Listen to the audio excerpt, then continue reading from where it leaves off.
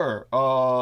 Now we check the studio and see if we're coordinating. Also means we have to check. Let me try the mailbox, because the mailbox sends me the notice from YouTube that we're live linking, and so it's done that all these years. I've never brought it up, but let's see now if we're connecting with the studio. And we'll need feedback from all our wonderful listeners out there, and they are truly incredible. Many of them have contributed. So the $150 fund drive still stands, but for rent, I technically only need 40 United States dollars, 50 really to be safe at this point, because I'm also paying for the money order, which is $5, and they also extract money whenever I transfer anything to the bank account. And so all that being articulated, we're still going to go for $150 from our listeners to hold me also through that 3-day winter until the check deposits on the 3rd of every month, that 72-hour winter, because obviously no banks are going to be open on Sunday, which is the day my rent is due. T-Tank Barry says, good evening, loud and clear, brother 100. Say hi to T-Tank Barry, my dear Aristides, so that we can see if he's hearing you, just to make sure. All right, T-Tank, can you hear me? Yeah. Okay, great. We'll respond to that. In the meantime, you're registering on the online broadcasting software. Anyhow, already getting incoming about the photograph embedded in thumbnail of live stream. Lot of makeup applied and false beer and hair extensions. False beard, I mean to say. No false beer, except of course when I have to take the lads on a trip and I have to stay with non-alcoholic. However, I do want people to know that that trip was already over the weekend with Carnival in San Francisco, and there will be another at the Union Street Fair this weekend, in which I will take them to see, for what will be the last time it's possible to see, the closing Japantown video store. It's Japan Video. It's so sad, so sad. And I'll go into that just a little bit to reminisce about the part that played in our community soon enough. But in the interim, I do want to make certain that it's not forgotten that if George Knight shows up, then please, everybody, remind me to discuss with him the throne speech of King Charles to reaffirm Canadian sovereignty. So King Charles visited Canada. He delivered a throne speech about Canadian sovereignty. This is how serious the British are taking the threat of a American invasion under Donald Trump. We also have some extreme important breaking news nationally and internationally. Of course, we've got more than people actually recognize. The devil is in the details. So I do want people to know there's a Trump pardon that's being considered, and it's not the one about these fraudsters. That I couldn't care less about that. That's just indicative of his corruption and some sort of perverted honor among thieves. There is also the breaking bromance, or the breaking of the bromance between Elon Musk and Donald Trump to extent, or at least in the public eye. And this has to do with his Medicare bill. I call it the Medicare bill. They call it the big beautiful bill. And then there's of course the federal trade court issuing a major ruling about tariffs. So I will have to explain the importance of that. Most people will not comprehend how monumental this is, but it might mean an end to the trade war, or it might mean that Trump will complete his power grab and just take all power and just say fuck the court. And we'll see if it comes to that. We'll see if he fucks the court. And of course, this is not the Supreme Court, but this is a specific court dealing with trade, which is supposedly equivalent. And so we're hoping that, let's see what we've got here. Oh yes, from our dear friend, Trump pardons cartoon. Pardon me. Yes, there we are. Trump pardoning himself. Thank you so much for that. That is funny. And so that's appreciated. And it does remind me, to turn this over to Aristides in a moment. And again, before I forget, and remind me to bring it up yet again, we've had two major contributors, $100 United States dollars each, and I'm not going to give anything away by saying neither one of them lives in the United States. So understand, it is very difficult to do this by experience. I know how difficult it is to transfer money from different countries. I'm not going to name the countries for the person who wants to remain anonymous, but at any rate, the first person to emphasize in terms of the monumental step that they've taken is Brooke Hagberg in Canada. Brooke Hagberg in Canada has instituted a new auto payment of 100 United States dollars monthly. So Brooke Hagberg is, at this point, my marquee benefactress. So Brooke Hagberg, I love you profoundly.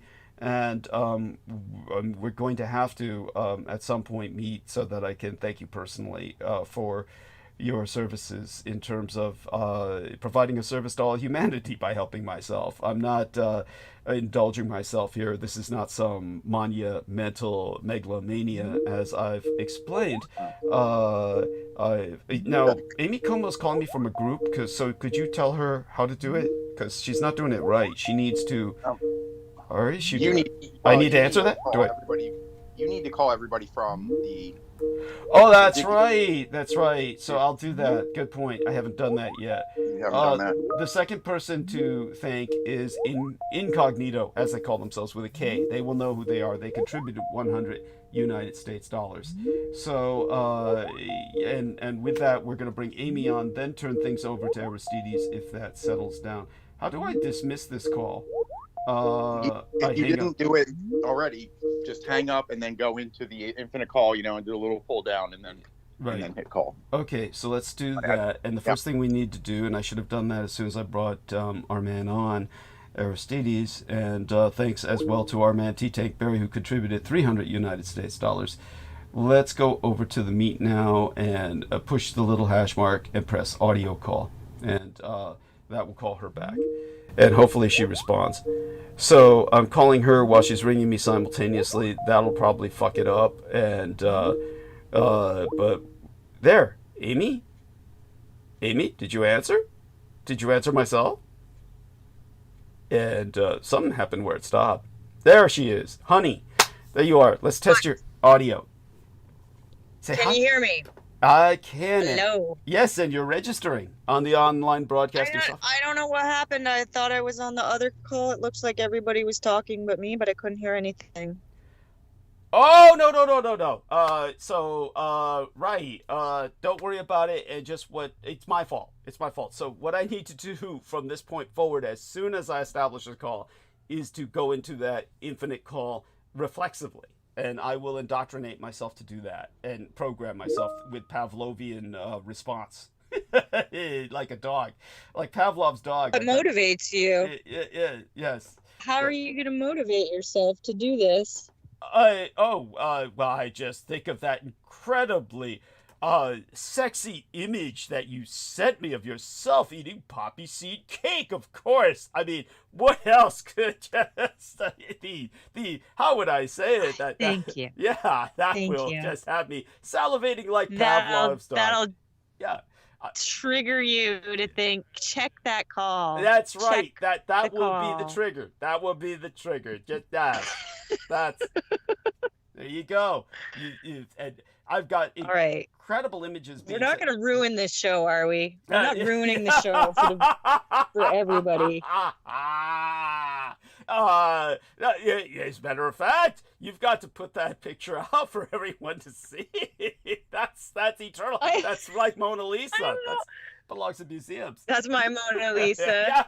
Jeez. Yes. So now, not that I mind at all, and of course I absolutely encourage this. What motivated you to be so anxious to jump on the call tonight? Because most of the time we have problems getting you up, so to speak. Most of the times you're drowsy and falling asleep, and we have to drag you on. Most of the time we have to drag you by your hair. What makes you so excited to jump on?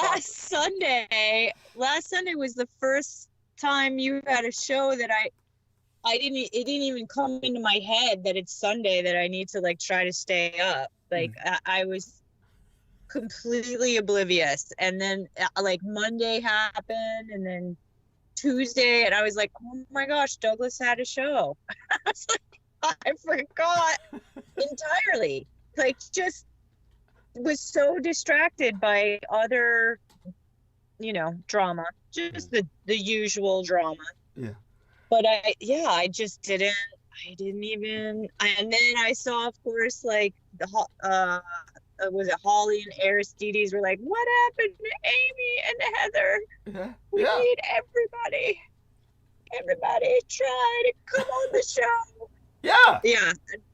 But I was just like busy. Like I'm like home and busy. Like there's so much that needs to be done, and I'm just, taking my time, doing everything real slow. No. But mostly, you go I'm on. like purging all kinds of stuff. Like I have to get rid of so much stuff. Like this place is tiny, and there's just no need of like, I would say percentage-wise, I'm talking like at least 80% of what I have here is worthless bullshit, and I can just throw it away.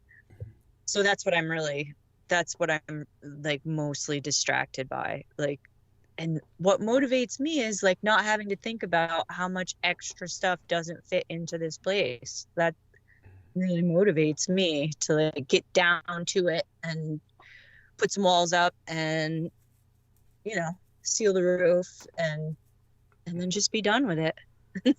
Just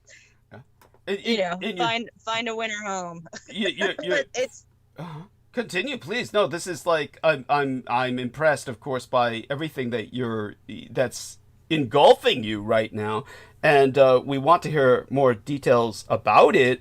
How much time are we gifted with you tonight? You can be with us for a few hours, I hope. Oh, wouldn't that be lovely? It's a data thing. I really can't. Like, I can't be on too much longer. But what? And it's because I'm not connected to the internet here. I'm like using a hotspot, and if I stay on for too long, it'll wear out, and I won't have it for the rest of the month. Okay. I know. I know. You won't have Garbage. it for the rest of the month. Well, yeah, that's the problem, is like if for some reason I accidentally download something that's like too big, I'm like then no longer able to use the hotspot and have to drive to go try to do something on the phone, like check messages. I don't. Is there a limit that's in place because you're not paying a certain like amount? Like if you paid more, you would get more? No, we discovered this, that it was limited, and that like literally I just have to like not do much with my phone and like try to just maintain minimal communications, like no like downloads of anything, like no getting music, no like looking for books or anything like that, like just very minimal, like but you can't live like that. You've got to do something about that. You can't live like that. I have lived like this for decades, and I know other people that I've converted. I've converted a bunch of other people to just not even bothering to pay for service, just use a Wi-Fi, just get an app and use a phone app instead of like paying for crappy service that you just end up on the phone talking to them about how you paid all this money and still don't have the ability to make calls. Yeah. Oh my God! So, like, does this make any sense to you, Aristides? This, like, it's no. Not. I mean, not in my personal situation, but everybody's is different. If you're more kind of out in the sticks or mobile, then perhaps. Yeah. I mean, I'm not attacking you personally. I'm not attacking you personally. Amy, but mon ami, but okay. I'm just trying to see if that we've got to find alternatives. Okay, you can't continue living like this simply because you're a very intellectual person, and much of your life is based on the need for intellectual stimulus. And therefore you have a need to look for books. You have a need to access these materials. You can't just go your life. Oh yeah, and it's not that I can't. I mean, I can't. I keep thinking I need to make a little video for y'all of the driveway. It looks so much better this year. Like whatever you did last year has held really well, and we probably only need like one more load of gravel. And we've been able to get in and out even with all kinds of rain. Like he really put in a lot of effort last year, and it's really held up. So I can, like, if you need me to, I can probably just drive to the library and use their internet. But I'm guessing that you have so many new admirers out there that probably somebody will hop on and have a lot to say. We can't bank on that, honey. We're gonna have to get you back into the habit of like to the library like you used to. That's what we need you to do. Yes. Holy shit. You need me to drive to the library. Well, I have to shut down some stuff first. I got a candle going to kill all the mosquitoes. Can't. Oh, you don't need to do it right now, but I mean, I'm just saying, just prepare for that in the future. Does that make sense? Oh my gosh, in the future. In the future. How much money do you need tonight? How much money? $40, 50 really. That's it?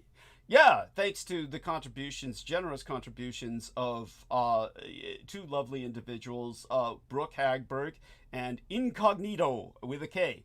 Yes. Oh yeah? Yeah. Yes. And both from foreign nations, it goes without saying. Brooke in Canada.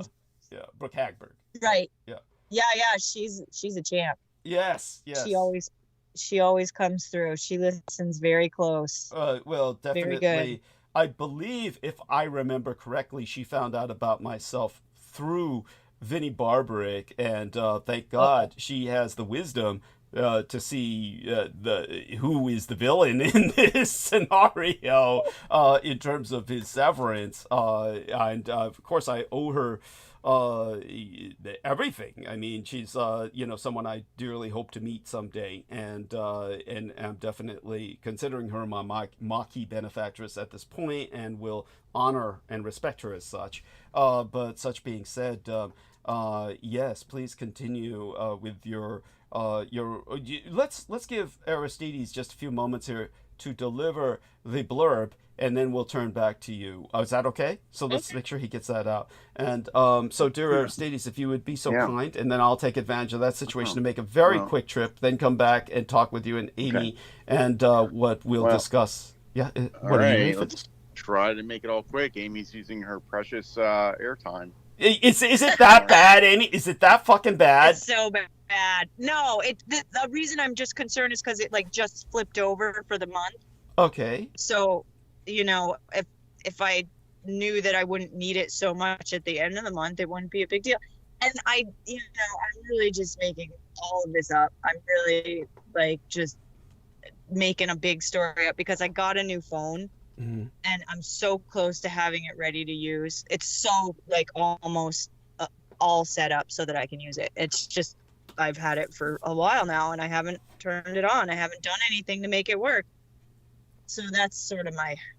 Okay, well, you need to tend to that. Obviously, that's a matter... I know. I tried to do it today. It was exhausting and I couldn't do it. It was too hot out. It was 80 degrees here.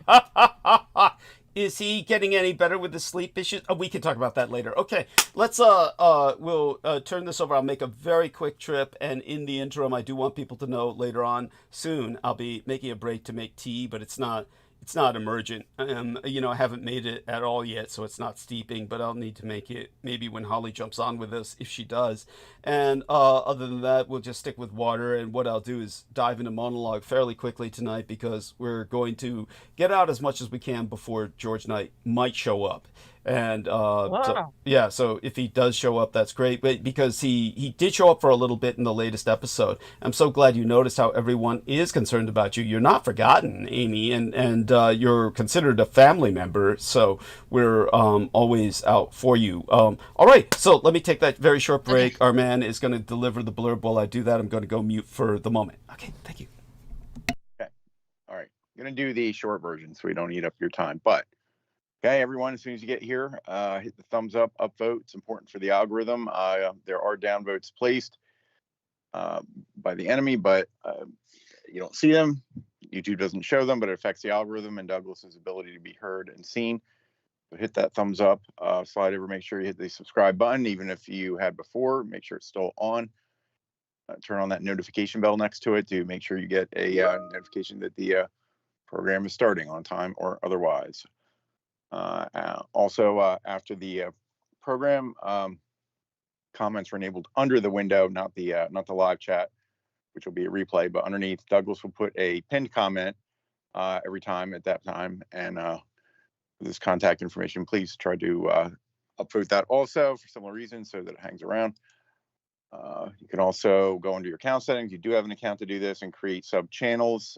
You don't have to put any content in them, but each of them can do separate upvotes. You can also grab the link right out of your browser bar, youtube.com link, and save it. Send it somewhere, post it somewhere because it will remain the same after the program. Let's see, looks like Nemo has put the PayPal link in the chat already. Please contribute, help Douglas across the finish line, not only for his rent, but for that important few days in between, while he's waiting for his other funds. So please help out any way you can there. If you cannot find the link ever, all you have to remember is to go to PayPal and search for Douglas D. Dietrich, one word. Dietrich is spelled Diet Rich, right? Dietrich. So search him there, and you can find him that way. And please send him money. And I think that's it. That's the short version. So, Amy, you still there? Sorry, I am here. Yeah. I was Okay. All right. No, that's fine. That's fine. Just seeing if you're ready. I don't want to eat up too much of your time making you wait. So that, yeah, I think that's the whole important part of the blurb. Wait, it really, it's not that big a deal. I just. What happened? I just got back. What happened? What's going on? Oh no. Nothing. He did the it's blurb. A big deal, Amy. What? It's a big deal. What happened? What? No. Nothing. Nothing happened. The whole thing is all the same as it ever was. Okay. It's all the same. Okay. Not that I disbelieve you, but I'm just curious. Yeah. Is there is there a? I'm not the one to say there's two sides to every story, but hey, is that the case, Aristide? Yeah. You were saying something about it is a big deal. It is a big deal. That's all I caught that. I was just rushing through the blurb so she didn't have to use her time to just. Oh my God! We got it. We got it. We're fine. God. Moving on. Okay. Moving on. Okay. Well, we see, Amy. We love you. We bend over backwards for you. Yes. Keep it up. Yeah. Keep it up. What did I know? Wait! I say, whoa! Are you okay? Yeah. Are you okay? I think so. Yeah. I think so. Yeah. It's gotta move you out of that crypt. Yes, we do. It has to happen. You're not a creepy old vampire. You're a plain old human. I'm sorry. Oh yes. And you need to think. Thank you. That's she's right. 3/4 plain old human. That is true. But actually, because the nanoplasma transferal into my physiology, we're really only half human, maybe only a quarter human, depending on how much the cybernetics or the nanoplasma is actually an advanced form of cybernetics. How much that's impacting me physiologically. I will admit we are heading towards the it's next week I get the maximum dose, what will be called the maintenance dose, of these allergy infusions. So these immuno booster injections are impacting me, and I have actually lied to the people administering the shots, so that we can continue it and just get to that point and get it over with, because I maintain personal confidence that my body is contending with the new input of the allergen, the hostile materials that I'm allergic to, which are effectively, in the majority, overwhelmingly dust mites. That's the overwhelming part of the formula. That and some weird botanicals that are fairly innocuous, western ragweed and that kind of shit, lamb's quarter, fairly occult kind of botanicals, but which is to make sense because, of course, as people know, people with the vampiroid bloodline are allergic to pungent botanicals. That would be herbs such as onions, garlic, very pungent, or the odoriferous kinds of herbs that are used to hold them at bay. It can create a toxic reaction in them. Though I've explained the peculiarities of garlic in the past, which in my case, thanks to my human bloodline access, kind of like, oh God, what's the best, help me out here, honey. You were talking about that young lady you sent me the link about, was dealing with various botanicals or acupressure or something of that nature, but this would fall into, what do they call that with the medicine that it was invented by a German doctor. When you get less of it, it impacts you more. There's a kind of term for that kind of alternative medical health system, where you actually, I don't know. you impose a little bit of the toxin. I did send you that Yeah. that acupuncture thing from Ear acupuncture. Yes, tell us about that. How did you run across this? This you've had this? You know this? Yeah, this is part of the group that I see in Vermont.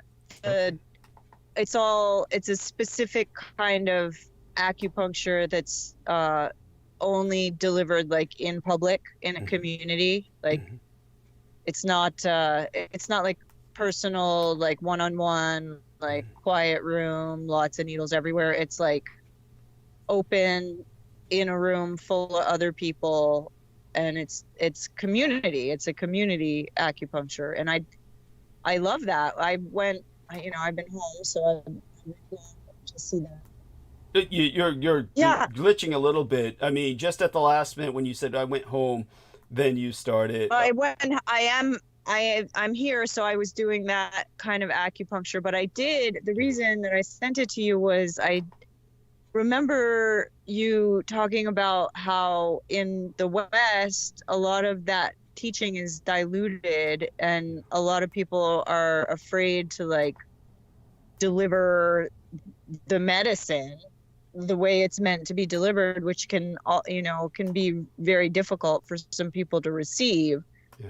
And I found somebody in Pittsburgh who was just, as you described, like just going after it, like, releasing all this trauma, like just every needle was like actively hitting points that were making me scream. And wow. And it wasn't unhealthy. It was like, oh, that is, that's blocked there, and that's like, that needs to be moved. And yeah, it was a Chinese acupuncturist that I saw in Pittsburgh, and she gave me some pretty heavy doses. Pretty good.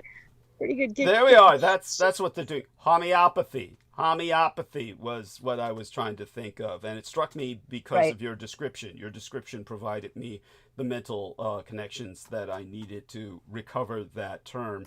And it was developed by a German doctor, homeopathy, and homeopathy is the basis for the wisdom of vaccinations. Even though vaccinations were known about by the Chinese and the Black Africans before via their own traditions, his was the first recognition of it in the West. And so when it comes to putting the toxins in me with these allergen injections, as I brought up before, garlic is not in this witch's brew. that they're injecting into me, because that is more in my case of like an obeopathic herb, where because of my human nature, it is actually, and by that I mean physiology. I don't mean something occult, just my basic human physiology. It acts as almost medicinal if applied right, meaning that if I don't overdo it. But all such being said, I do want people to understand that I am having a reaction to these shots I haven't told the doctors about, and it's, you know, it's not, it's simply not catastrophic or something that, if it were something that I felt I needed to call the ambulance about, I would. But I just want to get it to the point where we can level it off, which is what my next shot next week is. And but all such having been said, having gotten to this point has not been easy. And, you know, and there's been things going on that I feel, you know, resentful about to a degree. But, you know, I noticed other people who were getting their shots, and I don't know where this comes from, why they were favored or anything. Our dear friend, Mr. John Doe, in the chat here in our text box, actually. The chat is what we have in the YouTube that I encourage everyone to participate in live stream. But in terms of our text box here in the call, John Doe, who is T-Tank Berry in the chat on YouTube, John Doe entered some few incredible images, both of his what he's doing at home on his property, what he's doing with some finding some photographs that are very relevant. One of Trump looking like Jim Jones, but he found a link to Dr. John Henry Hagman, who was the man who injected myself with nanoplasma. So there's historical evidence for everything that I'm talking about. I was a victim of Dr. John Henry Hagman, who ultimately lost his medical license but still works on contract with various governments as a consultant. But because the nanoplasma injections in myself, you know, truly, definitively, yes, I am not human, not fully human. I've been rendered something more or less. But as for their dealing with allergens, the nanobots have never been very good with that in and of themselves. They're more good at isolating the results of my allergies, such as the inflamed tissue, which was all isolated within basically my right sinus cavity that required ultimately surgery to remove it all of that inflamed tissue, which they had maintained in containment there. And all that being said, however, my point when I was talking to Amy and all of our listeners is that I do want people to know it's been somewhat of a rough ride, and I was resentful because I noticed that throughout the time I was getting my injections, I noticed other people had ice packs. And I thought these people just brought it themselves. I thought everybody was like, wow, these people are just bringing their own ice packs and strapping it to their arms. And I thought that was a neat little trick to have an ice pack at the injection site so that when they get their allergy injections, you know, it eases the, allergic reaction in that area. I never got that. I never fucking got that. The nurses never, ever, any of the nurses ever gave me that. And then finally, when we got to the part where they said, you know, at the level we're giving you these doses now, this can theoretically kill you, then they started giving me ice packs. You know, it's like kind of resentful, like, but I know I'm the kind of person who can handle it, but still, they never thought to give me ice packs. I don't understand. This is, I'm resentful over the fact that you're living in a hovel full of dust mites. Yes. Fix the problem. Don't just band-aid by, oh, we can just give you a shot. Well, you do understand the logic. Obviously, Amy's logic is inarguable. We can't argue with Amy's logic. She's absolutely right. I, of course, have the same kind of logic I could easily apply to her situation as well.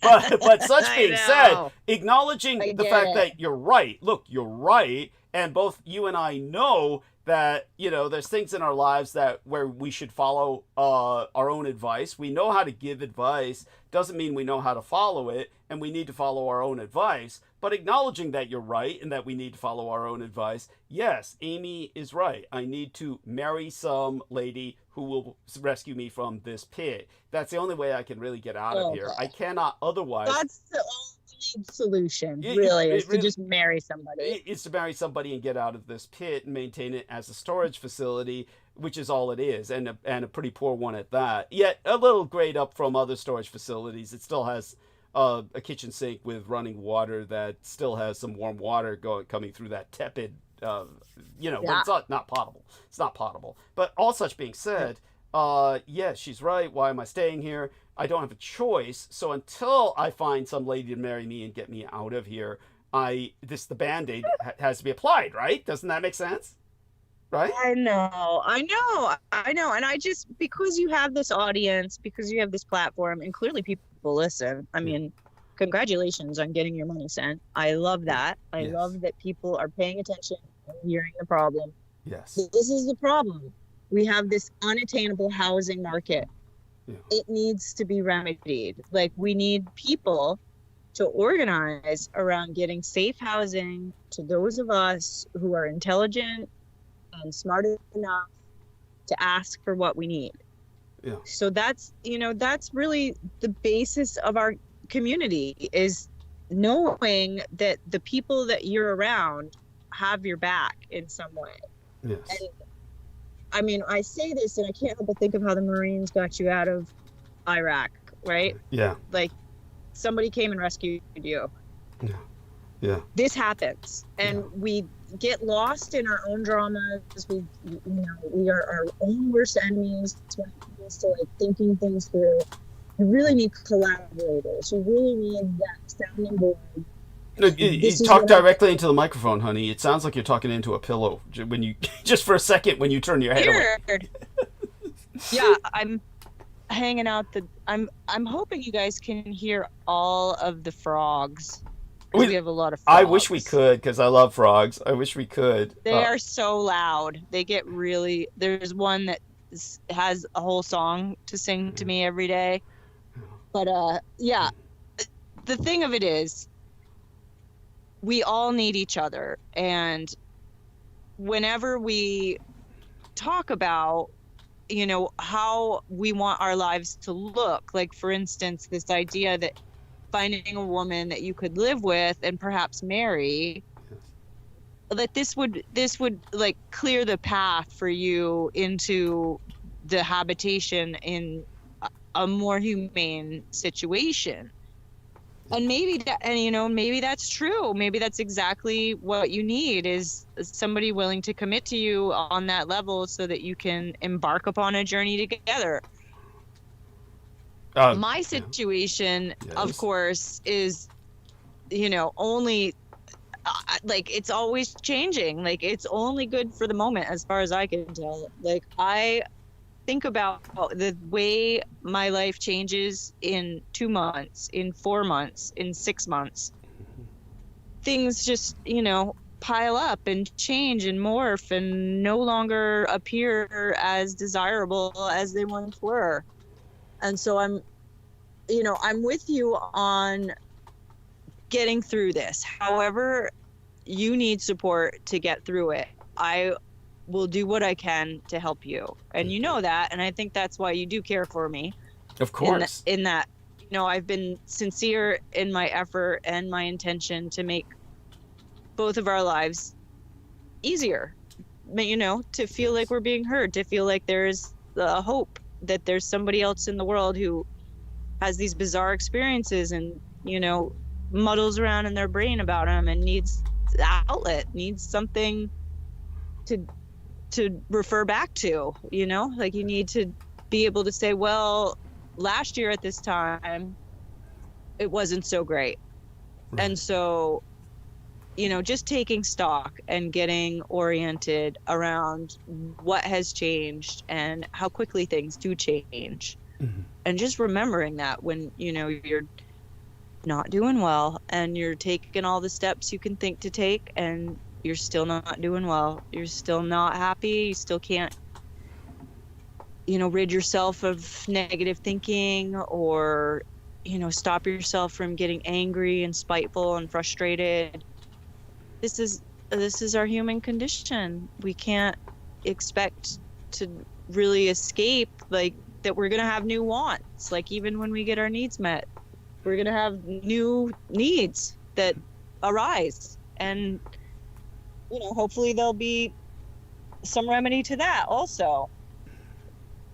Yes. But anyway, Douglas. Yes, honey? What's going on with the image in the thumbnail? You're talking about the photograph embedded in thumbnail of live stream? What the fuck is that? What is that? Why? It's the 572nd commemorative remembrance day of the fall of Byzantium, and with enough makeup and hair extensions and a false beard and mustache, I am emulating Vladislav Sepish around the age that Byzantium fell, which was 22 years of age. But of course, people aged a lot quicker in those days. And for anybody who's physically met myself, like Brendan Soge or Sami Romero, and there will be others soon enough, they know that is me. They can definitely verify it's me, except under heavy makeup, the hair extensions, and the false beard and mustache. But it is myself, and I'm basically, well, it's your relation now by default through loving meat injection and insemination by your dear Tokyo, whose mother is a Sepish of that bloodline, of that family. I knew it had something to do with that. I knew that in particular is too creepy. Yeah. Do you think it has, do you think it has a lot to do with like the brooding depression also? Like this inherited ancestral karma of having impaled thousands of Turks?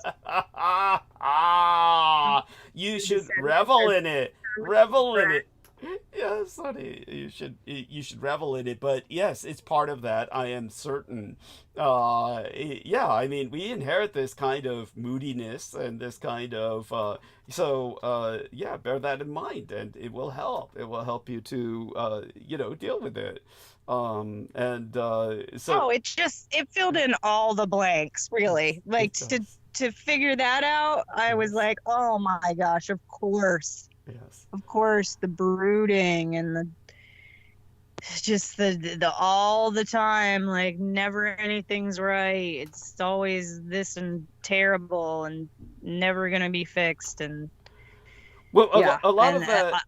Yeah, a lot of that, honey, has to do with something you need to condition yourself to get over. And now, theoretically, counseling would help, but I think you've expressed before that you haven't had a good experience with counseling. So maybe you can, like, what is the problem with most of the people? And it's kind of like I tell friends. There are plenty of friends who tell me, I've never been traumatized as a child. I don't need counseling. And I tell them, look, anyone can benefit from counseling. Doesn't mean that you will, but anyone can. But you've had a really rough time with it. Most of these counselors have turned out to be real duds for you. Mostly it's because they're like, they can't relate at all to what you're saying, or they just don't care. They're just getting paid and they're just collecting their check for doing fucking nothing. In your case, your experience, right? I think it's mostly been like that. So yeah, I guess I hear what you're saying, and I myself have found the best counselors either through free services, like they offer like a free half hour or whatever, and then a sliding fee scale. Mm-hmm. Anybody that gets a check from an insurance company seems to be the worst ever. Just not worth talking to at all. Mm-hmm. Like, not all they're doing is going through a checklist and marking you down and then forgetting who you are, and you'll never be able to reach those people when you need them. And for the most part, you don't need them. Like, for me, the best counselors have been just people who are interested in the same things as me, and it turns out that this is something they do. Like, they have a degree in psychology and they work as a nutritionist, or that was just one example. But there's been other people in my life that have been Remember, talk to the extremely microphone, helpful. honey. Every time you turn your head, it sounds like you're talking into a pillow. You know what it is? It's when I lean out the car door. Okay. Oh All my right, I'm gonna God. just put the window up, and now I can't lean out the door anymore. No, I've had good experiences with counselors. That's not entirely true. It's the ones connected to the insurance have always been terrible. That's been my observation on it. I mean, I've had experiences with counseling in groups that's been really fun. Like I've definitely had, you know, people in my life who, you know, do good work. Like just you know, overall they may not be counselors, but they know that they're a human being on the planet, and you know, I'm in need, so I can help her in this moment. And you know, that's just, you know, just randomly like needing $20 for gas and having a complete stranger be like, here, I got $20, here you go. Yeah. Like these are situations that you can't repeat, and you don't, in some way it's almost like a faith-based exercise. Like, Oh, definitely. I can't, well, and I'm trying to remember what I had read about.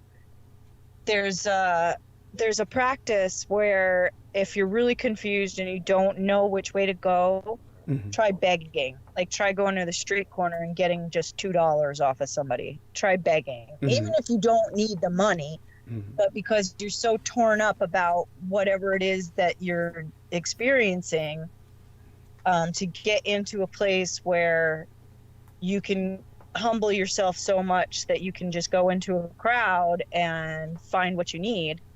It can give you a little bit of empowerment, and then it's easier to see a path towards the thing that you want. And I'm trying to remember where it was that like that was the practice. I think it was Paulo Coelho.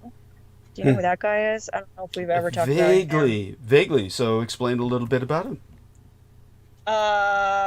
He wrote one really well-known, famous book, but he just kept writing. He's a prolific writer.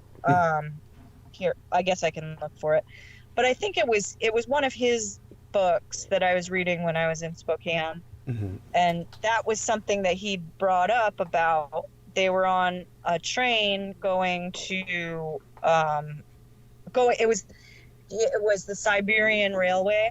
They were riding the train across Russia, and that was one of the exercises his companion gave him to do, was, even though you have enough money, The Alchemist, that was the thing that he wrote that kind of made him really famous. He's Brazilian. Yeah, and he has a lot of books, and a lot of them are translated into several languages.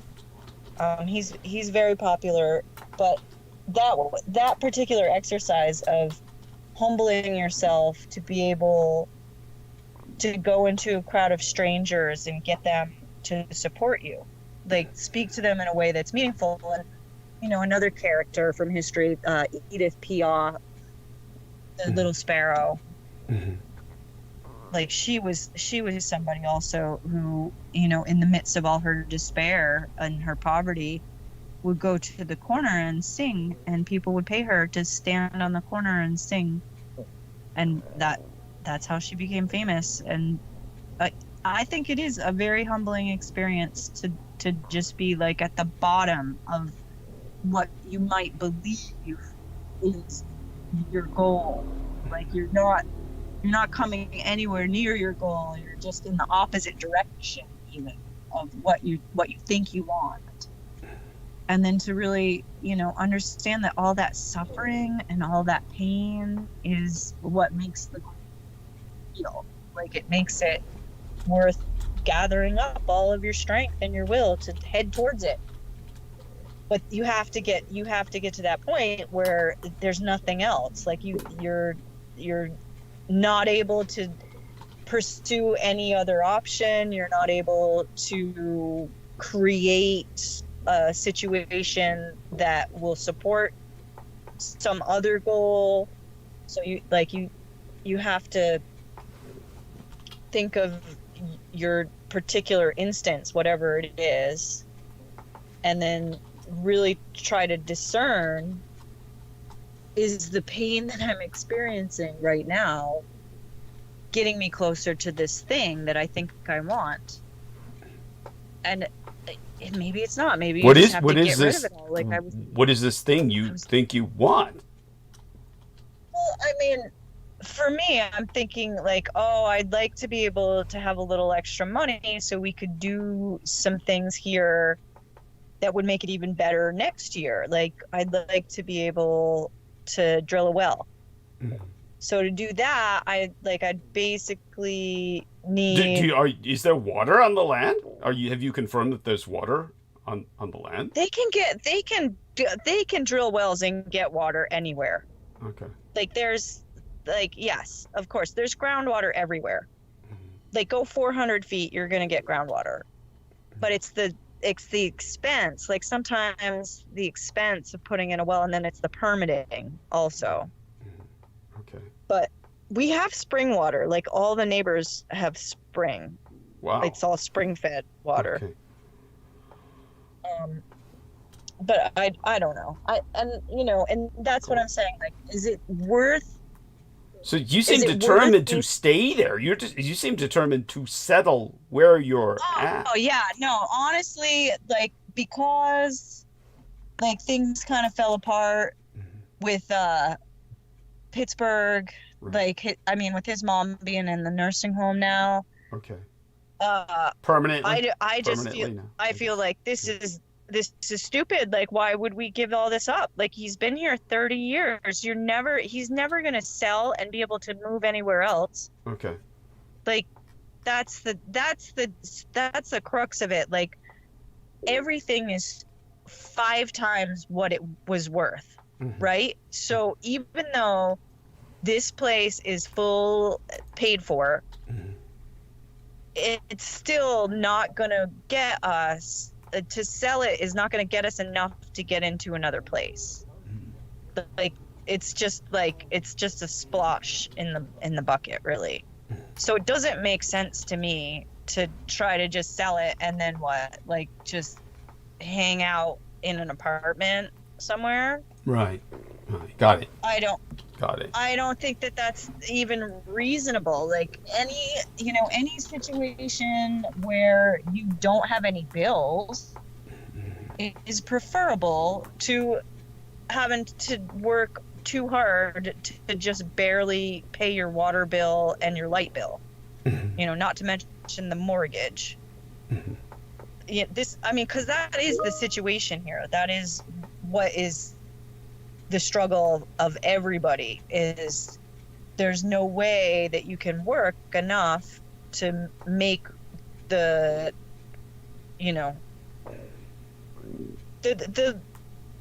cost of living is so outrageous that you're just not going to be able to work enough, and that is the problem. It's so true. It's so true. Yeah.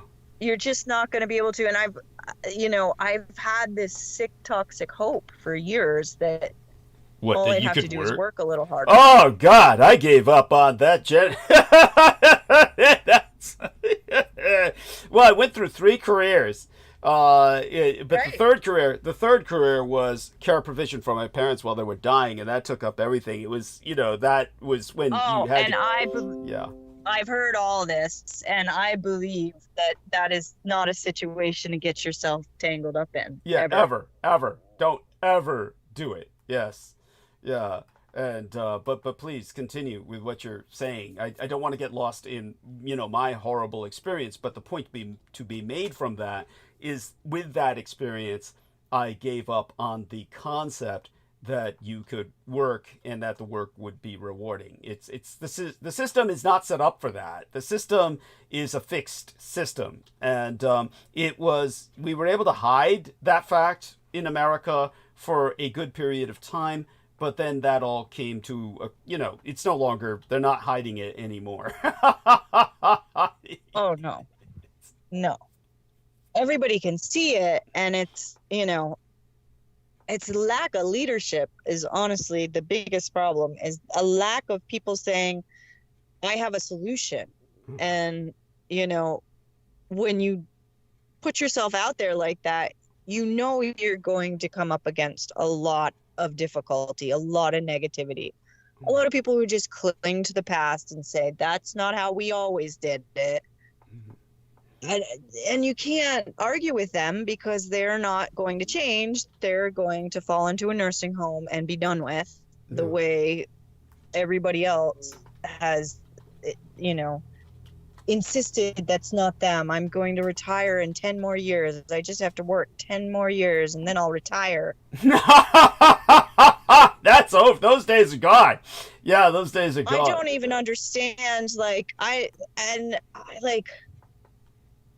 When that doesn't happen, and they have a major health problem and they're actually now disabled and they're never going to retire, and that retirement was spent on an operation that didn't work. Right. Oh yeah. These are all just lessons. These are all just things that I've seen happen to other people, and it takes a really tarnished individual like myself to just stand up and say, how's that working out for you? Just to really throw it into people's faces that, what are you talking about? You're just making stuff up at this point. All of that garbage about you're going to work until you're 65 and then you're going to retire is, what are you going to have? Your kids don't talk to you anymore because you're an asshole. All of your work buddies really don't care about you when you're gone. Any friend you might have made along the way doesn't really know you because you were so busy working your whole life. So you never had time to develop a relationship with them. And you don't really even have any hobbies because all you did was punch a clock for 40 hours until you were too sick to do that. Yeah. This is the scary reality that, I just, maybe I am on the fringe. Maybe I don't have a good sense of, what it's like in the real world. I love it when somebody thinks they're denigrating me and they're saying things like, oh, you don't even know how naive you are. And I'm thinking to myself, okay. I'm so not aware of my own Pollyanna attitude. But it's not even that. It's that there's been this shift away from institutionalizing every little portion of our life. Why do we have to have these institutions that take us away from each other in every respect? We have the schools that make you sit until you're about to go mad, looking at this teacher in this room full of idiots. This is the school system. And then there's these other institutions, you can go into any community and there's a political institution in that community that's very corrupt, and yet they have not been displaced. There has been no rising up, no grassroots movement that's been successful. I mean, we can talk about what was the Million Man March. Remember when those would happen every year? All of it just gets, pushed aside. And I appreciate how you went so deeply into the money situation. Thank you. I don't think it was the last one. It was probably the one before. Okay. The episode, yes. Continue. Yeah. Where you're talking about like the numbers of multi-billionaires. Yes. Yes. And then like people like me who haven't had $100 in their bank account in years. Yes. Like, That's right. you know, like just Yeah. there's more of me than there are of them. And that's never a good scene. You know, if you're the one like Mr. Burns in The Simpsons, if you're that guy, it's never going to be a good scene when you have to rely on the people that you've been abusing Yes. to help you. Yes. That's, you know, that's the difficulty of where I sit on all of this. And you know, I'm pretty much in this place with no bills. Mhm. I'm being told, "Oh, you guys can't keep doing this. This isn't viable.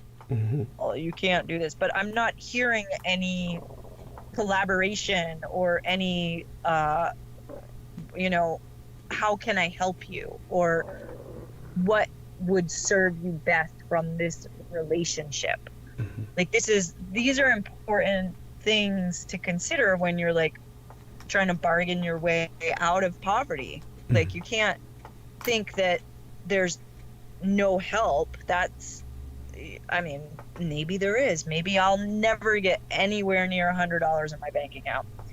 That could happen. I could be really poor for the rest of my life, but maybe it'll just be a party too. Maybe I'll just have people taking care of me the whole time, and I won't need that $100 because there'll be other people who are aware of my circumstances and who are engaged in keeping me happy and allowing more joy between our engagements together.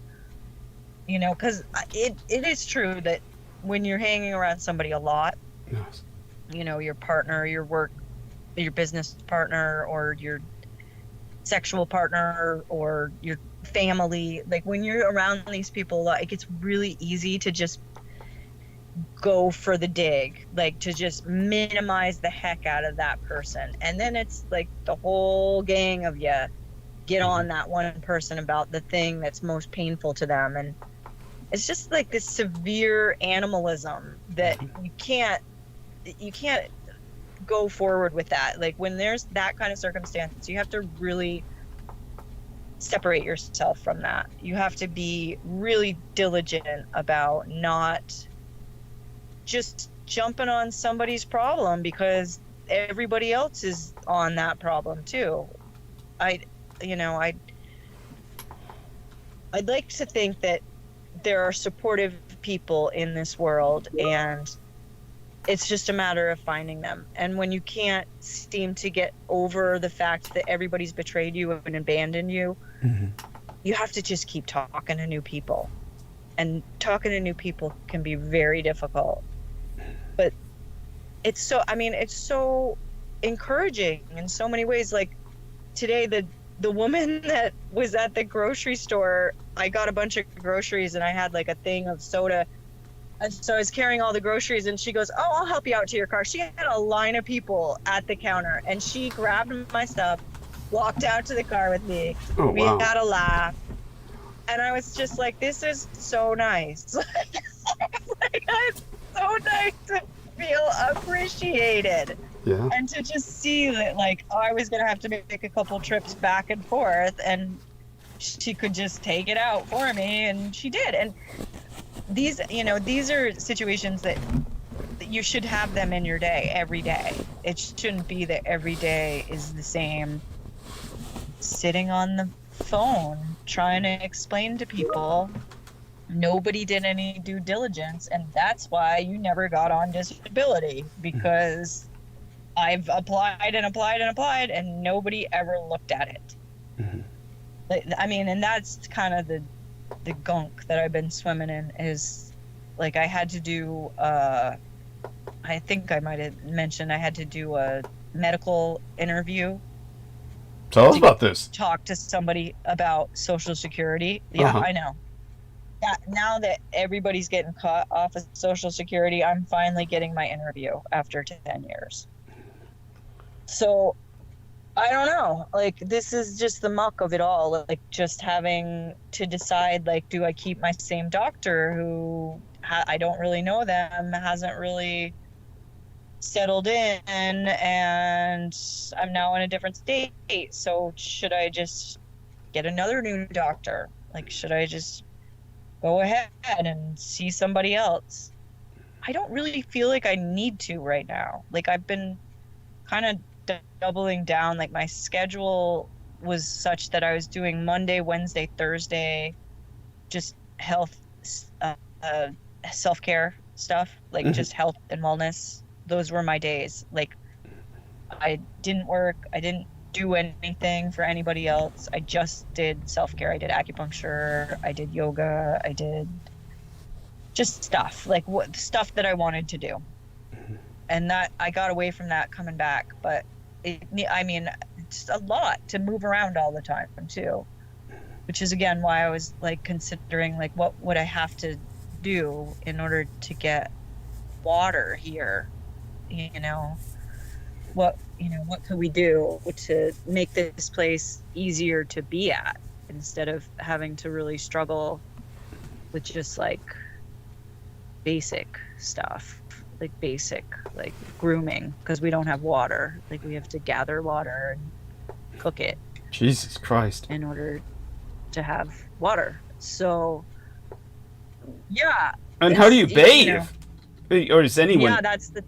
Well, and I got a membership to a gym, Right. so that we could both go and use the showers. So it's like myself. I take showers at the estates, and I cannot bathe in this crypt. Yeah, it's just no, and you shouldn't even be there. Like, yes, it's like, I mean, but it's also, it's like, it's the place that you're from. This is all the stuff there is nobody else's stuff, right? Like, yeah, but it's not like it's like I said, it's a storage facility, and that's all. It's I'm not going to be getting rid of the stuff, obviously, because much of this is quite dangerous. It's occult shit.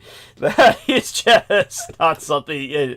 It's meant to be stored with an individual like myself who can handle it and has a high resistance to occult radiation. But all that being said, in your case, of course, you've at least got land that is not developed. It's not developed or yet, so you are thinking about developing it. So go on, yeah. Well, and his whole thing was being a naturalist, being an ecologist, not wanting to leave an imprint on this place, and then like feeling that he's failed so many times. Well, I think obviously you're the responsible adult in that case. What he thinks is not of so much importance to me, because I do feel that you're the adult here. So what you think is what matters. And yeah. Thank you. Yeah. Thank you. And I know that's like maybe hard for everybody else to understand, but there's there's reasons for Douglas to say that, and I'm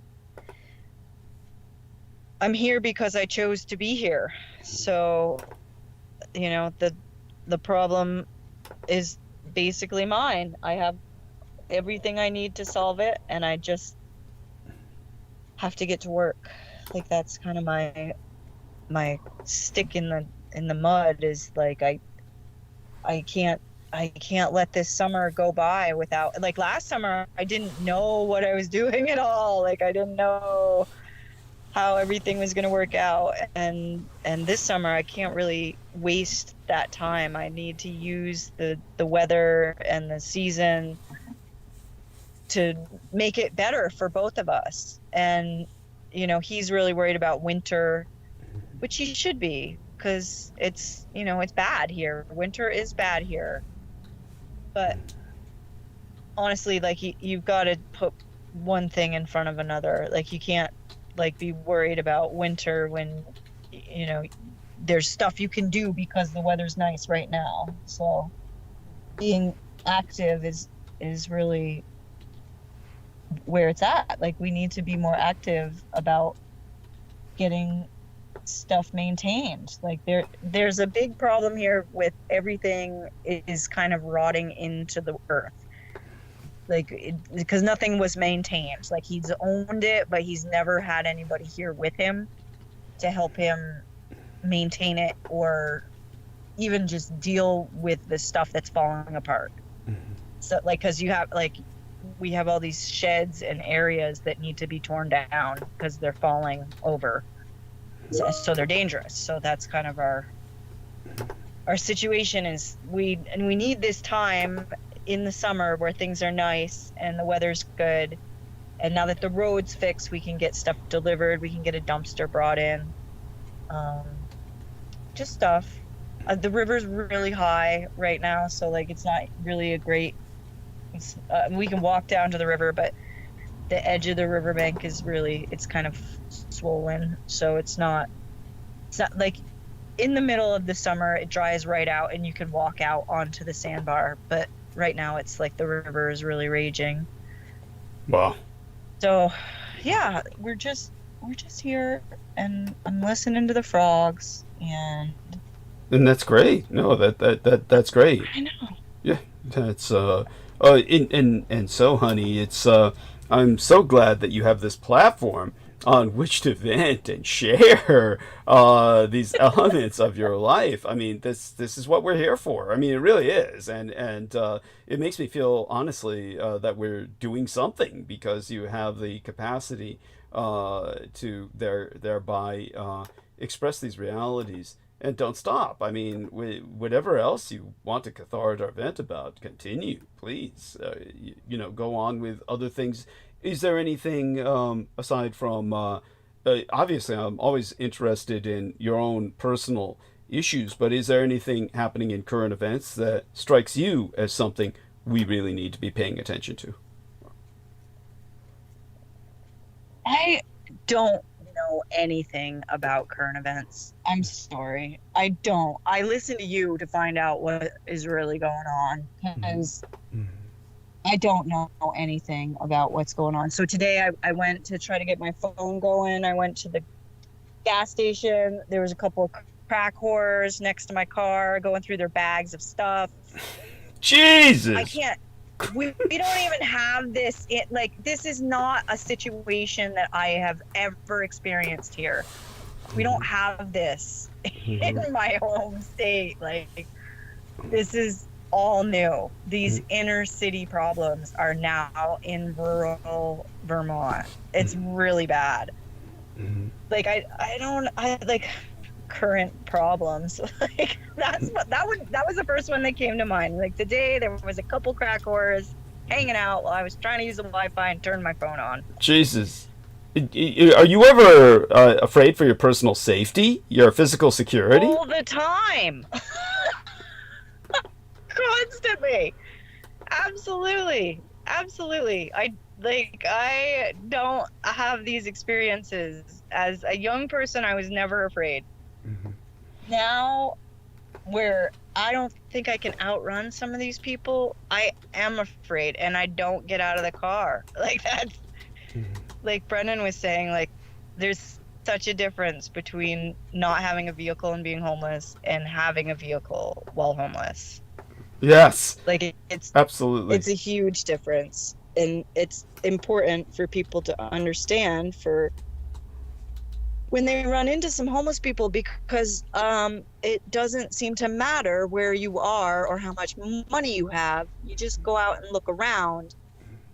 You're going to find some people who don't have what you have, and they're probably not going to be friendly towards you.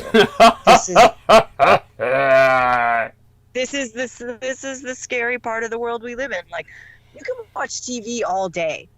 You can sit there and look at the news and think you know about world events.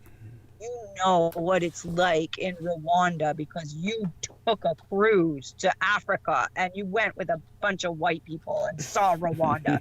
You know. This is so American and disgusting. And I just... I don't take your 401k, give it away to your fake internet girlfriend in the Philippines. I mean, what current events? What's happening out there currently? Really hasn't happened before. Isn't just the same old, you know, women's rights. Do you want to talk about women's rights? Women are just going to confuse you. Oh, look, somebody's here. Holly. I came to help out, baby. Thank you, honey. And it's not that we were... not you, Amy. Yeah, understood. It's not that we were laboring at all. So what you mean is that in a different sense. Not that Holly was laboring, but that you came here to help her out with moral support. Oh, yeah. Yes. I figured she could use a hand. Absolutely. Let's get into it. You two ladies... but I missed everything, so I'm totally out in the cold. I don't know anything of what was talked about. Oh, man. How do we sum it up? This is just my intuition. Well, the first thing we're concerned about and what we ultimately want to provoke Amy to do in the most immediate and selfish sense is to get her to work on this phone alternative. So if she has this phonic alternative, she can technologically be more capable of staying with us for longer periods of time.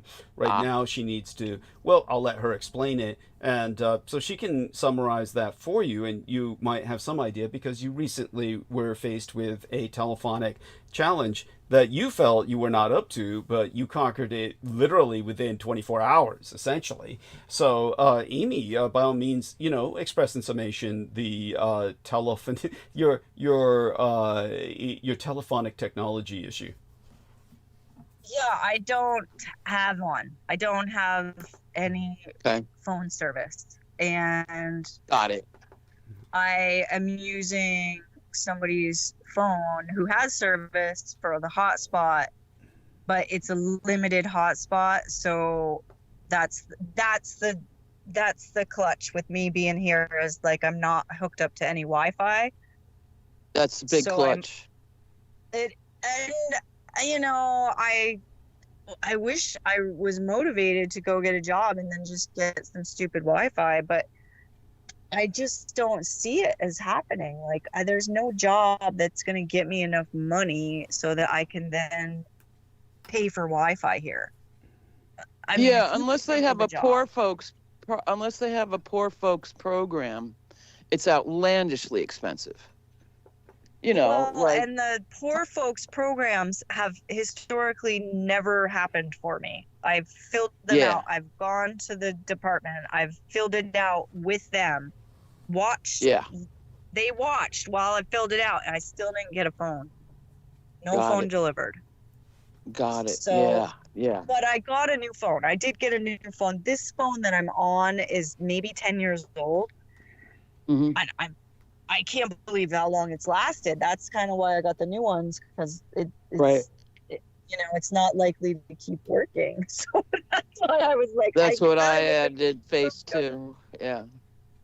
Yeah, and and it's so much work to like download everything, and then like I don't know if you heard he asked me about current events, and my first thought was, well, I went to go download the Teams app, download the Text Now app, so that I can use it, and download the browser, and there's like a couple crack worms.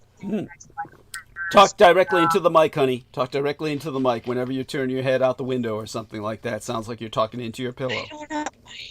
Okay, I'm right here. I did that. Same for me. Yeah. So that's the situation. It's like I got this new phone. I was considering getting some kind of service on it. It seems like a scam to me. I don't want to pay $300 for a year of service and then find out a month into it still doesn't work. It still doesn't work, and that's a real thing out in the boons. That's the people where I live still go out in the alley to make a call. I mean, that's a thing. Now, as far as the commercials go, the big ones, T-Mobile is the rock bottom cheapest. So I don't know if you have this phone is T-Mobile up set there. up for T-Mobile, but they, Okay. when I lived in Albuquerque, I had them, and then when I moved back to Vermont, they have like no Yeah. service here. Yeah, that's a thing. That's I don't know how to solve that. I know, and it's not even no. like I'm Yeah. on the border, so Yeah. whenever I make a call, chances of it flipping over across the border onto the other country's cell tower. Yes. Oh, Canada's, for God's sake. Everybody who's coming to Vermont for their nice, green, happy isolation vacation, you're not going to have a cell phone. Just so you know. Got it. Got it. You're not going to have a cell phone. It's not going to work. So Hey, and I don't want to work just to afford Wi-Fi either. Yeah. Yeah. The only reason I have it at home is I'm tapped into my neighbor's line. That's how I always did it. Everywhere I've lived, Right. I've always Right. bumped off of somebody else because they don't use they can't use everything they pay for.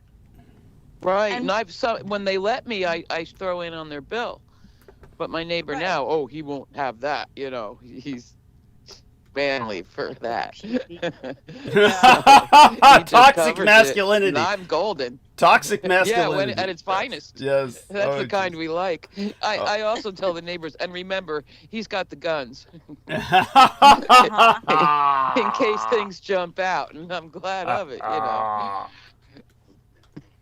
So, no, he's a good neighbor to have. And so that's the only reason I have it at home. And see, T-Mobile never worked where I lived at all, but then they became boyfriends and girlfriends with AT&T. So wherever AT&T worked, which was everywhere, so did T-Mobile. And it would show on my phone whether AT&T... They have it's $300 prepaid for a year, unlimited or something. No. If you had T-Mobile, you wouldn't have AT&T. But AT&T and T-Mobile were holding hands. So they were supplying Brad no more cost. Yeah. Yeah, that was the AT&T was the one that I had looked into for the new phone. And it was $25 a month, but you have to pay for the entire year. Ah, got it. Yeah. And so it's like a big chunk of change, and then you may or may not have service. That's right. And nobody's going to care when you call up crying and say, it doesn't work. You thought it would work, and it doesn't work. And they're like, meh. So they ain't going to refund you. No. So that totally sucks. It's such a racket. And so that's, such again... a racket. And some states only have Verizon. Like where I go in Wisconsin, no AT&T. Verizon's got the clamp on it. So are you in a Verizon state? Yeah. This phone that I'm using, the hotspot, is Verizon, and it works. But it used to be AT&T, and it didn't work. Right. So don't ask me. I guess they're putting new towers up or something. But if Verizon's the only thing that works, they got you by the nuts, because why should they bargain? Right. Yeah, and it's the same with like everybody has the same company for internet. They all have this consolidated communications, and there's no competition. Like you could get a satellite, because a lot of people just aren't even on the line for the company that's consolidated. Like they can't get it where they're at, so they go with like HughesNet or a satellite company. And God forbid Starlink. We don't want that. Things about that. I bet you did. Everybody loves it. Yeah, we're so everybody excited. loves it. Yeah, but it's Elon, so that's what you're biting into there. Yeah. His mood swings, and I'm sure it ain't cheap. I bet he doesn't give out no bargains. No, I think it's more like 300 a month was what it was. Yeah. But Yeah. the capacity 300 a to do fucking work- month. Jesus Yeah. fucking Christ! It's like It's Holly like said. another rent used to be. Yeah. Jesus. Oh my gosh. Remember when your rent was $300? Yes, I do. Remember those days? Yes, I do. How fun was yes, that? I do. And you It were was a bitching better about having world. to work extra to pay your $300 rent Right. I would be worried. every But time. it was It just manageable. was close every month at Yeah. $300. Yep. Yep. Yep. So, that's my so thought. gone. Yeah. Is that, Yeah. you know, all of the financial stuff, it needs resolution and it needs to be handled very timely. It's just there's too much happening. Like there's too many people who don't have enough foresight, or they're too sick with their diseases to even recognize that you know that it's not just you. Everybody's dealing with this. That's right. You know, you have to have a financial base that is solid. That's and right. You can't just antagonize the bottom half of society. I know it.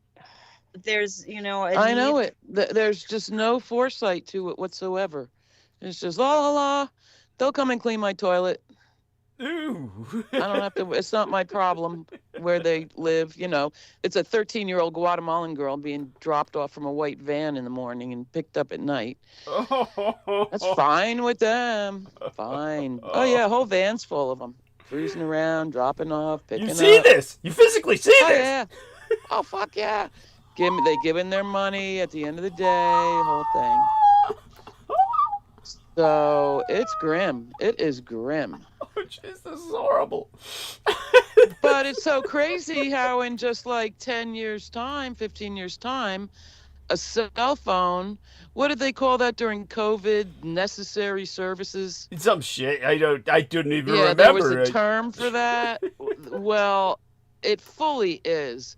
And what blew my mind was the day after COVID was declared, Apple shut every store on the earth. Wow. So Wow. all of a sudden, that cell phone, your only connection to the world, your only connection to your dying relative on an incubator 3 states away, that was all wiped. They acted like it was nothing but a frivolity. But well, it is. first they get us That's the so we point. can't function. Is that well? Yeah, but in that situation, you couldn't function Well, let without a phone. So, mon ami, detail. Give us some elucidation on that being the point, and then I want Holly to respond. Yeah. I have Tokyo to thank for his absolute stubbornness. Explain to people who Tokyo is. People will think that's your dog. He's not my dog. He gave me his grandmother's ring last year, and I've been living with him on his land for almost a year. But he is one who just gets rid of the unnecessary. Like it's just not necessary. Like it's not going to kill you to not have a cell phone. It might be. Hey, the only reason I got one is because my boss bought it and paid for it. And that's the only reason and I paid usually for my have service.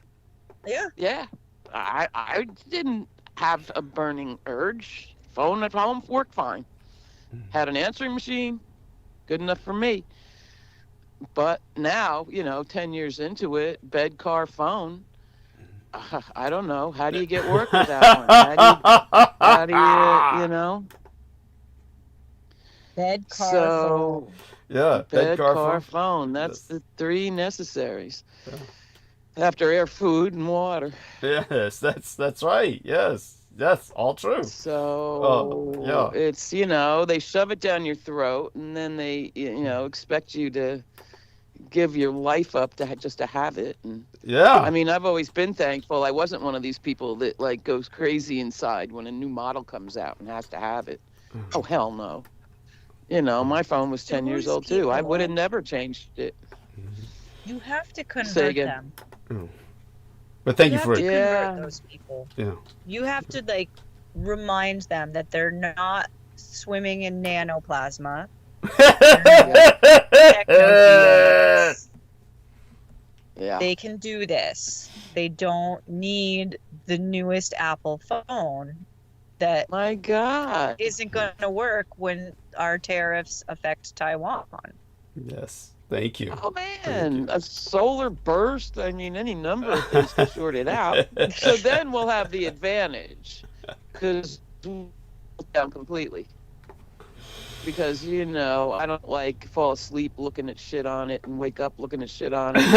All times. No, it would fall away pretty quick. But I mean, these people are mentally wired right into it. It's like you take their whole mind and brain away without it. And especially little kids. We Awful. dodged that bullet. Thank God. I mean, you don't come back from that. No, you don't. Douglas, So, Yes, honey.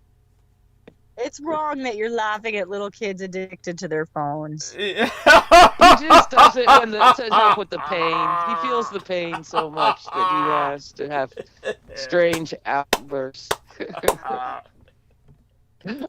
He's not I know he's not psychopathic. He has empathy. He just can't bear it because he feels so much.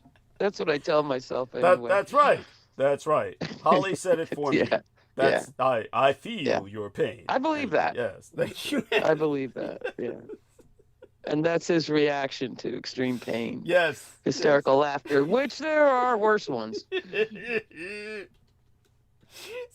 But do continue, both of you. I'll try not to laugh too much. Yeah. Do you want to make some Always tea? glad to amuse.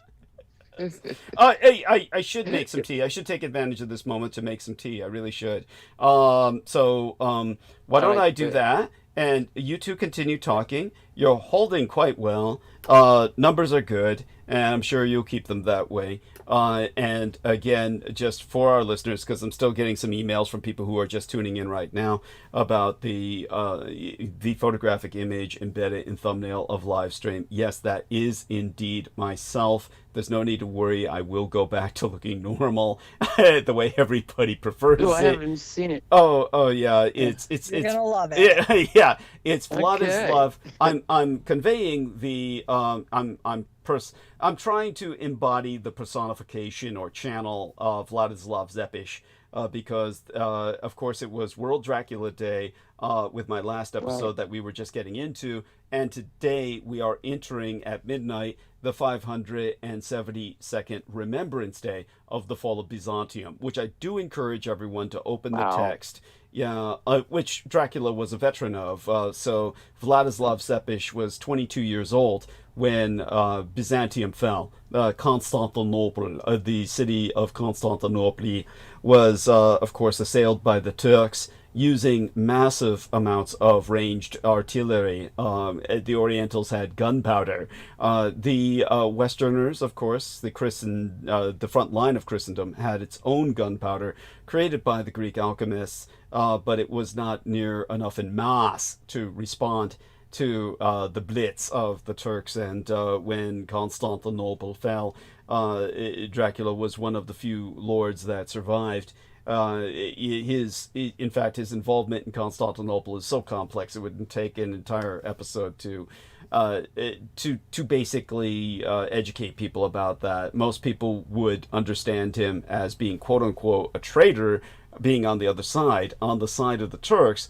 But that's where he got his training in artillery, which ultimately made him able to combat them. And he had no choice in the matter because he was sent to the Turks to be raised as a janizary. A janizary is a slave soldier in which they would take foreign troops and train them under the Turkish doctrine in the hopes of Islamizing the enemy. And so because they held all of these satrap states under their sway, they forced them to turn over their noble children as hostages to be trained as officers of the slave soldiers, so that they would take a tithe in human children, raise them as slave soldiers. They still did this in the 20th fucking century when they invaded Cyprus and abducted thousands of children that have never been recovered. And so the Turks... Africa, too, to this day. Oh, yes, yes. But Cyprus, we've got to be realistic here. Africa is in such a state of internationally recognized anarchy that something like that happening is just not going to have the impact. But in Cyprus, we're talking about a member state of the European Economic Commission at that time, an EEC member state that was technically part of Greece. So the Turks invaded fucking Europe in the 20th century and stole thousands of white children. Okay, this is beyond outrageous. This is something that should have led to NATO going to war with Turkey, but Turkey was a NATO member state, and NATO just allowed them to get away with this. Okay, this is okay. Yeah. So in that situation, it's orders of magnitude just by legal definition and by cultural shock definition. This is something that should have provoked... Turkey should have been fucking nuked. But it's, this didn't happen. But these were the people that Dracula was fighting and impaling by the thousands. And that was because he was raised as a slave of them. And his brother, Mircea, was more of a boy chick. He was very effeminate. And so he became one of their sex slaves. And he escaped combat by winding up in a Turkish harem. And was ultimately emplaced by the Turks as the king to succeed Dracula when Dracula was finally assassinated. So it goes to show that... and he was a Byzantine Catholic? Dracula, you mean? Sepish? Yeah, Sepish. Yeah. Sepish is that was... true? What is true is that Sepish was Byzantine Orthodox, but he converted to Roman Catholicism after the fall of Byzantium because there was no other way for him to get direct funding from the Pope in order to continue his war. So, but you see, the old Byzantine Church and the Catholics had declared as part of their doctrine that if you convert, you will know no rest you will know no peace in the grave. You will know no rest. You will reanimate as of Anthea. And so this is when the Turks and the Byzantines were fighting over each other, and there was all this territory where they were conducting forced conversions. The way one church would prevent the populace from converting when they lost territory was to tell them, if you convert, you will know no rest. You'll be vampirized. And so this is what would tend to prevent people from trying to convert. But because Dracula knowingly converted because there was no other way he could get funding, the Pope declared him the athlete of Christ. At that point, when he converted, the Pope declared him the athlete of Christ. Of course, he was at that point Europe's national hero. He was the only thing between them and the Turks.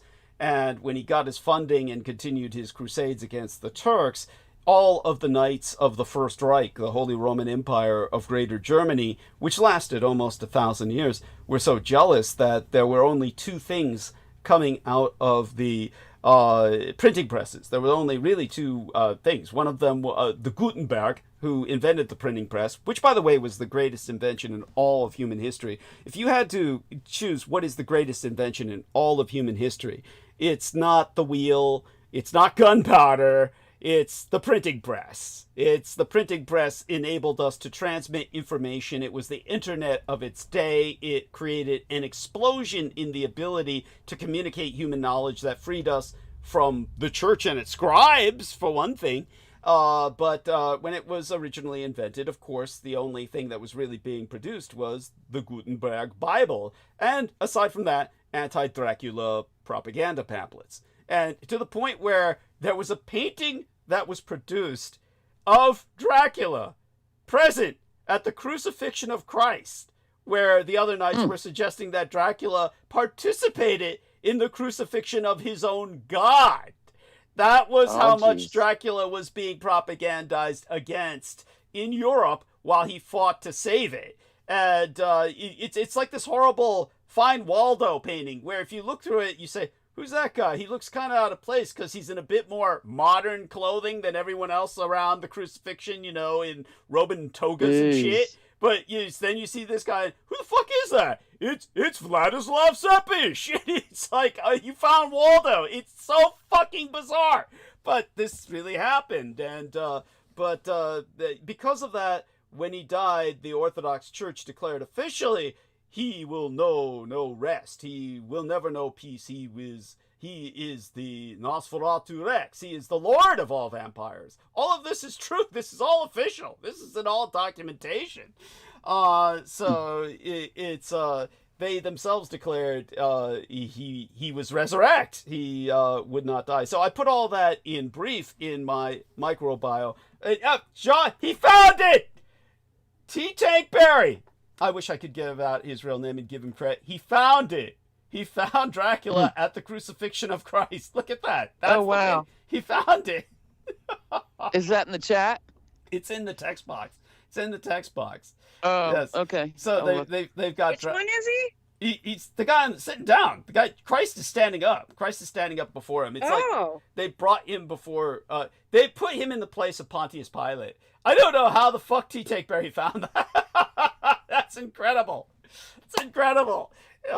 He fucking found it. So yeah, there you go. And so it's and that gives people. So this is why, in monologue I will have to address the Black Plague, because the Black Plague did take place during Dracula's time. That was another factor that led to the whole concern about vampirism, because the mass graves were very much a part of the Black Plague, along with the wars, the Turks, and everything else the Europeans were contending with. So all of that, don't forget, of course, there's no vampire bats in Europe. All bats in Europe are frugivores. They all eat fucking fruit. So vampire bats are a creature of the New World. The Europeans only began to know about them in the Age of Discovery. No one knew there were vampire bats, okay? So the symbol of Vladislav Sepish was the Vrioskodlak, or the Vukodlak to vulgarize it. The Vukodlak was the black crows, the gore crows, and the crows got so fat off of eating all of the dead bodies during the plague that they began to interpret that like a Pavlovian bitch. They began to interpret that as their only food, and they began to attack humans who were alive, particularly infants in their cribs. They would swoop infants out of their cribs because they had been so conditioned to eat human flesh with all of the massive amounts of bodies produced by the plague. And so the symbol of vampires in Europe has always been the crow, very specifically the raven that has been conditioned to eat the dead to the point where it will swoop infants out of their cribs. And that's the symbol of the vampire in Europe, is Vukodlak, which is probably the only way people will remember it, is by the what we would call a diminutive, as opposed to the proper Vryoskjodlak. And so that being articulated, we will allow myself to take my break, and I will return. In wonderful, incredible images from John Doe. One is Jesus Christ Vampire Hunter special edition DVD, and the other is an excellent image of Vladislav Sepish with what I believe is the King of Hungary. Probably I would make a bet that was the King of the Magyars. What was his name again? I should remember this, but it's one of these things that oh God, what was his name? I'd have to look it up. Hunyadi. How? Yeah, sometimes I even impress myself. How do I remember such things? John Hunyadi. And so that's not his name, of course. It's anglicization, which is the same as corruption, really. It's not John. It's more like Johann. Yeah. And but Hunyadi. And so there he is in the text box. Okay, I love you all who support myself. We've had wonderful support this month, and I'm definitely still asking people for a minimum of $50 United States dollars. That's just to go to the rent. After that, we'll try and get another 100 in to just help me through that 72-hour desert before the check deposits on the 3rd. My greatest challenge next month will be actually transferring money out of my bank account into PayPal, so that the fuckers who are going to renew my website can raid my PayPal account. Also provided by T-Tankberry is a wonderful statue, or rather in this case a mega bust, very large bust of Władysław Sepish. And again, our dear lady Holly, in case you didn't know it, Mon Ami is in her own sense related by loving meat injection and insemination to Władysław Sepish, to Dracula himself, through Tokyo, whose surname of his mother is Sepish. She's of the lineage of Władysław Sepish. So you knew this, did you not? I did. It came up. Yes, excellent. So it came up before. So I'll go fascinating. I'll go mute. The two of you ladies can discuss that. And when I come back, I'll ask if Amy let anyone know whether or not a descendant of Władysław is worth anything in the sack at all. I'll ask that when I return. So till then, all right, going mute. Okay. Hi to Aristides. Thanks, man, for being there. Does he have any? Hey, does he have any strange talents? Tokyo. Sepish? Yeah. Oh, Tokyo. He's really Yeah, so his most fascinating bit of history, other than his genealogy, is he was in the gifted program for geometry and English literature. Wow. So I know. So he kind of functions in a very mysterious way. And yeah, that's well-rounded. Math and literature. Yeah, but there's always like give and take with everything. Like you can't be the smartest person in the room and be liked by everybody. Like it just isn't. Oh no. That's right. It isn't cool to like be really good at everything, That's right. That's right. That's how that goes. So that's his burden. The social stuff isn't always great with him. Like he has enemies for sure, but he's really talented, and that is one of the most attractive things about him, is that when he wants to, will just like throw something together in an hour, and you're like, why have we been talking about this for weeks if it really just took you focusing for an hour?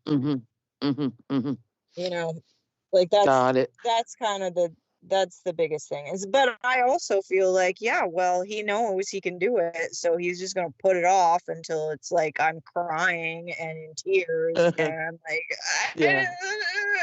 okay. Just like every other couple, we just go back and forth on everything. We second guess all of our decisions. That's a pain.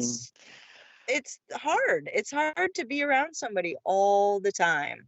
It's easy to check in with somebody twice a week. People that don't second guess themselves are assholes. Usually. Generally, in my experience. Yeah. It's a very interesting. I did it, therefore it's right. Yeah. You need out. No, but I've been really getting involved with the German Victorian age and Wagner, the Wagner operas that were written by Nietzsche. That's what I've been paying attention to. Interesting. I'm reading Lou Salome's book on Nietzsche, and I'm finding that there's a lot of things that kind of coincide with Tokyo and Nietzsche, which is very interesting. Like physiology, like that Nietzsche had these migraines before they even knew what migraines were, and while he was alive, somebody wrote the book on migraines, and it just so happens that he had them.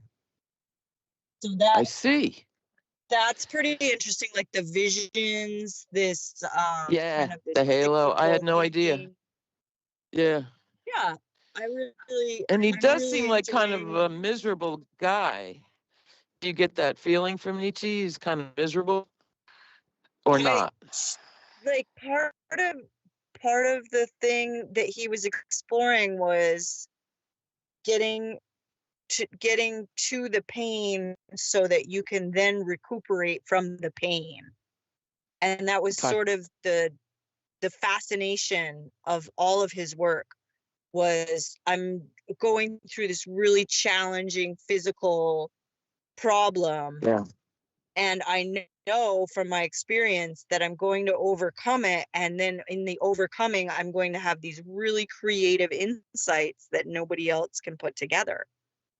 And Okay. that's really true for what he did, like this whole development of thus spoke Zarathustra, that Right. whole character that he came up with to talk about Yeah. the religious themes Uh-huh. that he'd been, because he was raised by his mom and he had a very pernicious sister who was always involved with all of his decisions.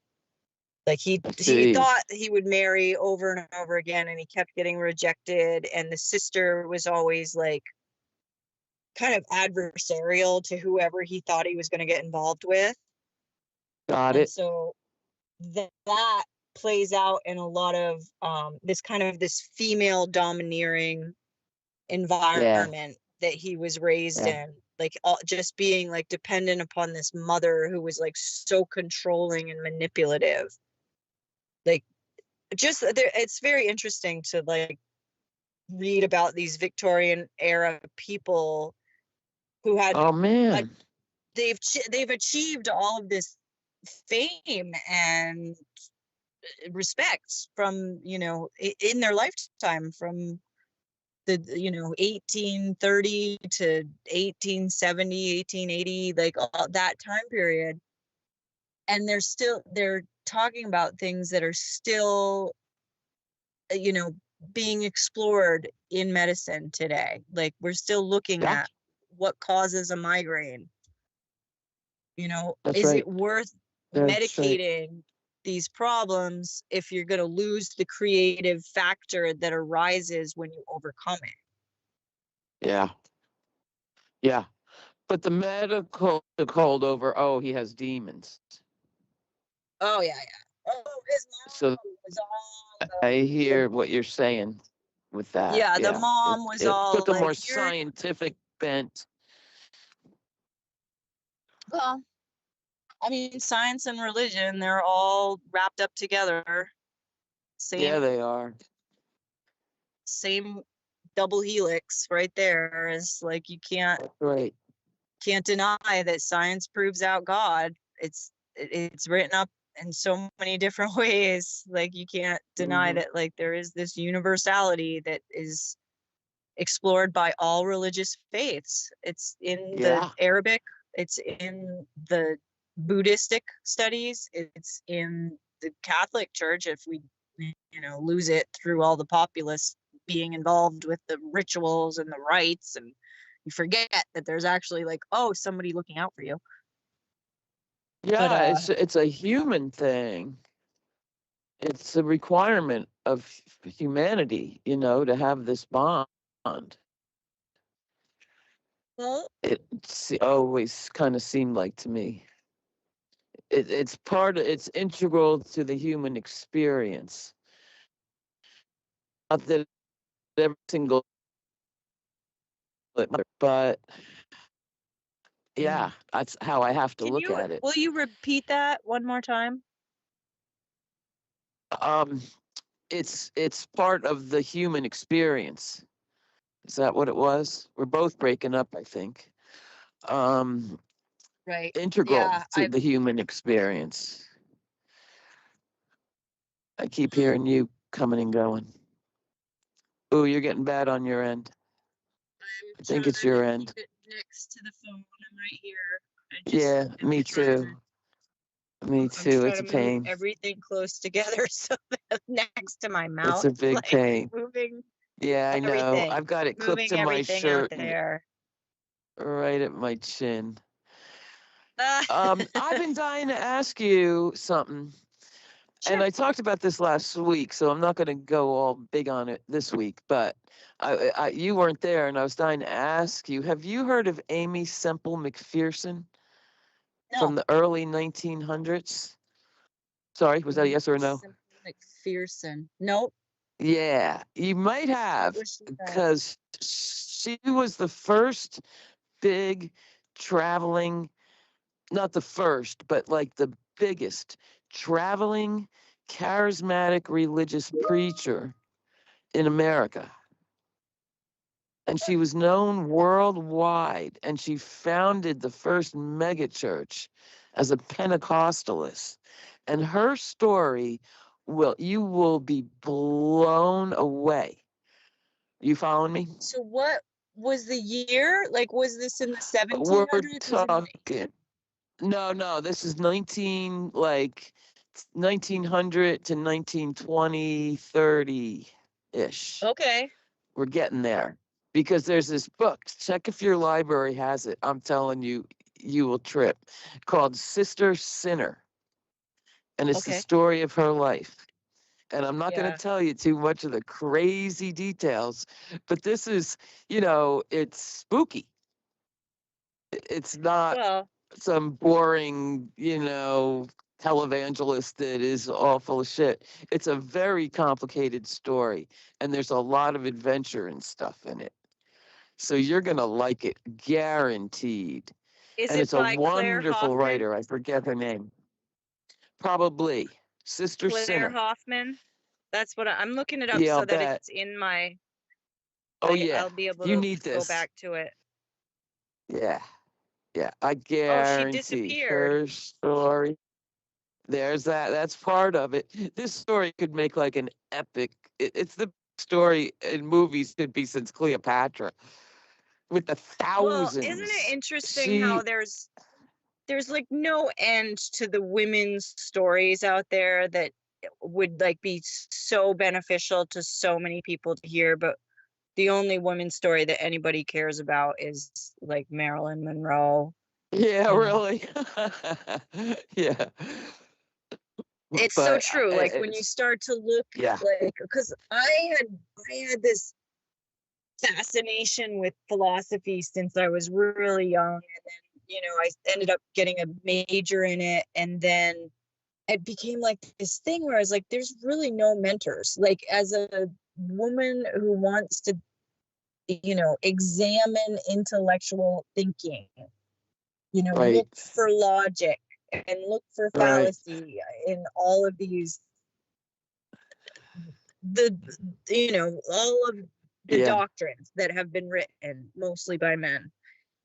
Yeah. So I'm looking and looking, and then it's like there were women philosophers all over, but nobody Yeah. ever remembers them. Nobody ever immortalizes this kind of woman. No. Like they all want the the maiden, mother, crone, some version of Yeah. that, and Well, and she's nothing in just a between. wild one.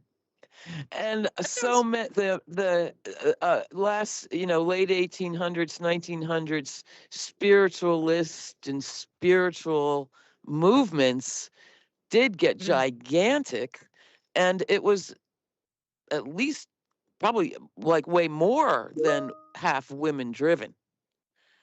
yeah. Mary Baker Eddy, blah blah blah. Of course, I can't Yeah. think of any right now, but it was Ellen very White, much.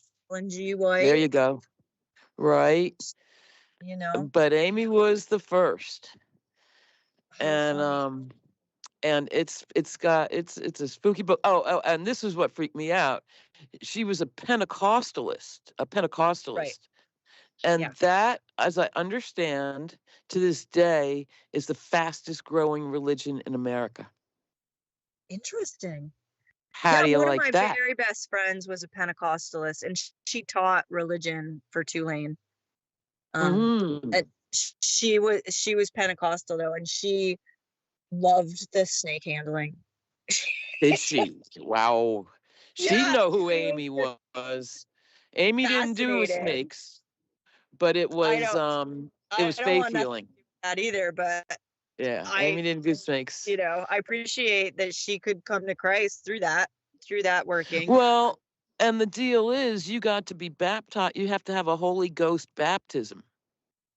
And Interesting. that be just Pentecostal? happens to be Pentecostal. And maybe you'll be in church, maybe you won't. But it happens to you alone, with no outside help from anybody. And if you go through that experience, you lose control of your body, you might fall down, you might jerk wildly, and you might have tongues. Yeah. She ended up discouraging a lot of that once her crowds grew into, uncountable numbers. But Interesting. yeah, oh, dude, you'll trip balls with the big It's nice. picture of No, this. I'm really just, I'm like soaking in the whole Lou Salome Yeah, stuff. nobody to tell about, like you're saying, to this day, it's really hard to find people to Yeah. have these kind of conversations. Or to even just talk about what you're reading, because nobody reads. They're all Yeah. like, I watched this reel on Facebook. I know. Oh And I God. just cringe. I made the mistake, and I've had to like forcibly jerk myself away from those.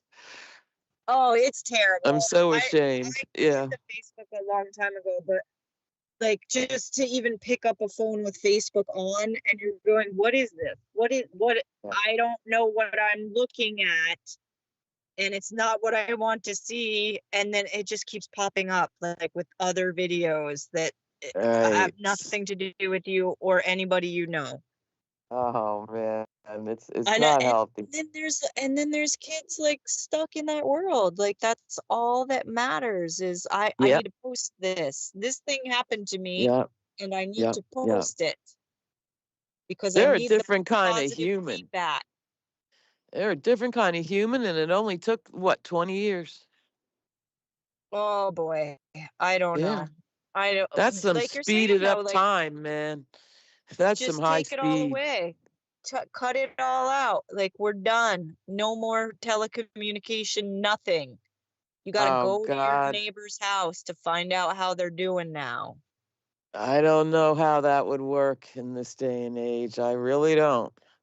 It could be beneficial. I mean, I think long run it would be, but short It term, might get rid of it some gives of me the worries. leadership.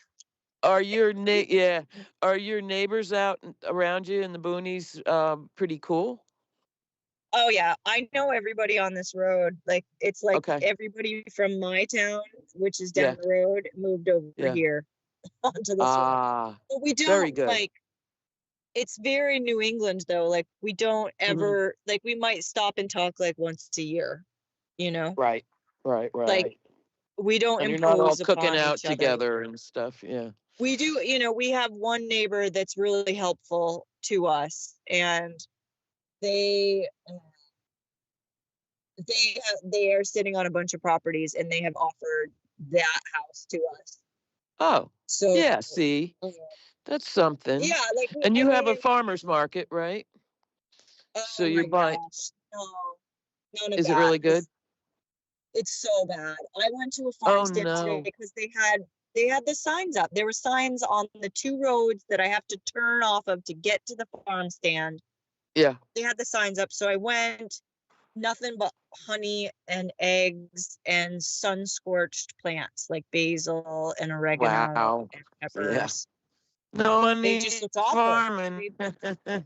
Yeah, it's like they just looked awful. And I mean, I got eggs because why not, right? Yeah.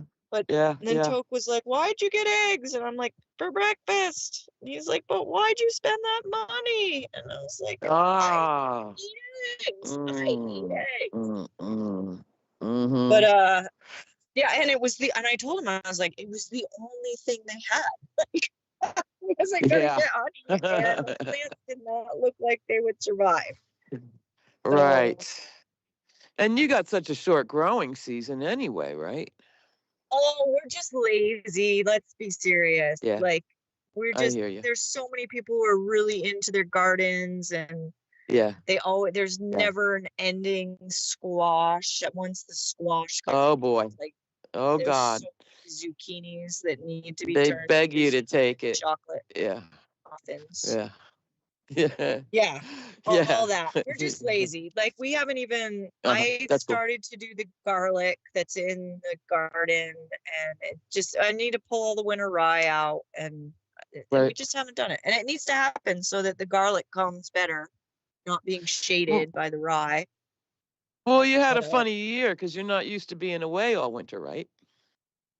Well, I mean, I've had a funny 3 years because I had a situation just cave in on me. Ooh, And you just got so- back to hear that the situation that just caved in on you after 3 years, someplace, sometime. Yes, continue. Well, she was saying I'm not used to being in Vermont for the winter, and I Just the one year, though. I thought Numbers are great, by the way. It was- You guys really are popular. more like you. Uh-huh. You aren't used to being away from Vermont in the winter. Was the sound of it to me? yeah, Mm. that is true. But this is not. This is a seasonal property. Like, there's no infrastructure to survive a winter here. Like, I see. Thank you. Yeah, we're not able to stay here Thank for the winter. you. There's no plumbing. Yeah. Yeah. Oh God, it fucking sucks. Jesus Christ. Did your little cabin make it through the winter okay? It had some problems. There was Uh-huh. like, when we got back, it was really rough. Oh, Everything was wet. Like, the stoves had gone rusty because the roof had leaked, and then our friend had Ah. come yeah. and thrown the roof back on for us with a couple of pallets to keep it, because they had a lot of wind. This was a winter with a lot of strong wind, God. and so there was a lot of issues, but I've pretty much sorted them all out. Like, I treated the stove so that they are not rusty anymore. Very good. And I've dried everything out. Everything was soaked. It was all sitting in puddles, everything. Do you get bad mice? No. The Yeah, mice you are can't. very She flavors. gets mice that fucking talk to her. They jump up on the fucking table and they eat their food with them at dinner time. Tell them, Amy. It's like they consider the house to be theirs. You're just the guest. He's so funny. You are just hysterical. No, what happened was Vinnie Barbaric was attacking everybody, and I was sleeping in this RV that we had to throw out, which is still sitting at the end of the drive. If anybody would like it, it's yours. You can have it. Yeah. It's pretty mouse blown, I presume. And this mouse jumped on my head. Mouse blown my ass. It's bed bugs in the trailer, right? Ooh. Inside the trailer, isn't it? Bed bugs in the trailer that you put It at the was dust mites, Dust- Doug. Okay. Dust mites. How do they survive the winter? Well, no, In an this is unheated RV? he's been here 30 years. Like, this is all his stuff. Yeah. And he doesn't hang out here that much.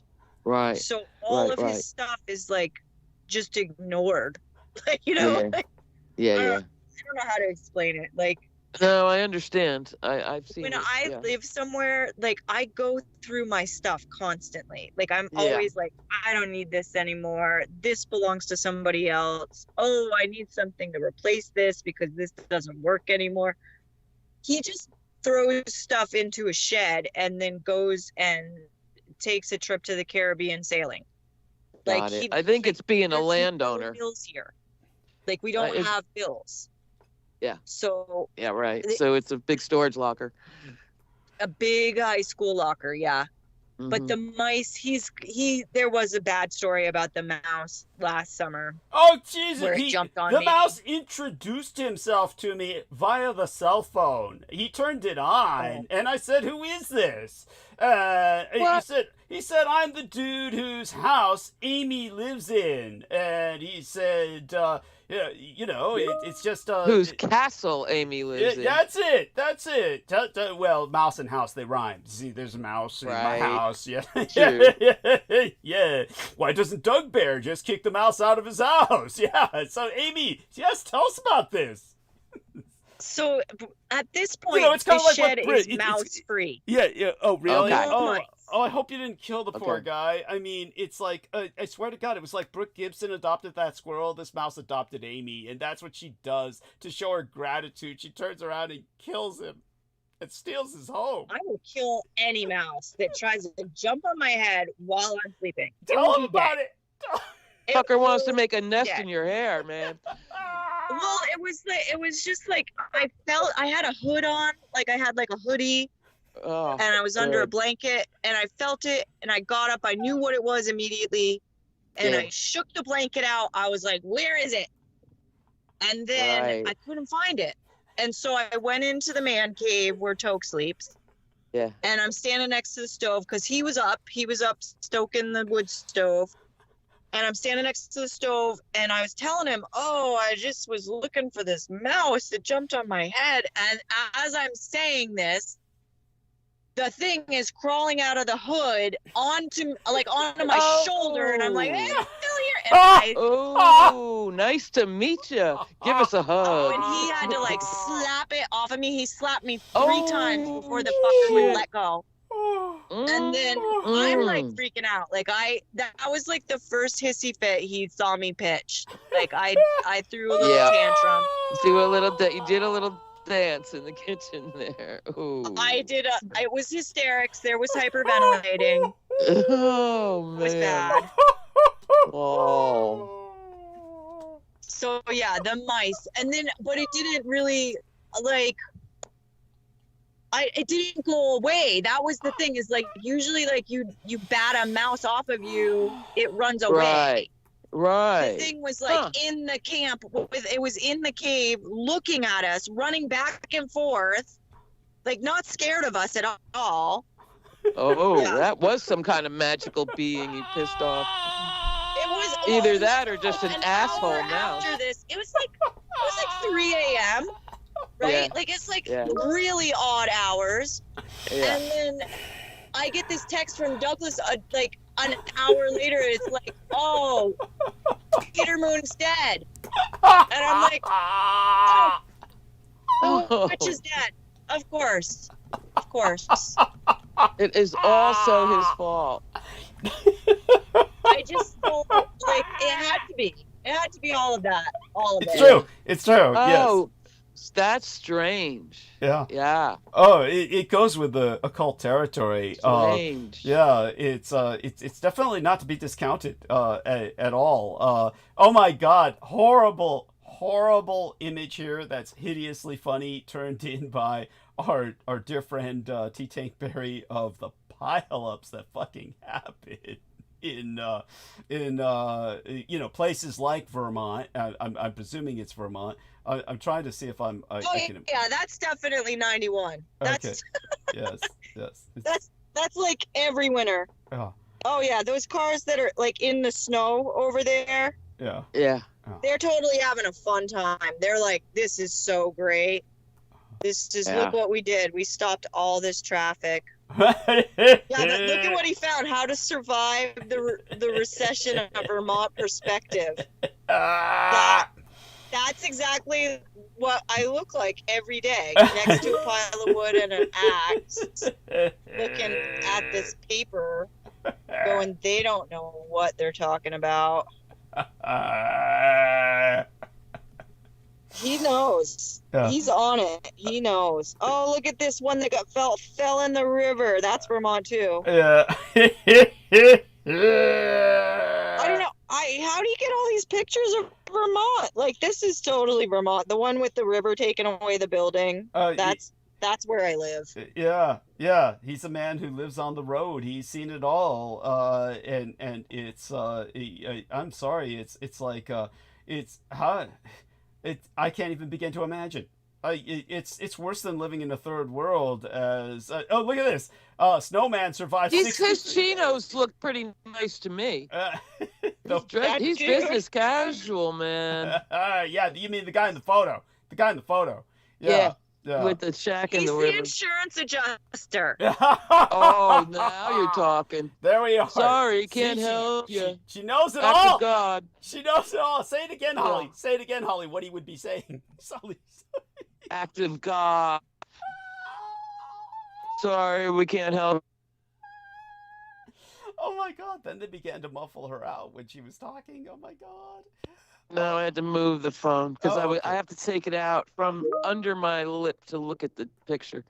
Yes, and So Oh, that causes that one? mayhem. That's Smugs.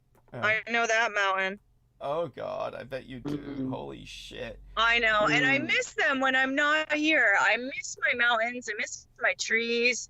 I love driving on my roads where I know I'm never going to see another traveler. I'm just going to keep driving and hopefully make it on this road because there's just, I mean, we're very isolated. There's only like 600,000 of us in the whole state. So Wow. it's mainly Yeah. tourists. It's mainly people complaining about there's another Airbnb in town and we don't want Right. any more. And we Yeah. have no place to rent. Yeah. Yeah, no, we're not going to be able to rent anything, but you can spend $500 a Did it night. go- to no, stay but in I this mean, one it takes place. all the apartments. It takes all the apartments off so that no worker can afford to live there anymore. So where does the worker live unless they own a house? Yeah, absolutely. But tell him you I had had a the friend, honey, who was that lady you live with who went batshit fucking. Well, she always was batshit fucking crazy. But I gave a warning for her not to marry the one-legged geologist, or is that what he was? And she married What him, and he the started hell? beating her to death. And but she was Yeah. renting. She was renting. Tell them about that. You know, a cubby hole. She was renting a cubby hole Yeah. in the attic where people couldn't even Yeah. stand up. You couldn't even, unless you were a midget, Yeah. you couldn't stand up to your full height. Yeah. Who would rent that? In Colorado, I've seen people renting a landing on the staircase Yeah, oh, where the fuck. stairs go up and then turn. Is that Yeah. legal? And they How were is that legal? they were paid. No, God no. But it's college slumlords and all that. Mhm. They're crazy things. Yeah, definitely renting closets and shit. But the stairwell landing was impressive, In the most negative sense, yeah. haunting. Yeah. Oh my gosh. Yeah, no, I would have remembered that too. Like just like coming into somebody's bedroom space, like just walking Yeah. up the stairs. Yeah, walking up the stairs. Oh my fucking Right. Um, Yeah, no, she's actually She's still her alive? mom passed away. Okay. Her mom passed away. And How that- was she ever still alive? Well, yeah, no, she like her mom was just like a lot like from the same town as my mom, Okay. and so like they had a lot in common. They both like got ruined by the nuns, and that's one of the things that we had in common. But her mom passed away last year, and it was really very sad. Like Tokyo had done like some workshops at her house, like with Wow. this remote healer, Well, and yeah, like her mom was a really interesting woman, and Calla really took care of her, like better than anybody else could have taken care of her. But she Yeah. passed away. Calla and couldn't even they take got- care of herself. No, she can't. She can't. But that's what's so interesting is that the twisted way that mothers have of getting into your head and thinking you're Yeah. nothing without them. right. And then they die, and you have to go through that pain of I'm nothing without this dead thing, and realizing you're actually more than that dead thing because you're Mhm. still here. Right. But anyway, yeah, I don't know. There's like, it's such a small town, and there's so few people here, and she's kind of like everybody knows her. Like she's like the lady about town. And honestly, I've had nothing to do for a couple weeks, and I've been just doing random stuff like going to the dollar store to pick up some wash rags, and she's there. So I keep running into her. Like Jesus. she's like everywhere. Did she I attack go. you? Because she was threatening you. She was so messed up out of her head. yelling at me for things that I'd done. Like, I mean, yeah, I'd done these things, so okay. But yeah, it'll never be repaired. Like, I'll never think anything more of our friendship. There's just nothing left after that. A brief period of time where she just lied to me and told me I would things that were never true. It was just bad. It was really bad, and I took a long time to get away from it, and it, you know, had to happen the way it did. I mean, I'm glad I was there so he didn't kill her, you know? Like, well, but then you had to leave eventually, upstairs. and she would. He tell us about. He would come upstairs. Continue. No, I'm sorry. No. She could come upstairs and I would be there. Mm-hmm. Whereas if I hadn't have been there, there really wasn't anybody else who would have endured that kind of living arrangement. Crazy. Yeah. Yeah. So there was, you know, just there was a lot of boundaries pushed, and yeah, she was pretty much attacking me, threatening me, extorting money from me when I wasn't living there. She hadn't paid me for all of the dog sitting. Not even, I'm sorry, there's not enough cigarettes that you can buy for me to pay for what I did while you were tramping around doing mushrooms all summer. Yeah. Do you think that's what turned her into a hell bitch? Oh, yeah. The Brain mushrooms? pumps. Totally. Every day. Microdosing. Oh. Yeah. Turns out there's a lot of different definitions of microdosing. No shit. Yeah. I mean, is this heroic daily dosing or what? I never heard of anybody. Yeah. Oh, Holly, you haven't heard right. Oh, the shrooms will do it. I mean, not only was there Trampus daily. Hell yeah. Yeah. There was Trampus Nicholson was one example of that, and the other one is that right? Oh yeah, the other one was well, you know, I think it borders on the fucking supernatural. Amy Como's original boyfriend. Basically, it's like the dad died, and then it's like the dad made certain. Like, he woke up one morning and next to the bed was a big-ass bag of fucking mushrooms, enough to last a lifetime for your normal person. What? But he started gorging, and... Ooh. Amy, you take it. I can't do it justice. I don't, like... It really isn't. It doesn't serve anybody to go back through this. We just know that abusing anything to excess is never going to profit. You're never going to get anything out of drinking all day, smoking bong hits like it's your job, and microdosing. Like, all these things, they might feel like they're relatively safe and you're not going to... Everybody does it. It's not like I'm snorting weeds or... So, was your former or... friend... Was she eating them or like vaping them? Because you can do that now. Yeah. They got all that shit, I don't know, including but she should probably Toad. look into vaping. I think vaping them is the way she should go from now on. I'll tell her next time I run into her. Where was she getting them? Oh my God, they're Or fucking maybe I shouldn't everywhere. ask. I mean, come on. Are they like in all the cow fields and stuff? Like, people just go and get them? Or are they... Yeah, I'm trying to think, like, how does one get these things? But, like, I could get them if I wanted to. Like, I think I could find them if I needed to. I wonder if there's people out picking them off the cow shit. Yeah, that's the first thing I thought of when you said that. Yeah, just big piles of cow shit. Yeah, that's where they are. Oh, shit. But you can have small grow operations as well that produce. I saw one of those closely once in Colorado. Oh, man. Yeah, underground, but if you got a stone cellar. You have to understand, like, there's counseling and research being done on this stuff. Like, you can get these by prescription. Oh, yeah. Oh, yeah. Like, they're not... Oh, yes. It's not really an illicit drug anymore. They're like, you all want to quit blown drinking? up. Try these shrooms. Exactly.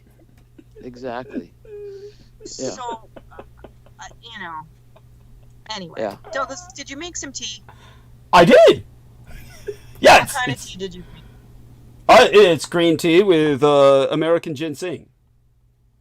Oh, Yeah. There you go. Yeah. what are you going to talk about tonight, Douglas?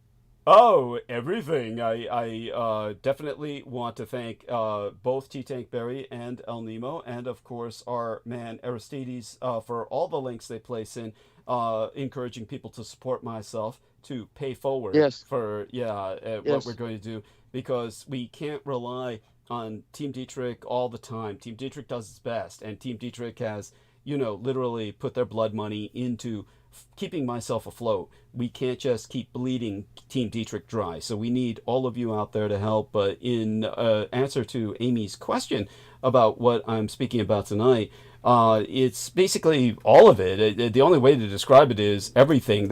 I'd like to cover the fact that we had a little store that was a part of the Japanese American community. What shadow there was of these unicorns that was being catered to, even not so much by the store at all, really, because the Japanese community doesn't exist. It was really catering to people with an interest in Japanese culture who were white, and other kinds of people like Koreans or Asians that were moving into what used to be Japantown. But that's closing down. I'm taking the lads to see it on this weekend, because we've got the San Francisco Union Street Fair right next door to me. Literally, like, walk out my door. Is the Kabuki still going? There's still a Kabuki, I'll bet. There. The Kabuki Theater? You mean the theater No, building? the hot steam bath. I've never looked into that. I have never looked into it's that. marvelous. I know It's it existed. wonderful. I know it The existed. boys would love it. I would And never it used to be quite take affordable. them for there. a day. I would never take them there. It'd be too hard to keep track of what they're doing. But yeah. in Oh, terms of keep them out of there. yeah. But in There's terms, days where it's only men, and then days where it's only women. And Right. then there's probably one mixed day. right. But oh God, I don't know if that would exist anymore. You would think it would. It's strange, because it would be almost impossible to imagine that existing anymore while we have same-sex or quote-unquote unisex bathrooms in restaurants, which I'm a product of the 20th century. I do not feel comfortable with that. And but when it comes to the kabuki, as in the hot tubs, she's talking about the hot tubs. Yeah. I do not believe they exist anymore. I haven't thought about it in decades. But I'll have to look them up. into it. Yeah, we can just look that up online and find But out. it was quite pleasant. It's the whole thing, that freezing hot, freezing cold, steam room, Yeah. hot tubs. It's you do the circle, go from back and forth.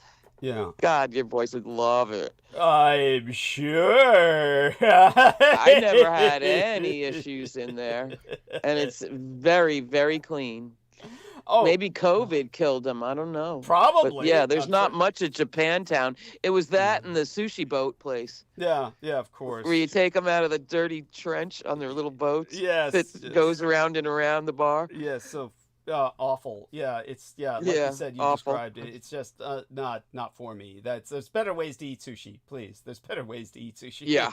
and and sashimi and all the rest. But yeah. So There's a couple of mysterious banks probably still there. no, most of the banks have closed. Oh, you're right. Yeah, the banks are still Because there. they got interest. Japan's got interest in San Francisco. No well, doubt. yeah, but they've redistributed it. They've taken all their Okay. interest out of Japantown. That's for sure.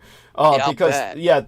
the Japanese bank, what was once a Japanese bank, got sold to the Mormons, and that was the one that was acting like a Wow. rogue state compared to.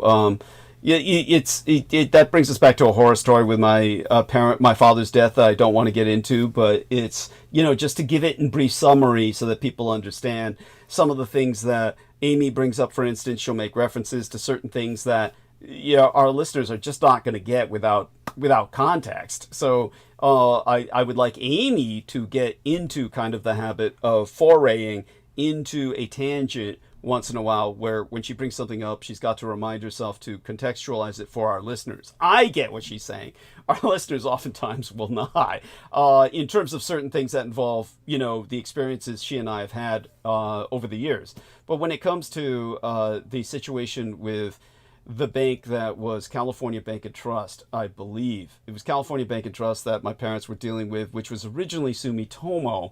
Sumitomo Bank divested. Yeah, I remember them. Yeah, so Sumitomo divested, and the Japanese investments in America, of course, were derailed by President Clinton, who decided he was going to cater to the ultranationalists and the military by imposing on Japan the equivalent of tariffs. And the Japanese said, fuck it. And they pulled out all of their investment from America and basically revest it in communist China. That was the beginning of the made in China economic boom, without which the communist Chinese would not be around economically today. They would still be a third world nation whose, world fairs, so to speak, when they were holding these like international expos at the downtown Soma. SOMA is an acronym, SOMA, for South of Market. Of course, Holly knows this, but the rest of our listeners don't.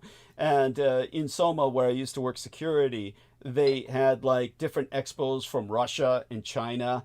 And it was like everything was 20, 30, 40 years behind. It's like the Russians had expos where they were showing off, and we're talking about the 90s here. They were showing off fax machines. That was, as a matter of fact, they didn't even have fax machines. They had something so primitive. I give it the term fax machine. It's just kind of like to dignify it so that Americans will understand even what I'm talking about. No, the fax machines were blowing their minds. They thought that was the most advanced thing in the world. They had something like telegraphs, literally. It's just, you wouldn't believe what I'm talking about, and you'd say that's unbelievable, and, it's all you're demonstrating is your ignorance. Hang on 1 second. Yeah. I'm sorry, honey? I got to mute. I'll be back. Okay, please do. And then, but the Chinese had, were at the level of anvils, I mean, it's just like, so it was only the Japanese investment where the Japanese literally constructed their manufacturing assembly lines for them. No, come back. It's okay. I just learned this myself, and it's kind of cool. Honey, you're not on mute. You're not on mute. You're not on mute. Caskets. Yeah. Okay, a columbarium has urns of ashes, and those are the little ones in that archway you just walked through. So these are ashes in there. That's ashes in there. But this is coffins.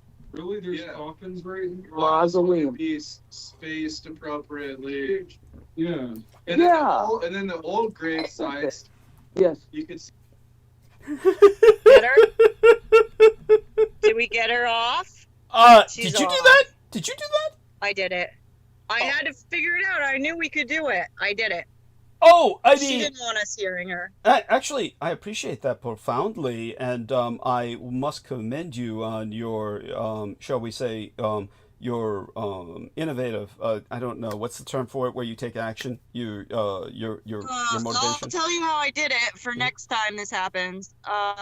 So when you click on the 3 buttons, you hit the people. You go to the people, and then you click the people who are the problem, and then it'll give you the option to mute them.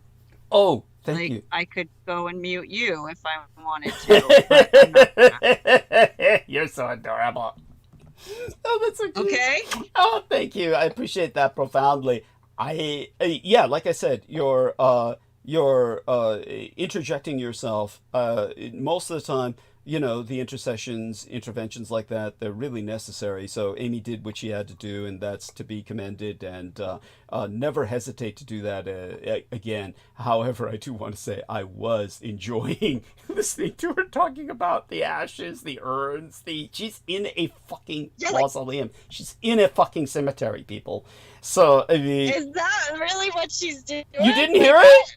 You didn't hear it? We never ask her. Like, she just is, like, out and about. That's how she's in a fucking cemetery. They found her. Like, somebody came and found her at night doing her thing where she's not ever going to be bothered except when she's on your show. Yeah. Oh, yeah. That's like... So By the way, just out of curiosity, Aristides, are you there? I'd like Aristides to participate for just a moment here, just to answer a question. Were you able to catch that? Were you able to hear what you were saying? Not entirely. Sorry. Oh, okay.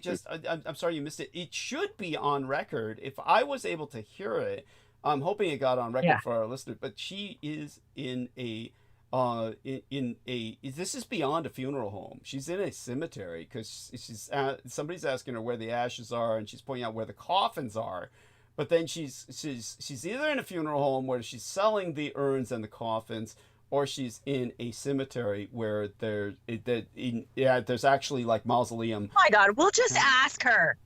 I don't think she wants us to know. I don't think she wants us to know. She's got going on. No, we definitely know that she knows a lot about the dead. It's something that we've alluded to before, that I brought up, but not quite sure she'd be comfortable with talking about it, so we might just hold off on that for a little while. I might bring it up tactfully later, but if you want, you can bring it up. You could say, hey, honey, I had to mute you, and we heard about the urns and the coffins. Might as well. Yeah, ask her, where the fuck are you?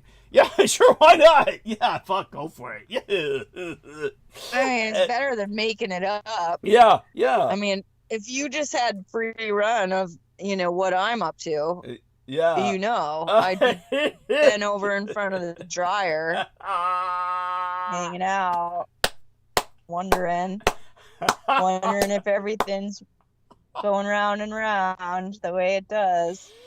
Oh my God. Oh my gosh. Okay, so you're planning on talking about your Japantown, what was it, Union? I'm sorry, what's that? And then what? Uniontown, is that what you were talking about? Uniontown? No, I was saying, I was doing security for expos in the past, and it showed how primitive these places were, like Russia and China. But in terms of the reason I brought that up was because, of course, the Japanese, if Holly were still here, she could hear what I was saying. I was basically addressing what she had brought up. Holly was convinced that the Japanese still have very much of an interest in Japantown. And to tell you the truth, they do not. The Japanese have essentially abandoned the United States. They've just pulled out. They've divested. They have no interest here effectively. There may be little Japanese spots like in New York or San Francisco or Los Angeles but really they're gone. I mean, the Japanese have pretty much vacated as much as they could. They have no interest in North America. And what Japanese were here were, of course, devastated by the internment.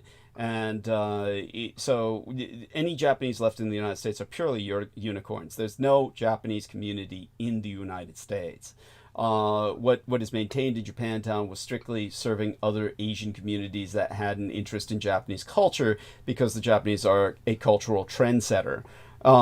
This is one of the biggest problems I had with an abusive FBI agent who was arguing that there's a large Japanese community in San Francisco, and of course he's totally ignorant of anything dealing with that. So by the way, our dear friend Brendan Zoget has been providing us with many protective sigils. I'm sure he's been hearing all of this. He's welcome to join us if he wants to or can. Otherwise, we'll leave him in peace for his birthday. We're giving him kind of like hiatus this month, just so he can recover himself from what's been, a devastating period in terms of physical exertion. Just really been working himself to death. So he needs time to recover. But such being said, the other things I will discuss are, of course, Donald Trump and his politics of plunder, how this made the way for, and that'll be just by way of intro. It's nothing I'm going to dwell on other than pointing out the latest bill. The latest bill is important. I'm going to just cover that briefly, give people an understanding of what the implications might be for Medicare. I do want people to understand, as a historian, I will start with the Black Death, which was another devastating incident in our history. Oh, Brendan's joined us. Okay, so he's come on. So, dear Brendan, whatever you feel comfortable in terms of an update of your status or situational circumstance without giving anything away. Sure. Were you able to hear that? Were you able to hear Holly? Were you able to hear Holly when she was talking about here's the ashes, here's the coffins? Oh my God. That's why I had to reborn the monster and come on here. Yes. Like we know what's going on. Yes. You have to expose her. Oh my fucking God. Oh shit! Oh. Like there's definitely some stuff going on. Oh my god! Yeah. Oh shit! She's a necromancer. Like she's the gravekeeper. And Yeah. shit. What's that guy's name? Yeah. You know? Oh yeah. Oh, the crypt keeper. Crypt keeper. Yeah. She's crypt keeper. and Yeah. Oh fuck. shit. Where he like pops out of the coffin Yeah. and someone's trying to like walk through the graveyard and they just pop out Yeah. and it's Holly. Oh, Yeah. And presumably Heather as well. Yes. Yeah. Yes. Who hasn't been with Yeah. us? She's like, we love you, Heather, but we need to know: have you crawled into the grave yourself? If you have, we know it's only Yeah, temporary. Well, she's in her version of Disneyland. Yeah. I mean, Yeah. she's doing probably better than all of us. So my dear Brendan, again, cut loose whatever else you want to speak about that you feel comfortable without giving anything away. How you doing? Right. Are you stable? You've I survived. mean, as stable as I can be, but it's just, it's just, I'm alive. Okay, and that's good. But just been dealing with the worldly and all these fucking crazies. Yes. Yeah, it's just, it is what it is. Yeah, and it is crazy. It's a crazy world, and with how and can America is just like a den of thieves and scammers it is. and shit. Like, It is. it's horrifying. Oh, it is. Like I couldn't even get my insurance to cover a rental car now that my car is like destroyed and in the shop. Oh God! And Is it in the I had to shop deal now? with- It's in the shop now. It's in the shop. But I tried to get a rental car, and the rental company was trying to double dip and scam me. And when I exposed them, they get pissed off, and then they basically said, "Well, then we're just gonna leave you here with no transportation to work." And and then they pulled the mobster shit where they're like, "We gave you options. You either pay us or you don't. You don't have a choice." And then they kept saying that, regurgitating that we gave you options. It's like the option was either pay them or get stranded. Mobster shit. Those were their options. Yeah. Yeah. The deal you can't refuse. The offer you can't refuse. Continue. Yeah. So they wanted to double dip. They wanted to take from my insurance as well as get cash in hand. And it's like, this is sick, man. What kind of country is this? Like, what kind of world? It's a It's third almost world. not functional. It's totally not functional anymore. It's a third world banana republic. That's Yeah. Yes. Yeah. We finally descended, or it was already like that, but now it's like, it's just out in the open. It's just, they don't even hide it anymore. Yeah. Yeah. Now they're proud of it. It's They like- revel in it. Yeah. And So that's just a little venting of what I had to deal with. But I mean, just, it's just hell on it just coming back. it really is. I'm sorry you had to. I'm sorry that you had to. Honestly. I weep, and I feel your pain. Here, I truly do. I feel your pain. I know what it's like. It's like, Well, I know coming you back- do. Yeah. I know you do. Yeah. Oh. Yeah. And by Not the all of us are content sleeping in graveyards. yeah. Yeah. No shit. Oh Yeah. my God. And that's that's I why, wish life was that simple. Yeah. Yeah. That's why Holly says, "Oh, I gotta go at a certain time." She says she has, because they're all starting to rise. All the dead are starting to rise at Yeah. that hour, and she. Something's rising. Yeah, Something's rising. yeah. In the back of the freaking, what is that thing called? The morgue or whatever. What is it? Whatever The they call it. mortuary. The mortuary home. Yeah, Yeah. funerary. Yeah. She's either in a funeral Yeah. parlor, a mortuary, or an actual cemetery, or all three combined. They are sometimes on the same ground. So yeah, fuck. Yeah, I would say all three. And or she Bigfoot just keeps walked moving up. around. Yeah. Yeah, there we go. Yes. No, I'll tell you. I'm sitting next to a structure that is a combined mausoleum and columbarium. How do you like that? All right. And the other direction is a Well, we're not golf course. surprised. Yeah. And Bigfoot just walked up on me, and we had a wonderful conversation. That never sounds know. lovely. That sounds It lovely. really was. It really was. I'm so happy. Yeah, it's like He's my Amy said. It's like Amy said. They found you. They found It's you. another friend. Yeah, it's Another friend. So this dude sees you as the only person there and assumes you're not a ghost, and decides to ask you for directions. Holy shit! Well, and the next thing is they think I'm homeless. Oh shit! Well, if you were homeless, what would you be doing in there? Why would you be there if you were homeless? It's quiet and it's dark. And I've had people run up and give me $20 bills and run away before I can give it back.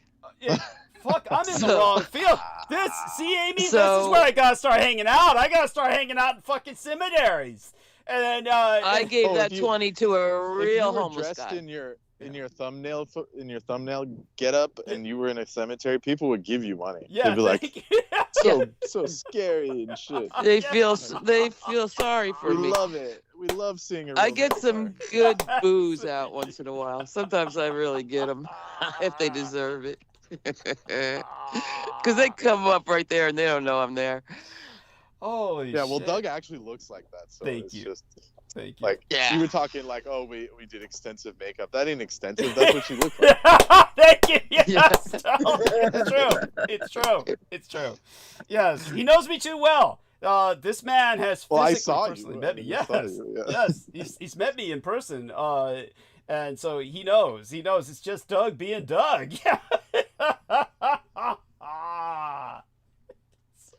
Well, I mean, real Doug. and then the last thumbnail. Yeah. Your last thumbnail that was like short episode, Yes. like it Yes, could have honey. been the on black Facebook cat? reel Yes, with the with cat. the black cat. Yes, honey. Yeah. Yeah. Yeah. Yeah, there's a backstory to that illustration as well. Yes. Yes. I don't know if I you miss remember it? that. I know Doug remembers. Tell Where him. that old hag was Yes. like, I love your photo of me. It's like, bitch, you don't look like that. Yeah. You look like a freaking... Like, calling her a mummy is an offense to the dead. She looked horrifying. Thank Yeah, you. so... It's just, Maria I don't even remember Gregorich. her name. Maria Yeah, Gregorich. Yeah. yeah. Yeah, Gorgoroth. Yeah, Gorgonite. Gorgonite. Yeah, Gorgonite, yeah. Oh shit. Yes, it's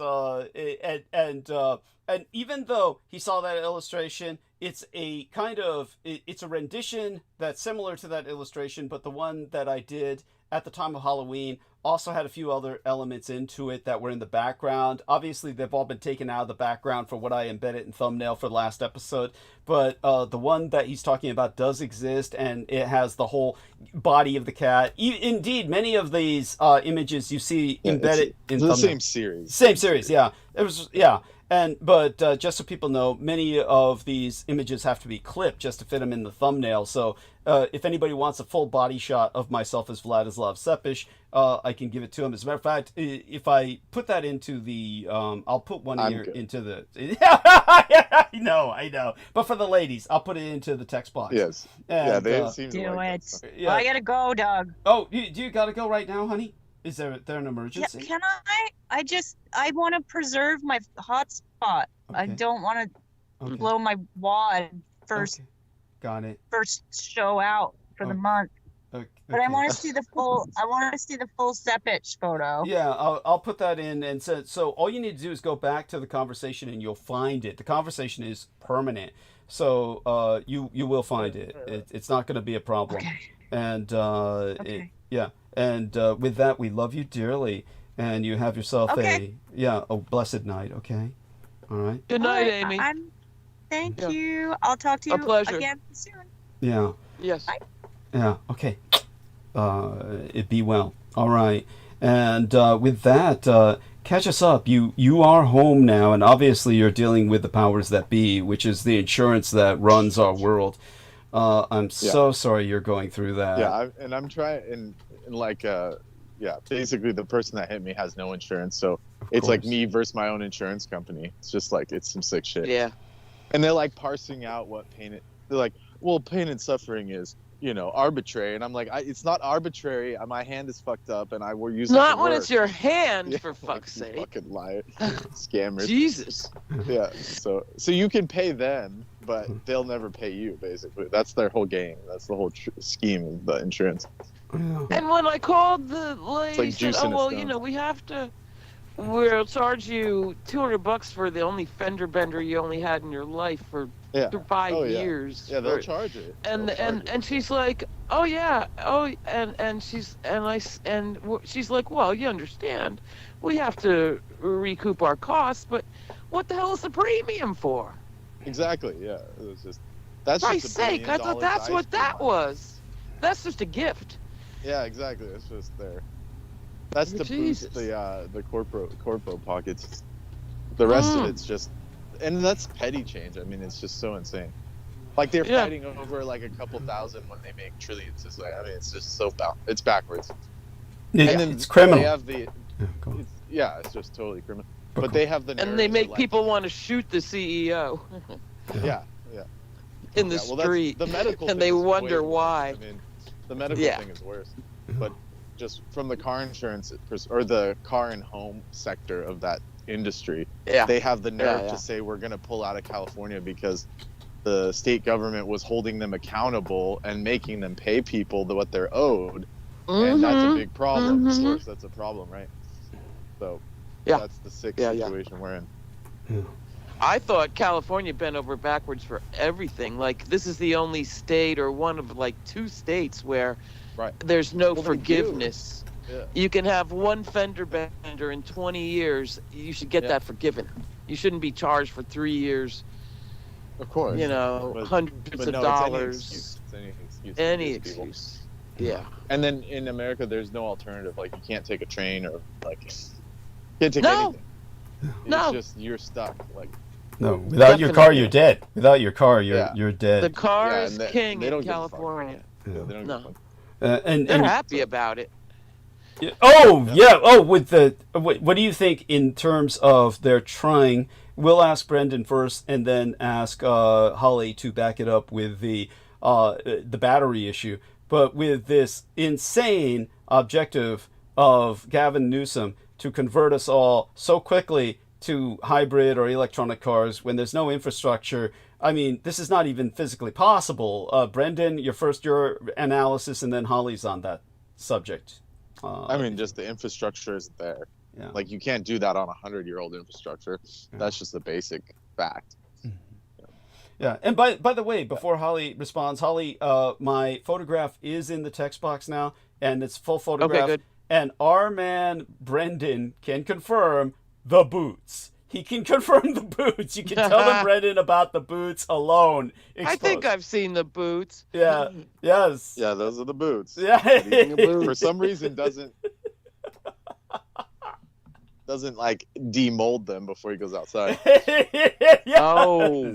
Yes. Yeah. So if you want the full crypt experience, you just they get mildewy. Walk around with him for 5 minutes. Oh, the fragrances. Yes. Yeah. Oh, I do. And people can smell it. The crypt. Take your Benadryl inhaler.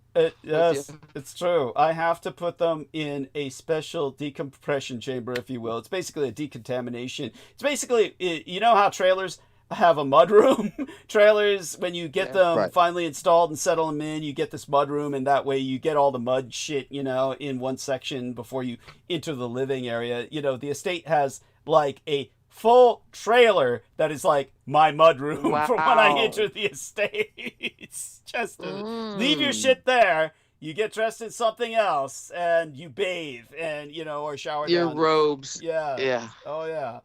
But Brendan got the full effect and he was gasping for air. I even brought out the oils and shit. I was like, here to use these oils. Okay. On your upper lip. Yeah, I had to bring out the camphor. On your handkerchief. Yeah. Oh God. Like, you can ask those morticians. They use camphor when the dead body shows up. Yes. Like, right. That was dark. Yeah. Yes. And it's sad. It's sad, and I hope someone will rescue me from this lifestyle, which is not a lifestyle, of course. It's literally the life of the undead or the half dead. And well, it's no better than working out. Yeah. Like, look what they do to me. Just working, and then they're like, no, he's a zombie. You're screwed. Yeah. Oh, it's and awful. Yeah, what you said earlier, it's like there's no such thing as working, working to earn your way. Like, that doesn't exist. That's just a myth they created to keep people in the hamster wheel. Thank you. Just a bunch of bullshit. That quit working in the 70s. You could still do it then. No. Yeah. You could still do it. Yeah, potentially, but it really stopped. That was the last of it. I mean, you could cut lawns and still afford a fucking studio apartment and food. All that's and over. A car. Yeah, all that's over now. All that's over. Did, over. the Mr. And normalized. yeah. It's normalized. That's what's so scary. Oh, that was it. When Amy was on here and she was talking about, they, the mushrooms are everywhere. If I really wanted them, I could find them. What happened to Mr. Shroom Churchgoer? Is he still working, or after his episode? God. I mean, what do you expect? He's crashing out and like causing scenes every night and shit, and he's like, they're like gonna fire him or something. But I don't know. I took some time off just to recuperate because, because medically I could do that because I got in a fucking car accident. So I just took some time off. Yeah. How is your hand? It's fine, but it's not. Right. You can't do anything with it. Yeah. If anyone from the insurance is listening, it's pain, just searing, intense pain. pain. If you use it. Oh, yeah. And then, I have to use it for work, so it's just crunching and debilitating. Yeah, it's horrible. Yeah. Yeah, so it's just... Absolutely. There's nothing you can do about that. Right. So it's healing. I have, like, healing balms and stuff. That's good. That's good. And the back and the neck, and it's just horrible. Yeah, I'm glad you're resting it. I have to have like acupuncture appointments and stuff. Yeah, it's not fun. At the least. And shit tons of chiropractic and osteopathic and all that. Yeah, you do. Well, I'm going. You do. To my lady. Yeah. My lady. Excellent. Good. Excellent. We want to hear more about that. And is that something you're willing to talk about? She's a Chinese medicine practitioner. She's just excellent. She's just this nice lady that has a shop, and I go there, and she adjusts. She adjusts my my naughty chakra points and stuff. Excellent. Very good. And the whole time, just as an aside, I know I hate bringing up this nasty zombie creature, but the whole time you were dealing with Pete Moon, every time I would go in, she says there's a buildup of sha chi, which is poison dart chi.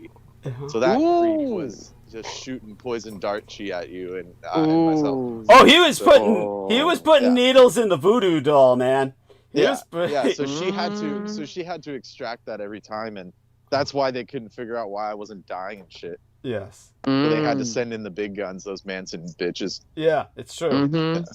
No, it's and then just corrupt the house. Yeah. Yes. Oh, it's absolutely true. Now, this is something that I probably shouldn't even talk about this, but honestly, because the subject has been broached and it ultimately does need some addressing. Well, look, I'll put it back in the grave.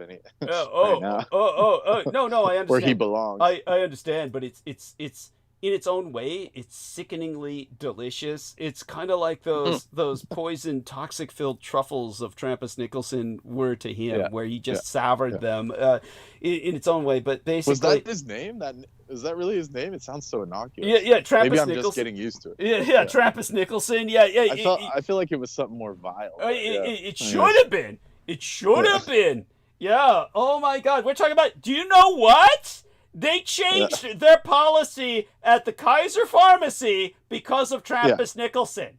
They changed their policy when I had to stand in line for, just like it was like a welfare line this time. I was over there because they're like revamping their pharmaceutical facility over at Kaiser. But while I was standing there in this very long line and finally got to the end of it, then I picked up my meds and they said, I had to sign for it digitally so that they could compare it to a digital confirmation of my signature, and I also had to slide my California ID card through the system's little slide. So none of this was not like that before, but when I asked them about it, they said, one guy came in saying he was the wife of some poor, a patient. That was me. Yeah, it was not me claiming to be the wife. It was Trappist Nicholson who claimed to be. Yeah, you might remember that. Yeah, he was claiming to be my wife. Yeah, Trappist Nicholson. He went in and picked up my meds, my opiate painkillers, of course. Yeah, that's a bitch. So after that, they had to change the whole system. But that being said, that makes sense. Yeah. But what happened? Otherwise, you did it for us, Douglas. Yeah. But while I was standing, did it for us. Yeah, thank you. But while I was standing in line, I was talking to a dear friend of ours and of everyone on Team Dietrich. He's been, I'm not going to mention his name right now because we're just all going through a bit of sensitivity concerning personal and physical security issues. But this individual had known Peter Moon. and this individual was talking to some woman who was the way he describes her is that, hey, she's this psychic chick and that's how she earns her living. I said, oh, was this one of those like retired phone psychics that was a Peter Moon groupie? And he was insistent she was not a groupie and saying that, no, she's just younger, too young for that, and much nicer. But yeah, she just asked me. I never brought it up, but she asked me, maybe this is because she's so psychic. She said, oh, have you talked to Peter Moon? And I told her, no, this is not me. This is some other guy who we all know, but I'm not naming right now. Yeah. He said, no, I haven't. They got him too. Yeah. Well, basically this girl told him, oh, Peter Moon, I just want you to know. She reached out and, grabbed his shoulder. He's still very much alive. And I've been talking to him, and he's in India. He's gone to India. And by the way, just so people know, in Japan, footsteps of Jesus. Yeah, in ancient Japan, that would be a code phrase for they died, because people believe that Buddha came from India and that the spirit would go west. So when in ancient Japan, when they would say someone's gone to India, it would mean they died. But Peter Moon, first off, from everything we all know about the situation, including this individual who, for some reason, just took her word for it and believed, oh, Peter Moon's still alive. He wasn't like saying that to goad me. He's angry about it. He wants Peter Moon dead too. But he's like saying, oh, the gnome is still, if only he would die and leave us all alone, is what this individual is telling me. But that's his attitude. But the reality is, I don't understand how he could even believe this. And I understand he wants to see the best in this person. But to me, it's obvious that they're an Adamite, or must have been turned, because there's no reason for them to bring Peter Moon up. And for them to bring it up to especially not in that context. Yeah, where he's just, saying he's alive. It's like, that's bizarre. Yeah, no, it's beyond bizarre. Not only that, but from what we all know, especially this individual who was speaking to him while he was spiraling in his last breaths, Peter Moon was in terrible shape. Not, he told us in those emails. He said, I can't even stand up. Or he said, I need rest and shit. It's like, he told us that. Yeah, but beyond that, you could tell by his performance on the last few episodes he was on, this guy couldn't even function. This guy was just totally non-functional. No. I mean, he couldn't understand anything I was saying when he says, were you a cop? And he's challenging me very hostilely. I explained the whole situation about my being a sworn San Francisco police officer. And after that, he just says, so you weren't a cop. It was like, did you not hear us? It's like... Well, he'd heard that story so many times. I mean, he was obviously losing it. He's obviously... So the idea that he's... Now, the only thing I could think of is he's going to India... There's two reasons, the occult reason and the medical reason that would be rational, is that there's what's called medical tourism, and Americans and wealthy people, but India's not that. I get what you're saying. But India, it was for a lot of Americans. I don't know if that's changed, but for the longest period of time, India was medical. It's probably the only place you could find to get colonics for like indefinitely. Until he died. Life. What is it like? Oh no, that woman over would do it for him. The woman he was seeing would have done it for him. Yeah. Would have done it for him. Exactly. She didn't care. She'd she'd pump it up his ass, until he exploded. His heart blew up. Yeah, but which is effectively or what she Crumbs. did. Yeah. Our Crumbs brother was all into it, and so he'd swallow a rope and then pull it out his ass. What? Yeah. But tell people who Crumb is. He's a San Franciscan illustrator. He was a comic book artist. Tell people about Crumb. Yeah. In the revolutionary days when it was transitioning out of strict, America First superheroes into a more psychedelic kind of vision for illustrative comic books. Yeah. And so he was at the forefront of that, and crazy as a loon. I mean, his stuff is amazing and funny as fuck. And his brother, apparently, that's what he would do, swallow a rope. Yeah. And sounds awful. Yeah. That is awful. And pull it out, man. Can you imagine that? He swore he could do. So you're talking human centipede shit. You're talking about human centipede shit. Where this guy's swallowing a rope like a sword swallower and then pulling it out of his ass? Yeah. Yeah, like he's flossing himself. Like he's flossing himself. It's in the documentary. There's an old but great R. Crumb documentary, and his brother is featured. I'm surprised. That must be the freak. secret of Peter Moon's Tai Chi. That must be his Tai Chi maneuver that Peter Moon does. That Vinnie Barbaric was doing was that. And that shit doesn't. I mean, it sounds like that's how you start a lawnmower. That's not like normal. That's like, I didn't think it was possible, you know. You got to see the documentary to grasp it. Troy Bellamy says, I'm not making it up. Troy Bellamy's in the chat. Troy Bellamy says, I saw the documentary about Crumb. He says, final day of school tomorrow. Woohoo! Listening while I sleep. Damn, you poor bastard. You really love self-abuse. You must really love self-abuse. Try to be listening to this while you sleep. Oh, man. That can't be good. But better to learn a foreign language. don't look at the thumbnail. You won't be able to sleep. No. Or think about ropes.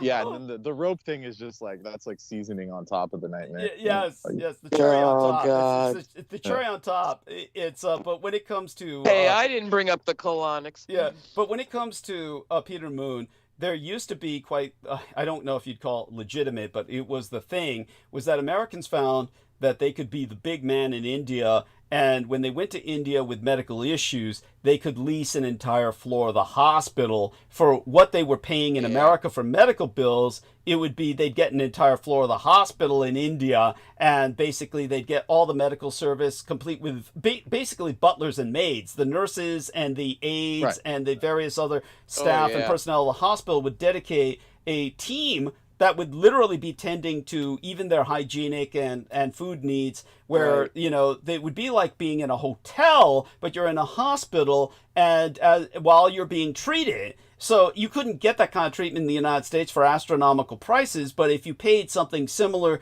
or even less than the astronomical prices you were paying in the United States, this is what you would get in India. So India was, for the longest period of time, at least a decade, the primary destination center for medical tourism, where people just That's probably what started it all. Yeah. Well, it still is for the rich Brits, but I don't expect Pete to know that. Yeah. How would Pete know that except through the Edomites, except through the Edomite network? Or access it. Yeah, but the Q channels, basically. That's right. But the other reason would be Pete, at that time, Pete was already so desperate he was buying crystal elixirs, which is just bullshit, and all this other crap. So he probably was if he did go to India, it's so that some miracle healer he felt could reanimate him. He felt he was dying, and some miracle guru. Yeah, the Agori. He needed Agori magic, basically. There we are. Thank you. Tell people or what about he that. felt was. Yeah. Thank you. I mean, the Agoris, they're this like sect of this cult in India that is like the death cult. So they can do things like that. Yeah. And they're not exactly benevolent, obviously. They hang out in cemeteries and things like some other friends that we know. And maybe you were in Agori at one point, in your lives. Really? But basically, my great grandfather was a famous mortician. Was he really? It's in so you were family. born into that, but so you just you just see these people in the cemeteries over in India. Those are the Agori, and they've trained and they can heal you. They can heal you, or they can kill you. There's a price. Got it. There's a price. They can do a lot of things, but it's not something you want to deal with. No. Yeah. No. And the Agori are not something. It's the left-hand path. You don't want to deal with them. And they were actually paid by the Brits to do that. Yeah. By who? To actually the British. The British they Empire. Set up this faction. They set up this faction in order to not only have sorcerers and black magicians, but to give a bad name to like the Vedic system. By saying, look at these people. These are the spooky, dirty death heathens. worshippers. So that's true. That was the Raj, and when it comes to Peter Moon, he's either dealing with those kinds of people or entities and hoping that this will maintain him bodily or corporeally, where he'll come back and get me, because that was the warning to me, and he's coming back for Dietrich. Yeah, and it's like, whoa, wow. You know what that is? It's just It's the Sethian character in Helsing, the guy from Africa who was basically it's like that. He wants to be that. He's basically fulfilling that prophecy. That prophecy of the Japanese. Yeah. What did they call him in that scene? Oh, I forget. Incognito. Incognito. That's right. Yeah, Incognito. He was supposed to be Q. He had like the Set power. That's right. He was like powered up by the dark spirit of Set. Yes. But he looks suspiciously like Peter Moon. Yes, that's right. He looks like Peter Moon pretending he's Gandhi. If Peter Moon pretended he's Gandhi, that's what he would look like, incognito in Helsing. Yeah, isn't this strange, Doug? We were saying this before he went rogue, and then now it's like the prophecy is being fulfilled. The Japanese, whatever the Japanese could see, with their power, their abilities. Absolutely. Then it's now fiction becomes reality. Right. And Troy Bellamy... Art imitates fact. Yeah, Troy Bellamy does admit, he says, I confess the rope visual is disturbing. I would hope so. Be sure to review the film again. It's probably been a while. Yeah, I kind of want to. Now imagine Peter Moon doing it. That's what's going on in India with Peter Moon. That's what they're doing to Peter Moon in India. The Aghori have got the rope all the way through him, and they're flossing in his ass. Yeah. But he thinks it's reviving him. Yeah, that's right. Yeah, but the reality is, in all physical, shall we say, by all physical powers or reality, whatever we acknowledge, he'll drop dead as soon as he gets off the fucking plane. If indeed he makes it there alive. I can't imagine him even getting on the plane without problems. We're talking about somebody who's having difficulties doing everything. I mean, they wouldn't allow him to drive a car without getting full insurance because they knew he was going to, crash. I mean, this is how bad he looked to the people at the store he went to when he tried to rent a truck. So if he's looking... Well, and you know how he gets diarrhea when he travels. Oh yeah, that's what the friend who told me this news said. He loves getting the shits. He's going to be getting it there in full. Yeah, they said he's going to be volcanic. He'll just be man. Hershey squirts. If he couldn't stomach the food in Romania, then that X Factor shit in India ain't gonna. Boy. Yeah. Our mutual friend called it Hershey squirts. He's gonna be doing Hershey squirts all the way. Man. But he's gonna wish he had that. Yeah. True. But it's like, first of all, the heat. Just the heat. This is a guy who comes from the Northeast. The moment he steps off the plane, if he makes it off the plane alive, makes the plane ride alive, steps off in India, he'll just die. It'll be like stepping into a furnace, to an oven for an old man in bed. Yeah. It just doesn't add up. Something's not adding up. But why would... So I'm convinced this person, despite our mutual friend thinking she's all right, I'm convinced this person is either been misinformed or is the enemy telling a lie, or has been told a lie, but she claimed she was talking to Peter directly, that he's very much alive and that he's in India. And first off, if he's in India, why would he call this person? Like, I'm in India, I'll just call this person. It's like, it seems like Edomite shit, the network. It's the network kicking in. The Kings of Edom cult is very much alive and unfortunately, and ill. Not well, but ill. And but Peter Moon is more than likely dead. They may be trying to reanimate his cadaver in India, and they're welcome to it. The Orgori can have as much fun flossing that shit bodily as they want. And if he does come back, it'll just be like the Helsing cartoon. It'll be the anime manifest in real life. He's no threat to me. He'll be coming along, and I'll handle him just the way Helsing did incognito, thanks to Brendan remembering his name. Believe me, you've never been forgotten. The Aghori payback is that you don't die.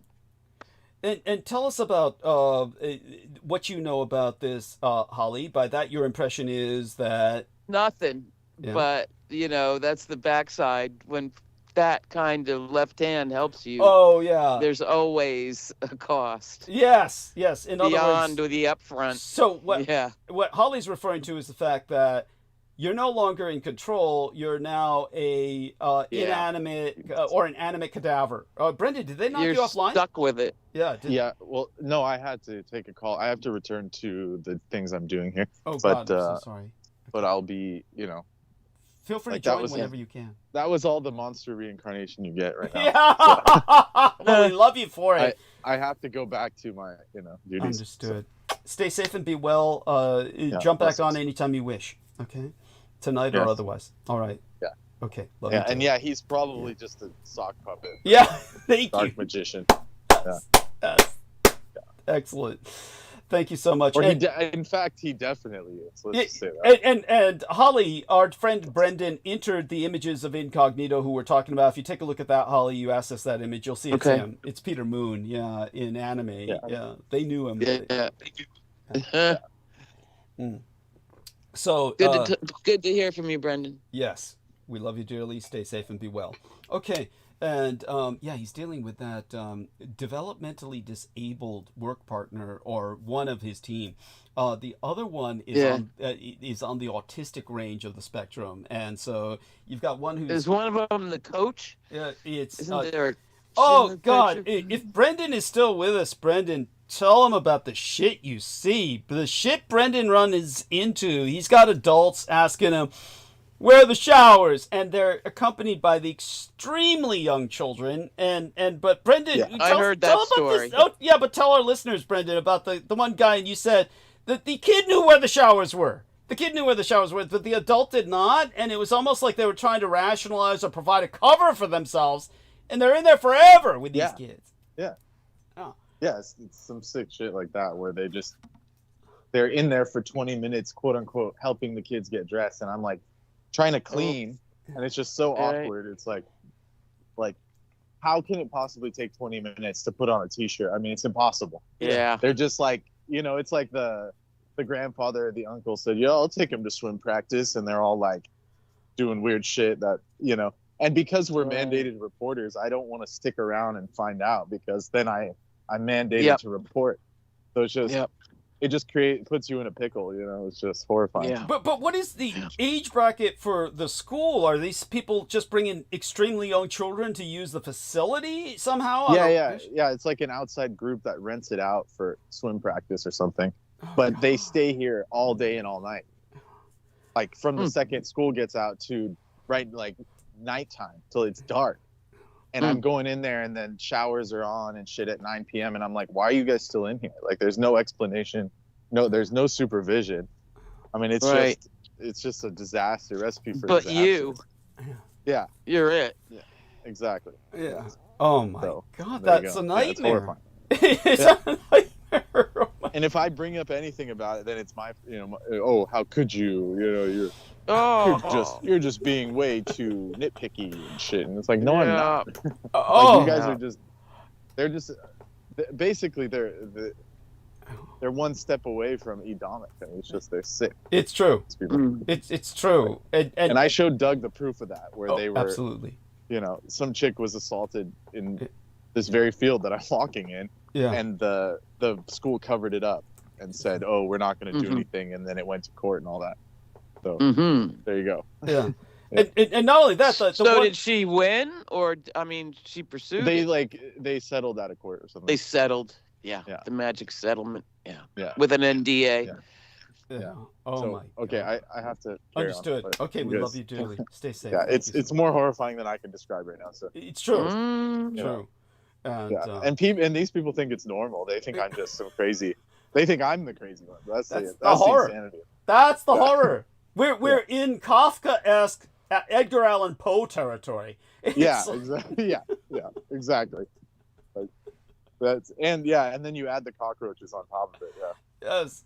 It's like a spice on top. Well, that's a manifestation. That's a manifestation of Beelzebub right there. Yeah. Oh yeah. Yeah, all those nasty creatures are, from that. Yeah, from some other being that manifests. But yeah, okay. Okay. Good luck. Take care. Okay. Yeah. Keep on. Yes. And heartening, of course, that he's alive and well. Distressing that he's still on the hamster wheel. And I'll ask him privately about that. It's like, how much more can a person take? There's only so much, and physically before the body gives out. I mean, people just don't get it. Just how difficult. And nobody can afford that. Yeah. So, know. Yeah. How do you afford that? Your body can't give out. It's like it's not an option. I know, but so you got to keep doing whatever's killing you. Yeah, and then hope you go fast, because who can afford to an expensive disease or getting old? Yeah. Yeah, it's true. It's true. We're left trapped in this horrible cycle. When people, for instance, ask me about the size of the estates and they just don't get it, I'm like saying, look, somebody will casually ask me, what's the size of the estate? And I'll say it like it's one. I'll say, first off, there's several of them, but there's certain ones. A compound. Yeah. Well, there's several of them across the state of California, so I'm not going to one place. There's different several compounds. Yeah, but there's, each one of them maintains a dorm for the young lads who are adopted, and basically they relocate per their lessons as required. So in other words, if one place has a better swimming pool and say there's a coach who wants to teach them how to swim, they're taken to that estate to stay the night. And then they're taken to another estate if that estate has the best thing that can be made into a court of some sort for teaching them another sport or something. So it does change, but the point is my son knows where to drive me, and then when I'm engaged with that, we just check, as I said, my cell phone into a P.O. box, and that way I'm not tracked to the rest of the way to the estate, because that cell phone is a tracking device for anyone, but especially for me. Even when it's off. Yeah. Oh, yeah. Oh, yeah. It never truly goes off when you're someone like me. I mean, it's like the government's got their option to turn it on anytime they want, and they'll do so.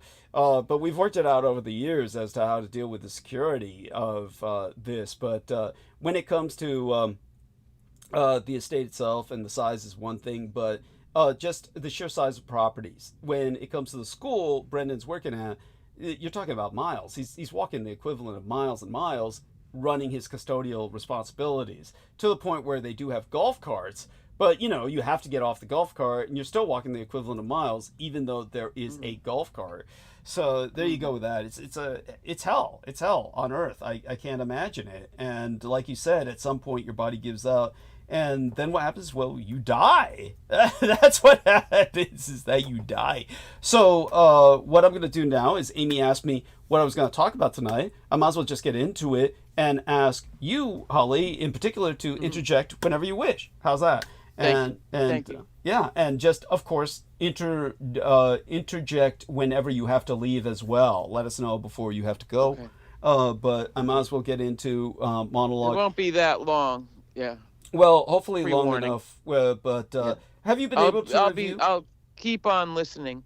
Yeah, I make stabs at them, and I get a little further and a little further, and even after I get walking, I'll be listening tonight.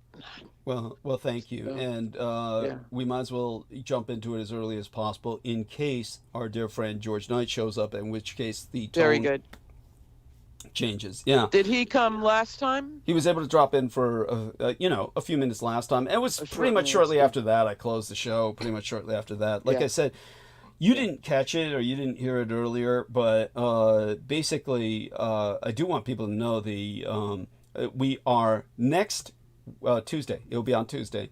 Will be the first time my immunobooster injection, the allergy shot, will be at maximum level. So be at the maintenance level. At that point, I begin to get it only twice a month, and then we move it to once a month. But, the process is going to take years, literally 3 to 5 years, maybe 2 to 3 years. But I've gone through the process, of course, quicker than anyone, because I've never told them whenever I caught a cold, because you're not supposed to get these shots when you get a cold. You're not supposed to get these shots when you are suffering any symptoms whatsoever, when you're doing, there's all kinds of reasons they will not give the shot to you.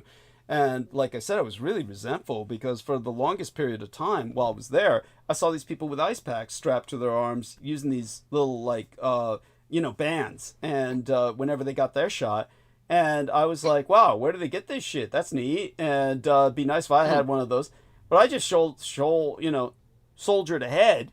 And it was only when it was literally the last 2 shots where suddenly they said, okay, you're at a dose that theoretically can throw you into anaphylactic shock and kill you. Then suddenly some nurse gave me a ice pack. And I know for a fact these people were getting the ice packs all the time. And I was like, well, you fucking cunts. Damn. You fucking worthless motherfucking cunts. You know, it took till now for you give me a fucking ice pack. You know, because my arm would swell up. It'd go through all the shit and then it'd go down, you know, but I just like, you know, like all my life I've suffered so many afflictions and so many insults and injuries. I just went ahead with it. But no point in complaining. It's too late now. But now I force them to give me the fucking ice packs, and I force them to give me a new one for when I go home.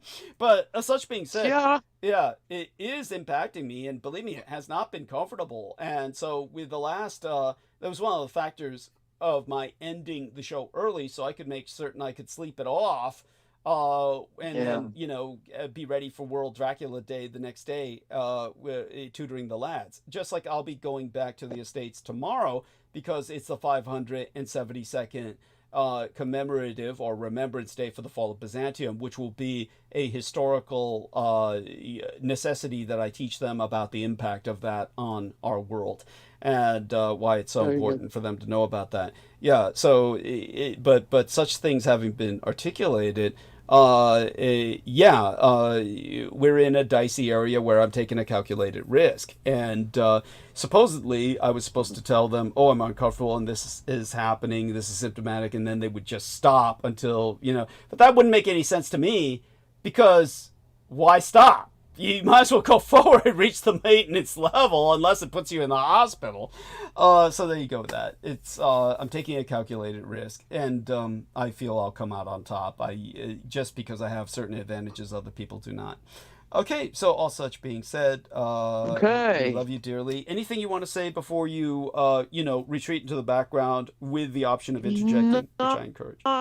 It's been a wonderful time.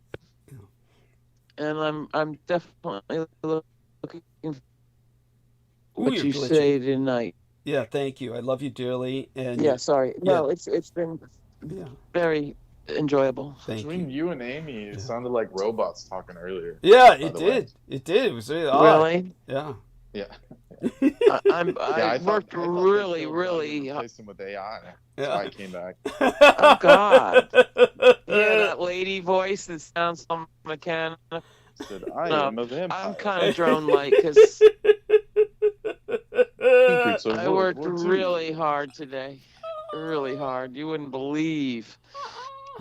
So I'm kind of flat. Well, I believe it, and believe me, you're always in our prayers as well. Brendan, tell them about how big the campus is and how you, even despite the golf cart, you're walking the equivalent of miles every day. How many miles would you say you're walking every day just in your job? Well, the autistic kid calculated it. It was like something like 3.4 miles just at a base level. Mm-hmm. Yeah. It's like 30,000 steps or something. Yeah. It's quite a bit. Did he do it in his head? Did he just do it all in his head? I don't know. I didn't ask questions. Yeah. Yeah. But he did have like a weird Rain Man kind of version of it. Yeah. Yeah. I don't know what that comes out to in steps. Where he would know the exact amount of chairs to put out, like square footage wise. He would be like, I could fit, exactly this many. That's cool. Oh shit!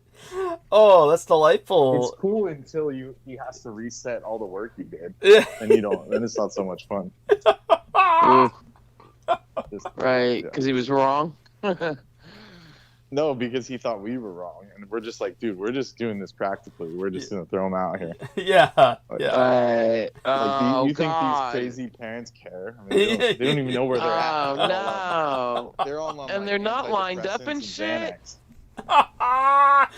Wait a second. They asked me the same shit like 3 or 4 times, and to the point where I'm getting mad at them. I'm like, okay, you've already asked me I've come in here 3 or 4 times. You've asked me the same question. I don't have the fucking microphone. And it's like they see you, and it's like they didn't see you before. That's how many meds there are. And all this kid wants is some nice orderly rows. I'm like, you talked to me already like 3 times. I don't know where you're looking. And then I'm the villain for getting pissed off. It's just like, geez. If they think you're pissed, but the shroomer. Wait till they talk to the shroomer. They'll really get him an earful. Oh yeah, yeah. I gotta be careful in case he goes postal. He's like on a level. Because he almost did. And then it was like an incident. Yeah. Right. Like shit's jumping out. And he was saying stuff like, I don't want to have to start meth again to do this job. And we're like, dude, you're oversharing. Oh. Stop. TMI. Oh, TMI. Too much information. Yeah. He doesn't understand those boundaries. It's like, no one wants to hear that. It's not. You're not at home. Like I can handle it, but not everyone can.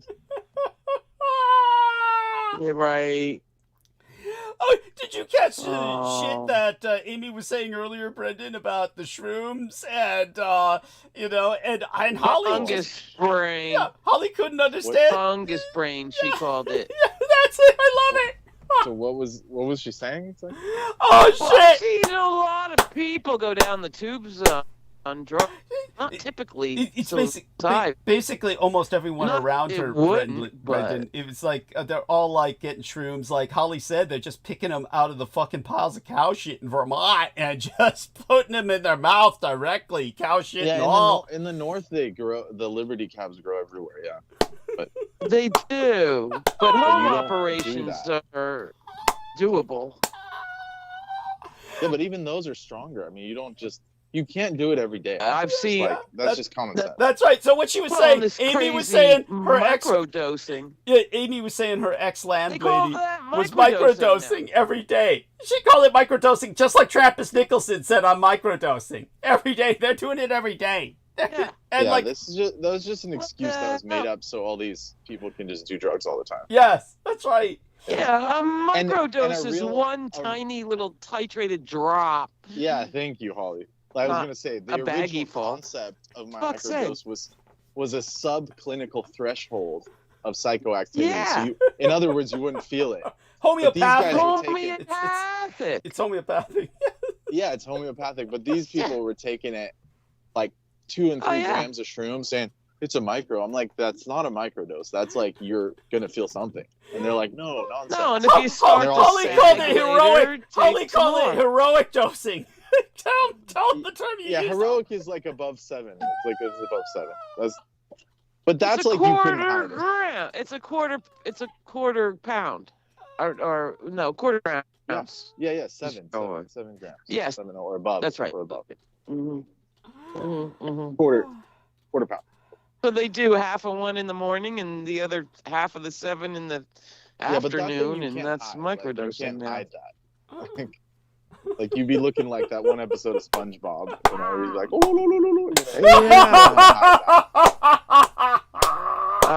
speaking in tongues and shit. Yeah, it's like you can't hide. Right. Heather's joined us. I wouldn't think. Heather's joined us. Oh, Heather, you missed the part where Holly didn't go Heather. mute. Yes, you missed the part. Yes. Oh no, I missed the part where Holly didn't go mute. You heard me talking to Bigfoot? Oh yes. Flirting him up. Yeah. So Heather, how are things? One step closer to heaven there in cemetery, adult community land, adult community burial land. Yeah. Well. Heather? Well, I'm starting to think that our smart meter and the solar panels are negatively affecting our health. Oh, I'm sorry. And what causes this impression? I just don't feel good. I haven't felt good for a while. I'm sorry. Well, any suggestions from Brendan or Holly about what might help her? We need to know more about the situation. Is Vin suffering the same? We're all kind of feeling like shit. No one really notices. Yeah. How's your father and her mother, his mother, Vin's mother? Oh, she's doing. She's home. She's home? Yeah. Okay. You sound a little tired. Yeah. Yeah, no, I'm just trying to be a little quiet. Oh! Yeah. Is that because she's really sensitive to noise these days? Yeah, well, people are sleeping, so. Oh, okay. So Vin and his mother are asleep. Okay, cool. Yeah, I'm in the garage. Right. Okay. And that's well, the weather you have down there, that's doable. That's it. You're not cold. You're how's the weather? Feeling nice? The weather is so hot, it's ridiculous. It's like 100 Unbearable. degrees. Yeah. Yeah. Yeah. Sorry to hear that. Yeah. And your own father is as well as he can be. Yeah, he doesn't leave much. Leave his home much. He's in a different Yeah. home. Yeah. Yeah. Yeah. And so in terms of what else can we find out about your status, your any situational update you'd like to share with us? No, I just want to know a little bit more about the solar irradiation and nighttime, that works at night too. Okay. Are you feeling that the solar radiation is impacting you? Or just the... Oh, I think so. I mean, it's either that or the medication they gave me that I just started taking. Oh, what is this medication? If we could know. Just the typical, Prozac crap. Okay. I think I'm not going to take it. Maybe that's for the best. Sometimes it does. Sometimes it just makes you feel awful, But Oh yeah, I feel like shit. oh, sorry. That's probably the Prozac. the Yeah. pill. It's probably the pill. It's not for everyone. Yeah. SSRIs. Yeah. It's Thank you, They Brendan. used to say you'll feel like shit for 2 weeks and then you'll feel better. I never Yeah, well, trusted it's been that. 3. That's like some pharma. Yeah. Yeah, it is. Yeah. It's true. That's I true. knew that then. Yeah. Yeah. Have Like, you can heard say of that about Valley anything, Fever? Yeah. Yeah. Thank you. It's ridiculous. I haven't had it. Okay. Yeah. Okay, I know it's a thing in Arizona. Yeah. What is it? And apparently I've had it. My Wow. Epstein-Barr numbers are off the chart. Ooh. And I don't even do medical shit. Yeah. Ooh. Okay. So I don't know. But it's a thing and it's increasing. So are you able to provide an analysis of Okay. what it is or a short little summation of what it is for Heather? Or you just know it's a thing? Tectonic fungal. It's a tectonic fungal Mhm. virus of some kind. I don't know what virus. It's bacteria it's- that it's- rises. Uh-huh. Tectonic fungal. It's It rises from the soil. uh-huh. Yeah, it's a fungus that gets into your lungs, Heather, that affects a in lot the of people. desert. Yeah, affects a lot of people in your area. So you might Everybody in Arizona was terrified of it when I lived there. Well, they should be. How do you test for it? Even like lifelong locals. Of course. Kind of Epstein-Barr. Okay. That used to get you a paid Social Security benefit ticket Ooh. based on chronic fatigue. Oh my God. I When didn't know chronic fatigue stopped being an old lady crazy disease Yeah. and got certified for a check Mhm. was if you tested high for Epstein-Barr. And I think there's a big collusion with it because now if you test off the charts for Epstein-Barr, the doctor says, oh, everybody does. No Really? big deal. Everybody does. That's outrageous. So I say, well, does everybody have fatigue? And they blink a couple times. Yeah, because Well, it's because the virus theory doesn't work like that. Yeah. Thank you. Like those are Right, and I don't know that it's a virus. I guess Epstein-Barr is considered. It's not. They're looking at the wrong biomarker. That's Right. Thank you. So everyone was Got it. getting free Got it. fucking benefits for nothing. So Mhm. that's what it was. I thought that was all for chronic fatigue was only for other people, but when it happened to me, in the end, you can only be as chronic fatigued as you can afford to be. Oh, it's like a lung infection. So if you got to work to survive, you're gonna just have to. No matter how bad Yeah, fatigue you be got damned. it. It's Right. You try to ignore it. Well, all I can say is that chronic fatigue immunodeficiency syndrome, or CFIDS, CFIDS, was a thing that was being researched, and then they somehow scrubbed it all. Not because it was fraudulent, but because it's something they don't want to recognize. But Heather is asking. It goes back to all the chemicals they put in the food. Thank you. Fuck all of it. Yeah. Thank you. Well, for a minute, 20th century syndrome. Yeah, but what was there was a diagnosis of 20th century syndrome. What? And oh yeah, it was like my landlady had to put the newspaper out in the sun, held down with rocks because the ink would trigger her 20th century syndrome. It was one step from boy in a bubble. Jesus Christ. A complete. That sounds more. You remember that, Douglas? Yeah, that does. It does. In the bubble days, where. Well, of course, I remember that, but it was back in the 80s. Yeah, but immune crash. Yeah, but it's like Brandon was said. It mental? That sounds, was it? I don't know. Sounds psychosomatic. Did you? Yeah. But Heather, it did cross over. Yeah. Well, Heather was going to ask a question about this. Heather, what was your question about this again? Repeat it, please. About all this. Oh no, it's a lung infection. A lung infection. Yes, it's basically the. These are spores. There are fungal spores in the desert of the American Southwest that people, just by being in the wrong place at the wrong time, inhale, and this leads to a lung infection. Yes, that is quite correct. And so it is a thing. That is real. What Brendan is saying is that, of course, you got to be careful about stretching it with the viral parallel because it doesn't work like that. It's a different phenomenon. But Brendan, maybe let me say this. Yeah. When I was a kid, there was a thing called mononucleosis. Yes, mononucleosis. That they called the kissing disease. That's Remember right. the kissing disease? Yeah, mono. And the thing about mono was that you got it, and it lasted 6 months or a year.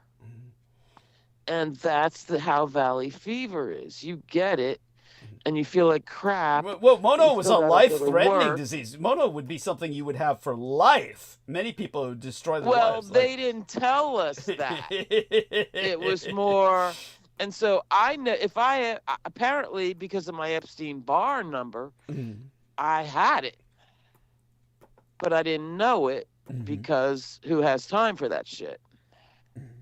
Even though I might have been a zombie, you know what I mean? Kind of like I am now.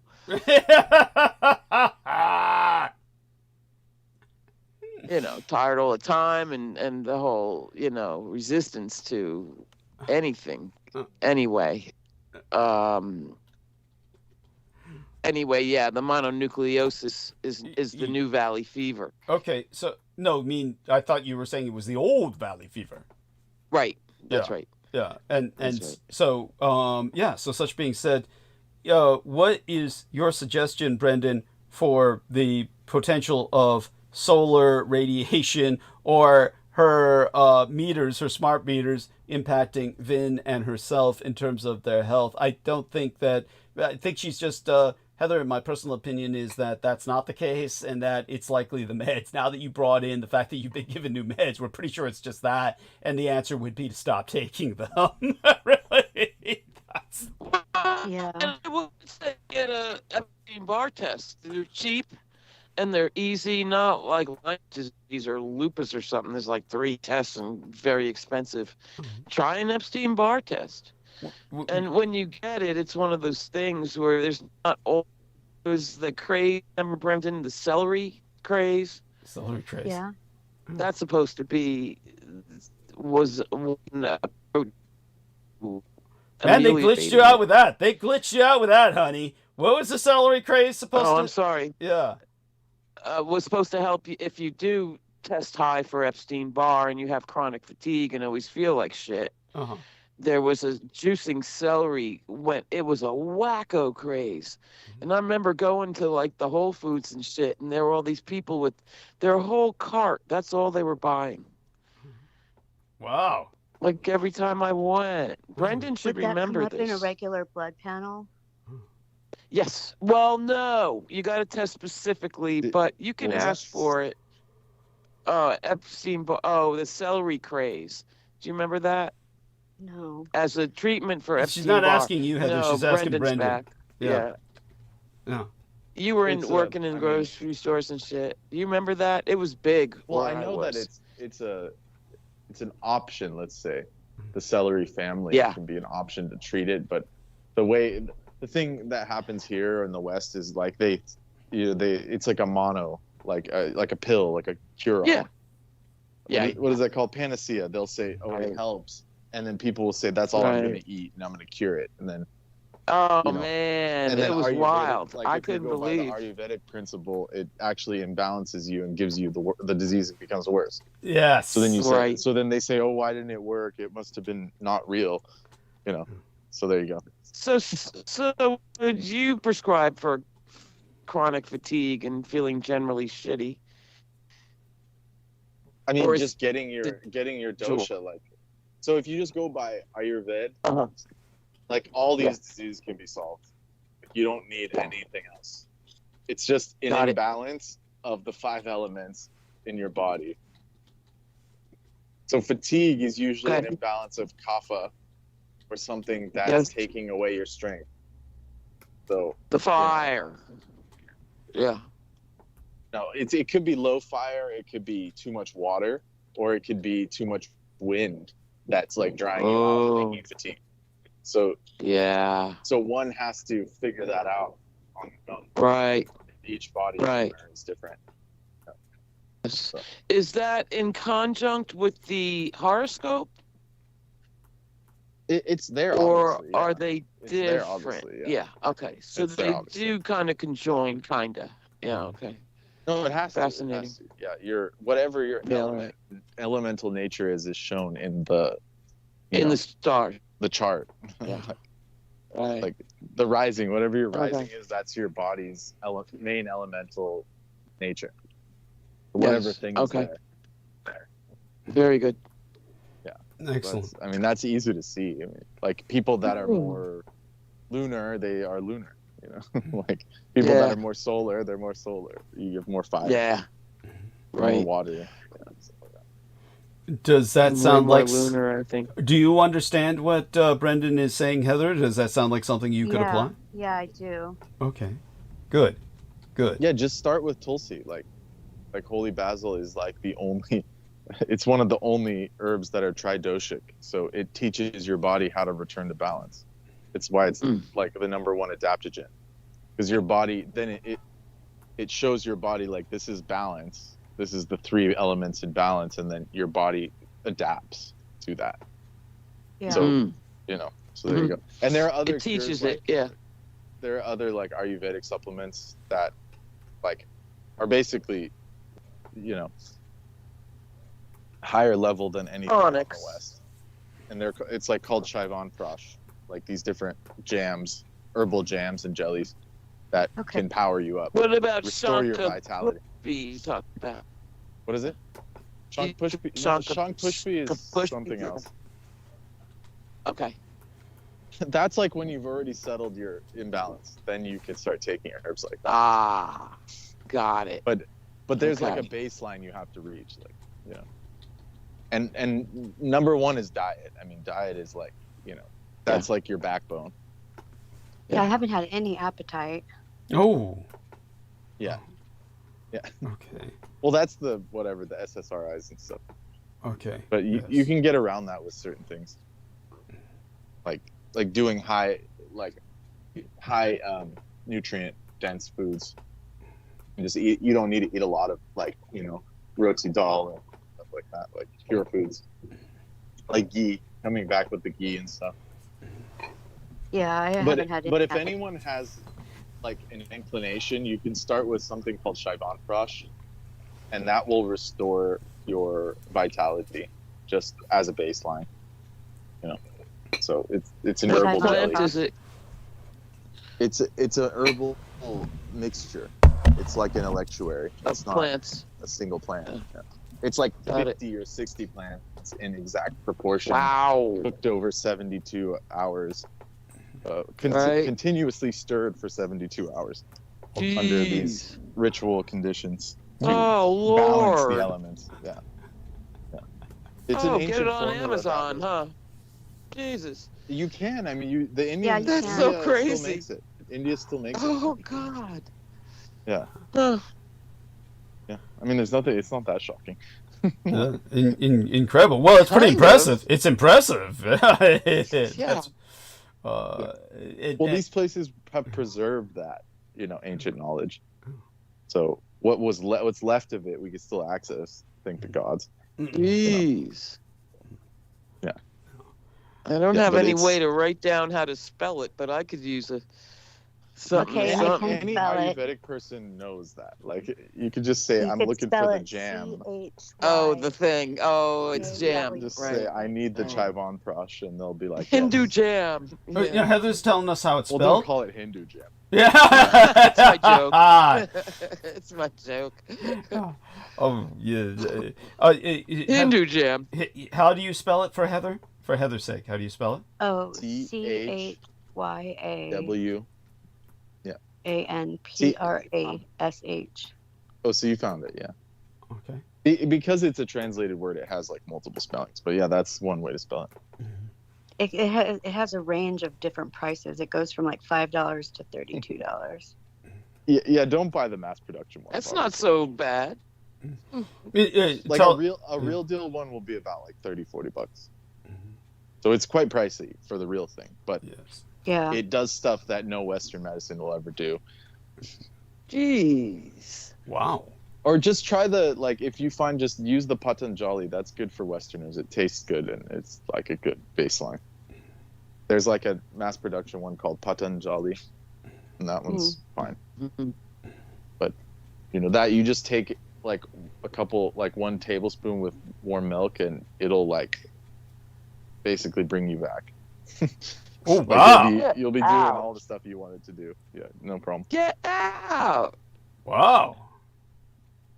I mean, just try it. Don't take my word for it. Just give it a whirl. And it's like Oh, it's like an Ayurvedic multivitamin. So it has all of this like herbal formula to support the body. So it's just something that most Indians take every day. The ones that are in the know, like the Brahminical class or the Kshatriya class and stuff. Mm-hmm. Ones with money, yeah. Yeah. That's great. Yeah, but even the Shudra, like the poor Indians and stuff, they Yeah. eat, like their food is so good that Yeah. like look at their population. I mean, you need food to have population. Yeah. Like that. Yes. Damn. Like, so without that, they don't need much other than that, because their food is like got all Right. those masalas in it, like the street food and stuff. Like there's so many masalas and different stuff that it might as well be, Yeah. like a power up compared to the Western stuff. I'll say. But am I making sense, or should I? No, you're doing Tell us great. more. I know. Please tell us more. I mean, this is Listening important. closely. Yeah, Yeah. this is important for all of us. Oh. Well, didn't you ask? I mean, someone was asking a question or something. Oh, we all that's I did. have. We all, because Yeah. Holly and Heather are both having issues with energy. Feel like shit. Yeah. Yeah. And Yeah. So just balance. One of the elements is imbalanced. So whatever that is, And also there's the humors, which are elemental, but then there's also the gunas, which are these qualities. And if you have too much tamasic quality, it just like you won't be able to get out of your rut or your stuckness. Uh-huh. So you got to cultivate more what's called ohas, which is life force. So that has to be brought up. But in the meantime, you can just balance your elemental doshas. And then that way you can increase the other thing. So it's an entire elemental, science. yeah. Does that imply a spirit? Like an elemental Yeah, kind of obviously the spirit, elements are or an beings. I mean- elemental metal or wood or No, or, yeah. I'm yeah. talking elements, So it's elements.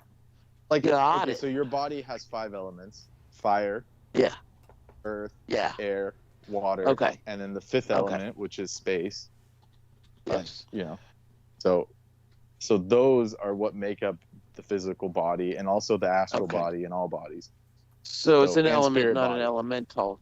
Yeah. Okay. Yeah, but I'm saying the elemental part of that. So if you have, Mhm. like, if you're building Got a it. fire, right? Yeah, the you have spirit of the earth fire. underneath the fire. Yeah. Then you have, the the wood is like fire, and you start that, Yep. and then the air is what makes the fire go more, right? Expand. Yes. And if you Yes. put water on that, the fire goes Yeah. down. So your body boy. is that fire. So that little, Got it. so the food is the wood, and your body's digestion is the fire. That's what's breaking it down. And the water Yes. is what's carrying the nutrients around. So if you have too much of Uh-huh. any of those, it's going to cause an issue. Totally. So too much air Good will one. make you cold, dry, brittle, Mm-hmm. you know, crusty. You know, you have like ashy skin or Yeah. whatever. You know, or if you have Right. too much water, then you're going to be sluggish and not feel good and feel slow. And cry all the time. Yeah. Yeah, Oh, or you- it's beyond like an emotion. It's just like physically, you won't be able. You know, to, but yeah. Yeah. like you won't have good digestion because your fire is low. Mm-hmm. And then too much fire is what gives like inflammation. That's why you turn red and stuff and you're inflamed. Oh boy, and get it's, like, arthritis too and much heat. shit. Yeah, Yeah. yeah. So all that stuff. Right. So when it comes to the Very good. ancient, you know, humors, whether it's Greek medicine, Ayurveda, Chinese medicine, they're based off of these elements, and they're based off of the humors in the body, and that's actually the system that works. Like Yeah. the other system doesn't treat any of that; it just covers symptoms and whatnot. That's right. That's So, right. That's like, right. You can use that, but it doesn't get to the root of what's going on. It's it just symptomatic says, only. There's a symptom, we'll put a patch on it, That's like a right. Band-Aid. Band-Aid on a bullet hole in many cases. Yeah. Ooh. So yeah, anyways, that's like the little Ayurvedic spiel, but Most just, wonderful. Yeah, try and balance your dosha. That's all it is. Right. Just stuff like ginger and stuff will start to pull you out of your rut if you have any I kind love of it. tamasic. Yeah. Yeah. Patanjali. I'll look at that. Yeah, it's called Chai Wan Prash. Chai Wan Prash. And this is like a Chai formula Wan. that was given by the rishis, these like ancient sages. This isn't like a human medicine. Got it. If it's made right, you could tell immediately. Oh. But the Oh. Patanjali one is okay. It's more of like a commercial one, which Yeah. just gets you like pepped up. It's like a pep. Right. I don't need that. Gets you toasty. No, it's good. Uh-huh. It's fine. Yeah, but I'd like to It'll go like deeper. invigorate. Right. That's incredible. Right. You have no idea how important this is for all our listeners. Everybody, Totally. yeah, and but especially impactful for these young ladies who are. Well, Heather is like a devotee, so it'll have more. Yes.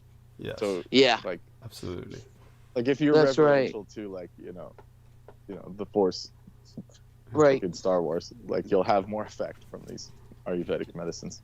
So that Yeah. was Chai Wan Spa?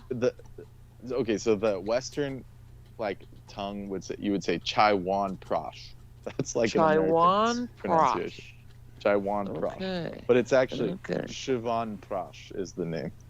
Siobhan. Because Rishi Shivan Prash. Shivan is the being that developed it in order to regain his vitality and his youth, because he was supposed to marry this maiden that he had. So he called Yeah. upon the celestial physicians that live in the Yes. sun. They're called the Ashvini Kumaras. They're the sons of the sun, literally the beings that are the sons of Apollo. And they developed this formula because they have knowledge of all the herbs. So they basically said, this is the formula that will restore your youth and your vitality so you can marry this girl, So and it's so- holy Viagra. Yeah. I mean, that's like pretty, Vulgar. yeah. Simplistic. This is like it's not you can't just call it that. It's like Fine. it's a remedy for, invigorating and it's an anti-aging thing. Like it can de-age you quite Wow. literally. So Huh. that's That'd be good. so that's why there's like Indian aunties and stuff that are like 90 and moving bricks on their head and stuff. Yeah. Like the strongest people on earth are Indian village women. Like you could see that just on Yeah. YouTube. Oh yeah, Jesus, the shit Yeah. that they. What is your input on this? Let me see if I can do a screen share here for Brendan. and I'm going to press the share button, and here we are. So, what's your opinion on this, Brendan? Manga quake prophecy scares tourists. Holiday bookings to Japan from key Asian markets have plunged ahead of the busy summer season, Bloomberg reports. The cause? Rumors of an impending earthquake prophesied in a manga graphic novel. You know about this already? Yeah. This has been going on for a couple months. Okay. This is just a clever way of Japan trying to discourage tourists without being rude. I see. Oh, incredible! Like one of the particularly American ones. No, mostly Asians. Or in general. Americans wouldn't care. They'd be like, Asian tourists. Okay. I don't believe in that. You know, those Ching Chong comics and shit. Yeah, like, you think they care? No, it's mainly to discourage people from the mainland, like, coming over, because there's so many. Like, they have. I think American tourists are very small in the Japanese market. Believe it or not, it's only like weebs and stuff. Like, yeah. True. Like I think the American tourist is something like 5 to 7 million, whereas the mainland Chinese and Korean tourists are like in something like 20, 30 million. Yeah. So they can't handle that many. And they all want to come because they can afford it. The culture, like the Chinese are not very polite and stuff, so they can't handle that. Right. So they're trying to discourage those people from coming in as much. Interesting. They had some like influencer release this kind of superstition to like because like you could pick any manga and say something could happen to Japan. Like, true. Oh yeah, they're all about apocalypse in Japan. Japan apocalypse. You go to any of them, like Tokyo Ghoul, or the last famous one was Jujutsu Kaisen. Yeah. It was like the Shibuya incident where all of Shibuya got blown up because they were having a battle, and it's like you can just pick anything off the shelf and say, don't come to Japan because of this. You might get all of Japan. Don't go to Shibuya. Instead, it did the opposite. Like it actually, more people went to Shibuya because they saw it in the anime. And they were like, "We love it. This is where he died." And they were like putting roses to Gojo and shit. Like, the character that got murdered. Yeah.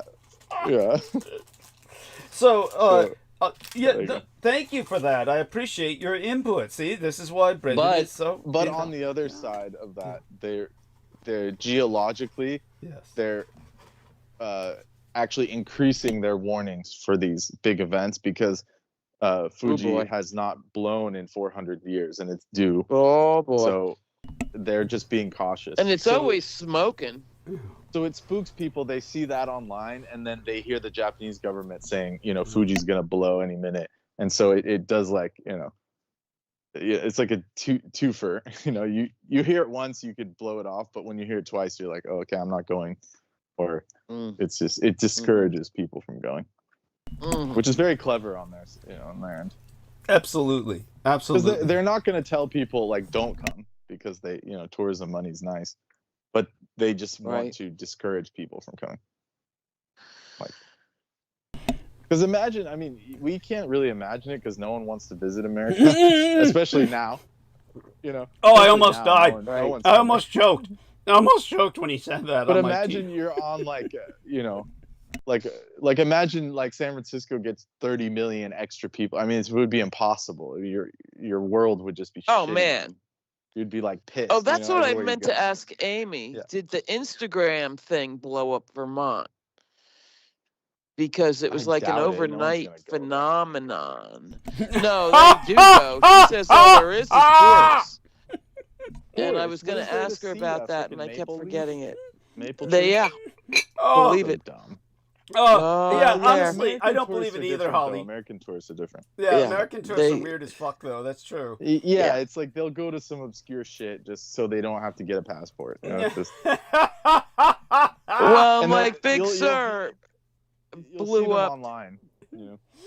Oh yeah, because they're van life and shit, and they got sponsors. They got to earn. Oh yeah, Ibiza or Malta. It's like you've never even been there.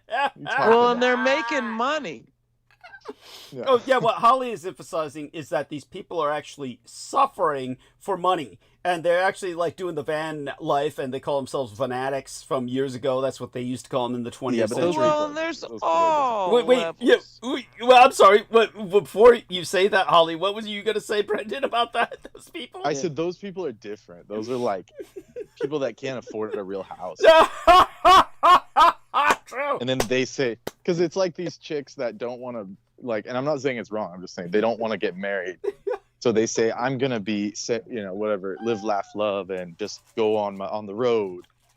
And that's their way of coping with not being able to afford a house.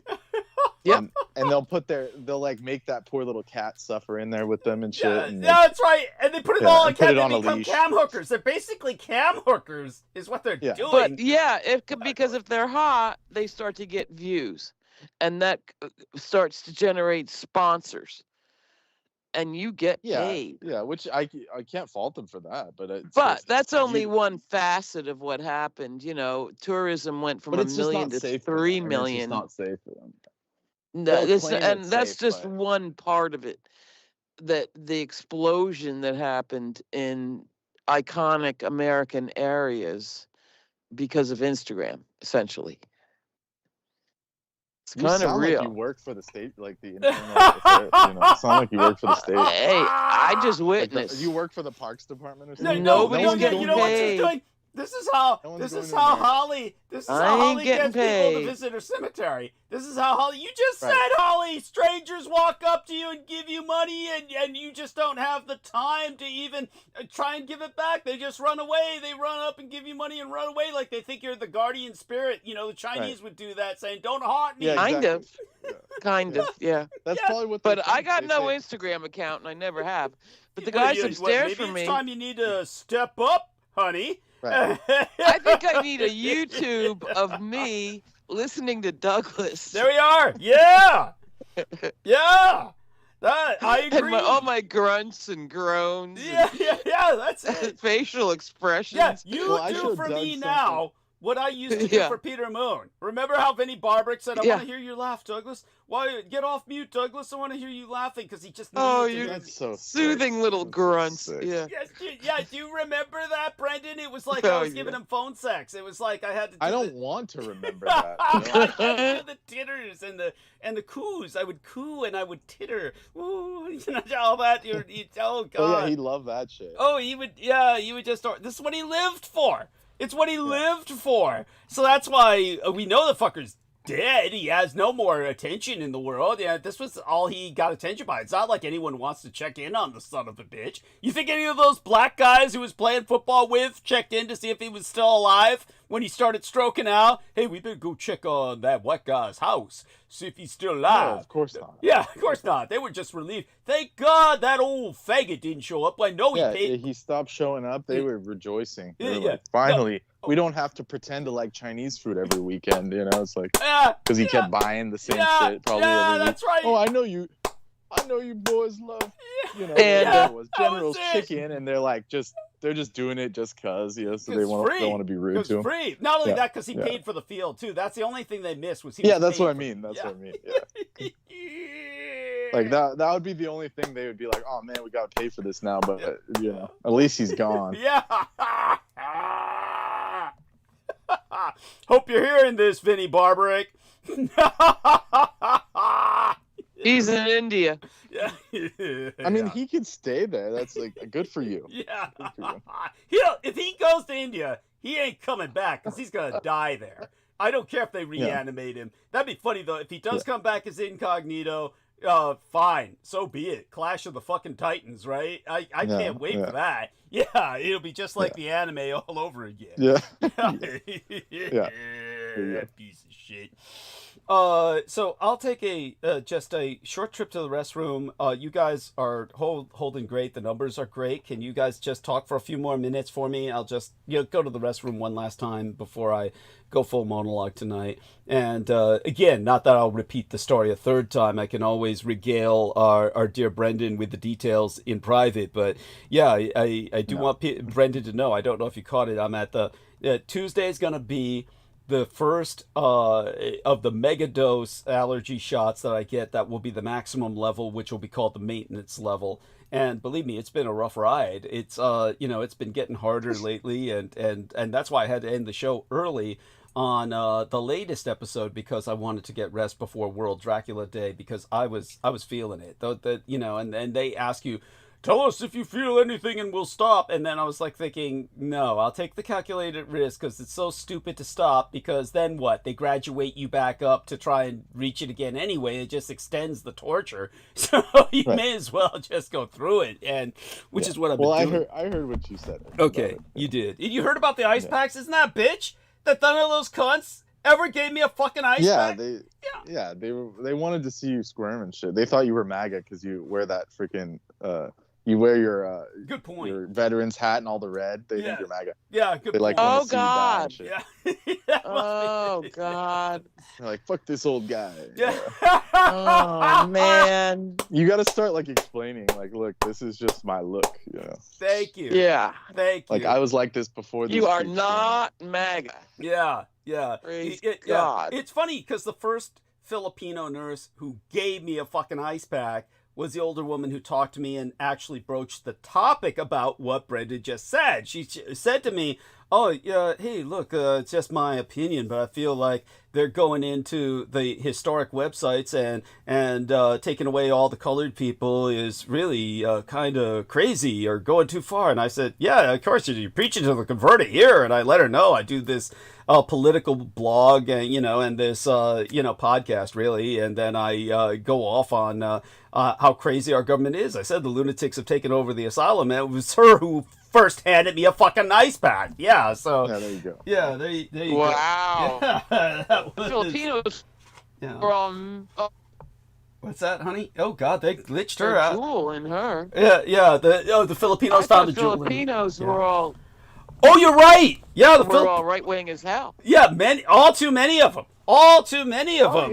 Yeah. It's. Oh God. Yeah, that was even Daniel Arola said if his dad were alive, his dad would have been full blown MAGA. And right. And it turned out, of course, Daniel Arola himself was. They all are until they start getting depoted and shit. Yeah.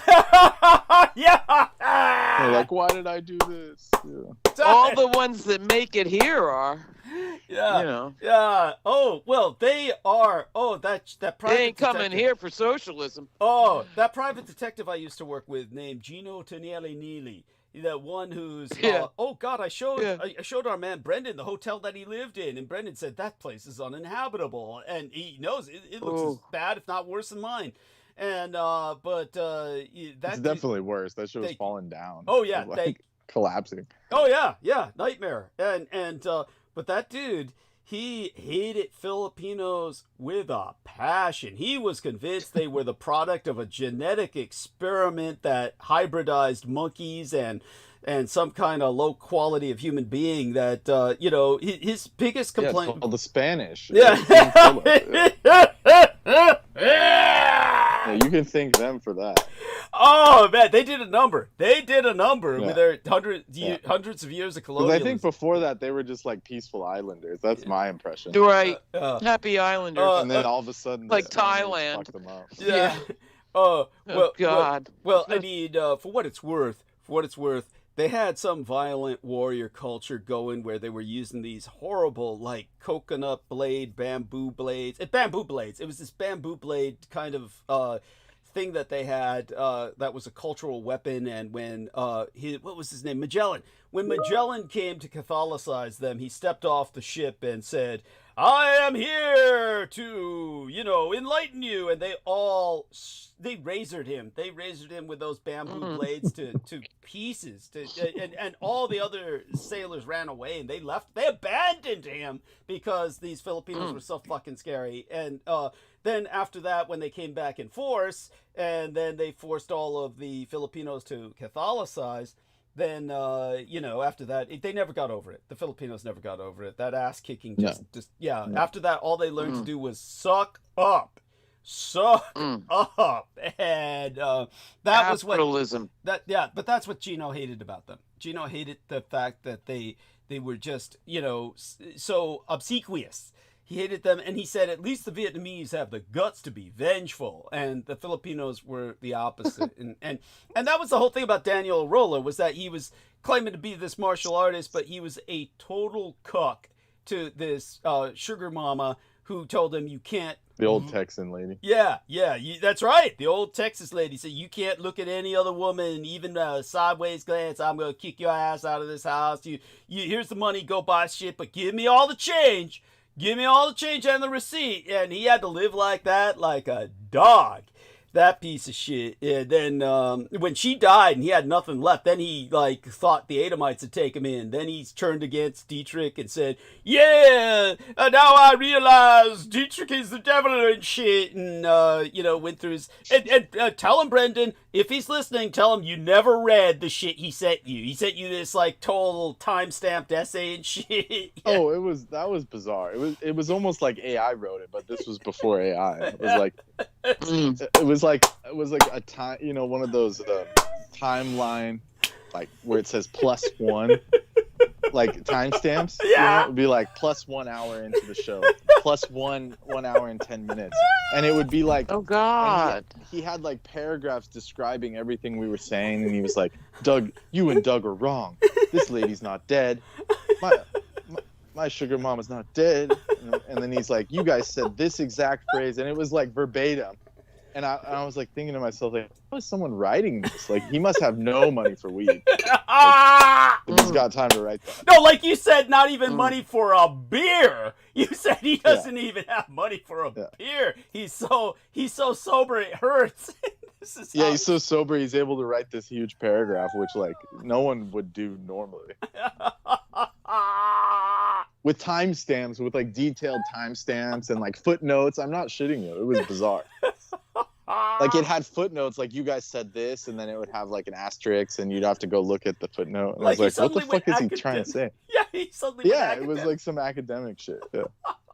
That's the you guys are wrong because of this. That's how they all talk. That's how they all talk. Whether all the gang stalkers. All the gang stalkers, they all talk like that. Exact same manner. They all enter this indoctrination program and they begin to speak, trying to sound and the thing is, it doesn't serve their purpose because nobody wants to sit there and read it. But that's part of their insanity. It's part of that they've gone off the edge when they do that. That's when they've gone off the edge. It's at that point, they're irredeemable. The only person who didn't do that, shockingly, Ian West, shockingly, did not do that. Or Trampus Nicholson. In all fairness, Trampus Nicholson and Ian West didn't even have that capacity to go to that depth of it. Well, they were that was when they were scraping the barrel. And yeah. Shit. The dregs at the bottom of the wine barrel. That was them. Yes. Yeah. Delightful. Oh, yeah, so true. Oh. Because Trampus was supposed to be they bred him to be the honeypot of the gay honeypot out of San Francisco, and it just failed. It just totally failed. And now, in all fairness, he could survive any poisoning and then poison the victim. Right? That's right. That was the idea. That was his. That was his version of MK Ultra. That was his program. That was his sole purpose for existence. By the way, George and I has joined us, and I do welcome you, George. Yes. How long are we gifted with your presence tonight? Hello, good evening, Douglas. Thank you for having me on. I think I've got a good hour with you this evening. Thank you so much. Okay, so what I'll do is I'll just take a short break now while you talk with Holly and Brendan. Heather Holman had to go mute because it sounds like he needs to power up. Yeah. Let him get his coffee. You sound exhausted. Are you okay? Are you awake yet? You just woke up? George? Oh, is it me, Douglas, you're asking? Yeah, because you sound tired. Yeah. You sound tired. Yeah, I was gonna ask, how's my audio? Because I'm coming through the other appliance, you see. I'm coming through a different speaker, so I just wanted to check how's my audio. I woke up about an hour ago, actually. Okay. Yes. Oh, it is early in the morning. Okay, the audio sounds a little odd. I don't know how to technically describe it. It's a little fuzzy, but yeah. Hello. I will change it. Bear with me. Okay, yeah, take your time, just a little fuzz. Yeah, and kind of soothing. Yeah, I don't know about that. No, we need it to be crystal clear, honey. We need it to be crystal clear. Fine. Yeah, so Heather's charging her phone, so she's Yeah, it's what it sounds like. It sounds like you know, on the other side of a casket, like someone Yeah, talking to yeah, the it casket. does. So that's why Holly likes it. Yeah, it's true. Or- It's true. I could see that. Under a tunnel. What was that, Holly? He's a troll in a tunnel. A troll in a tunnel. A troll in a tunnel. That's cute. That's cute. That was so I'm gonna wait till he comes back. There he is. Let's try it again, George. How are you? Douglas. Yeah, how's my audio now, Douglas? It's a bit more clear, but we need it to be louder. Make certain to get to close to the right. microphone. Got ya. Okay. Yes. I'm coming through the phone now. I'm coming through the phone. Thank you. Okay, put it right next to your mouth. It's like Holly has to keep it right underneath her lower lip to make it work. Yeah. There we man. are. Okay, so Yes. there we are. So yes, you. there we are. Whatever you're doing now, keep doing that. In other Keep words, doing that. yeah, keep it under your lower lip. So I do want to ask a favor of you, George. Just talk with Brenda and Yes. Holly while I take Yeah, a short of break course. for only a few minutes. I'll be right back, and then what we're No, going to do. look forward to it. Yeah, Yes. and when we come back, I do want you to be able to express. And in fact, you can start, but just talk to Brendan and Holly first. And but when we come Yes. back, we're going to talk a you. little bit about the throne speech. King Charles came to Canada to reaffirm Canada's sovereignty because that means Britain is taking Oh, yeah. the threat of Trump's threats of invasion very seriously. So Goddamn right. yeah, and Mhm. and I will point out as well that what was said in I'm just trying to remind myself, so when I come back, Thank you you. can remind me. Want to remind myself to discuss with you that 10 years ago, 9 years ago really, but effectively a decade ago, both Iceland and Norway were talking about leaving the European Economic Zone, essentially. That's different from European Union. Britain was just starting Brexit about 10 years ago. It's hard to believe. Yes. Yeah, Mhm. it feels like Mhm. yesterday. But Britain was 10 years ago when they started discussing Brexit and leaving European Union. Iceland and Norway were talking about rearranging their economies to England because Iceland, of course, does the majority of all its trade with England in terms of services and products. So I do want people to know that this would be enormous because this is right now coming to fruition with America's threats against Greenland. And with America's threats Yes. against Greenland, Iceland and Norway need to actually become like a power with England that is separate from Europe, but united with Europe in an alliance. But they're able to form a different market, which would essentially dominate what the Allies used to call during the Cold War the Gaiuk Gap, or Greenland, Iceland, United Kingdom Gap, which they used to patrol to block the Soviet submarines from entering the Atlantic. Now the Americans are trying to declare that their new frontier in terms of surveillance is Greenland, and the Pentagon has moved their command of their surveillance for enemies from what was called a EURCOM, or a European command system where they cooperated with Europe, and they're moving it to NORCOM, to the North American Command. So they're saying that Greenland is their fucking front line. This is the Pentagon saying this. Mhm. So that means that I heard that. so they're counting on the Europeans and the British to be essentially the enemy now. They are actually factoring them in as the enemy. So all of this is profoundly important. I do want to Yes. explore the geopolitics of that. And all of this is part of, as I said, England needing to become a third greater British Empire. It first needs to certainly integrate into its own economic community, Norway and Iceland. And that's their bridge to, of course, again, Russia as their future Raj once Russia yes. collapses, which it will inevitably. And Yes. and this is why I'll probably within days. They'll take Russia. Fascinating.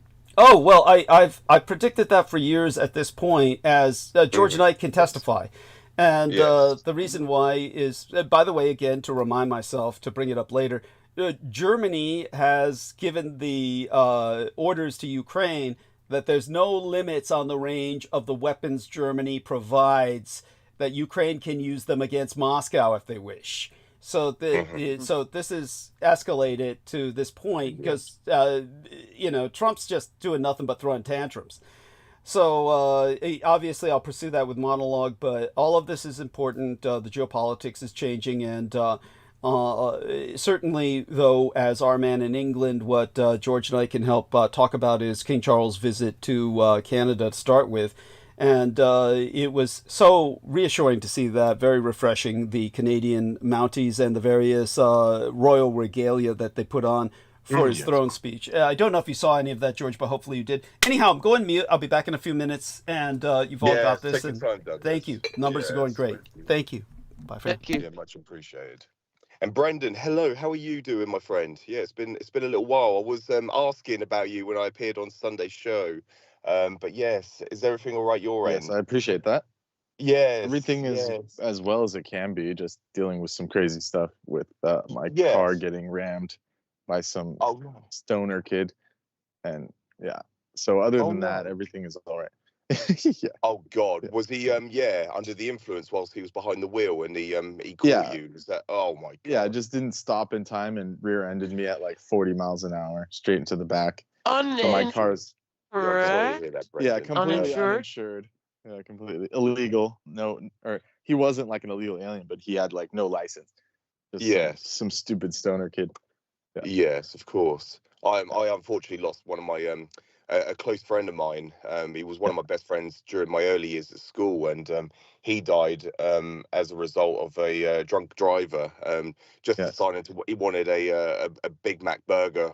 After being intoxicated, he decided to drive to McDonald's, and he took my friend's life by ramming into him on the road. So that's terrible. I'm just relieved that you're all right, Brendan. As in, like, I appreciate you're still here. Did you go unscathed with any injuries or anything? Did you sustain anything? My hand had to be x-rayed and stuff. Like I had some injuries, and I'm dealing with like the acupuncturist and various other physios. With my back. So So I'm taking the guy wasn't insured or anything, so you can't even claim any compensation or anything for any like whiplash or anything like that. Unfortunately, oh God, unfortunately not. Like I have my own coverage through my insurance, but they're being really stingy with it, and it's just it's just creating a headache. You know, it'd be easier if he had insurance, and then they'll just claim it off theirs. Yeah, off his. Exactly. Yeah, I'm so sorry. So it'll be a legal battle you'll be fighting. Yeah. Yep. And you can't sue this guy because there's nothing to get. So there's no lawyer that would take it. Right. So it's just a headache. It's horrible. Yeah, I'm so sorry, Brendan. Yes. Yeah. And then also America, like the Is corporations. it true you so can't get the parts to fix your car? Say that again? Is that true? That you can't get the parts to fix your car? From the tanker ships? It's taken 20, 30 days. It's almost been 30 days, and my car just went into the shop because I was waiting for the part to show up from Japan. And it just took like a month, basically. So it's just a headache. It's just a total headache. Crazy time. Yeah. And this is all, this is the, this is the great America return. Yes. Yes. I did question it because I haven't been on for a little while, Brendan, since they transitioned from Skype over to Teams. I was able to I was able to claim my old account, so that's what I'm using. I created years ago, so I was able to log in and recover my old account. So I'm able to join now. But and I did ask Aristides because you wasn't on the show, which was very unusual, and I just said, well, is Brendan all right? And he didn't, obviously, he just gave me just the situation, but I didn't know the details. So that's what I thought I'd ask. Yeah, there was many factors, and I was like, I wasn't, in the immediate area to deal with it, and then on top of that, this accident. And one second to the next. Yeah. I mean, everything happens in a second, right? Yeah, you're going along, and then boom, fucking work. Yeah, and some idiot. And then the first thing he says is, "I don't have insurance," and it's just like, what the fuck? Oh, yeah. He's lucky I was so nice. Like normal people would have just beat him up. Yes. Really.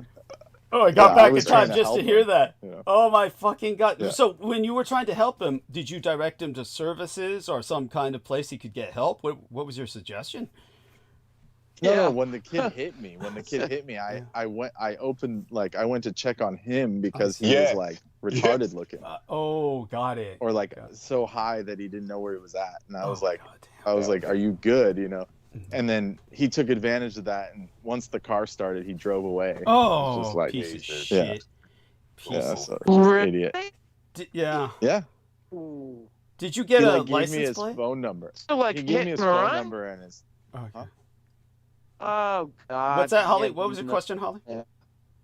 Holly?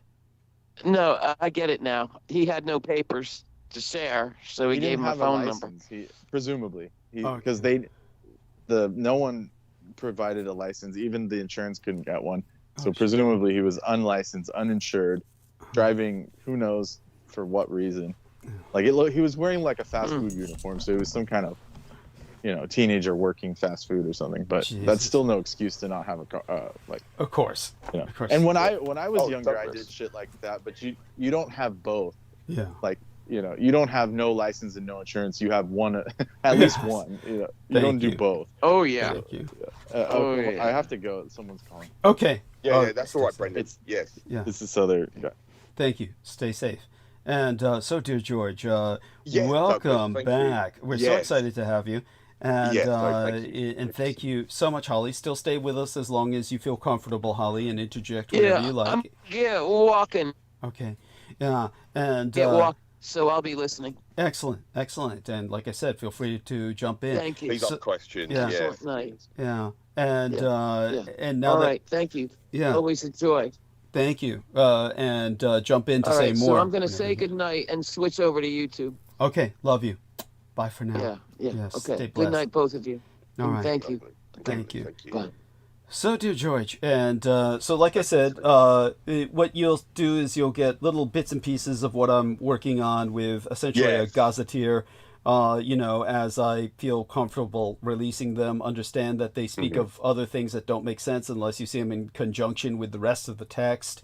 So if you have any questions, feel free to ask, but, I'll release. Speaking of developmentally disabled people, Yeah. this dude locked his keys in a room. I have to go bail him out. So Oh, man. Oh, right. Yeah. like, Shit. can't even do basics. I mean, like, It's like it's it's so horrifying. frustrating. It's so frustrating. You're a babysitter.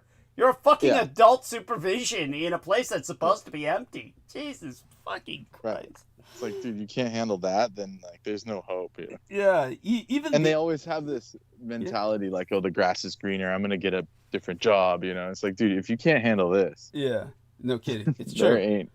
Yeah. You're not gonna make it anywhere. It's true. It's true. Yeah. The jobs just get worse, really. So, in some ways. Well, but- especially if you can't function, they're not going to tolerate that. yeah. Of course not. Of course not. No. Well, At least here, none of the big wigs see it. Like, That's right. That's right. The guys on your team, by force of circumstance, they're lucky to be where they're at, and it's not going to get any better. They better learn to enjoy it. Yeah, it's Yeah. you're Well- different. Yeah, but they're yeah, not. exactly. Yeah, they're not those poor bastards. But they seem to like get this shit, George. The one guy he's working with, who's literally developmentally disabled, knows enough to go to shroom churches where he can legally get his mushroom drugs and come to work higher than a fucking kite. Yeah. And then lose his temper at people and just go off. Yeah. Like, Oh, he Just- he'd lose his job, except they can't afford because they know who's going to replace him. It's like, who's going to do this? there's no one. Yeah, hey, otherwise he'd have lost his job by now. But, Exactly. So yeah, that's what we have to deal with here in the States. It's just insanity. Oh God. At least Yeah. at least in England, the crazies just get put on the dole. And they can just, It's true. you don't have to deal with them at a shop. Like Oh, at least yeah. that was my experience over there. Yes. Like there's not as many crazies working over there. Over here, it's everyone's working. That's insane. Yes. Yeah, it's true. And George, have you had a chance to give us an opinion on all these Americans who want to move into England now? I mean, Brendan too. Oh. I mean, both of you. Tell us about this. Oh, I mean that's another like propaganda. Oh, is it? Like it's just it was saying those are the people that applied for citizenship. So Oh. that's just like people marrying in and stuff. Okay. Like, Interesting. I don't think it was for work visas. That's not what it Okay. said, unless I read it wrong. Ah, interesting. Okay. And your own. Yeah, and Yeah. Sorry, No. Brendan. I was, and sorry, Douglas, to interject. I was actually going to, going off the bat of what you said earlier, Brendan, about people's normal reactions. Now, how you reacted to that collision with that individual that rammed into you, you reacted the same way possibly I would react. I would have checked on him to see if he was okay. If I was unscathed, I would have checked on him. But going off the, when you mentioned about people's reactions to it, I just wanted to bring up something that that was brought to my attention about the rise in violence against road workers in the UK. There is a massive incline, a massive rise in violent cases of road workers conducting highway maintenance on roads, either maintenance digs or they're doing some form of road works. And then because of the disruption in traffic, where people can't get to the destination, there's a rise in cases where, and I think I'm looking at the stats of it, and it's 360 incidents a week in the UK. God! Yeah, that's weekly. Against traffic workers, road traffic workers working on the side of the roads where people can't get to their destinations. And there's a massive rise in that just because of disruption, just because they have to pull up to a traffic lights, and then wait for their turn to go. And because of that disruption, they are blaming it on the road workers simply doing their job.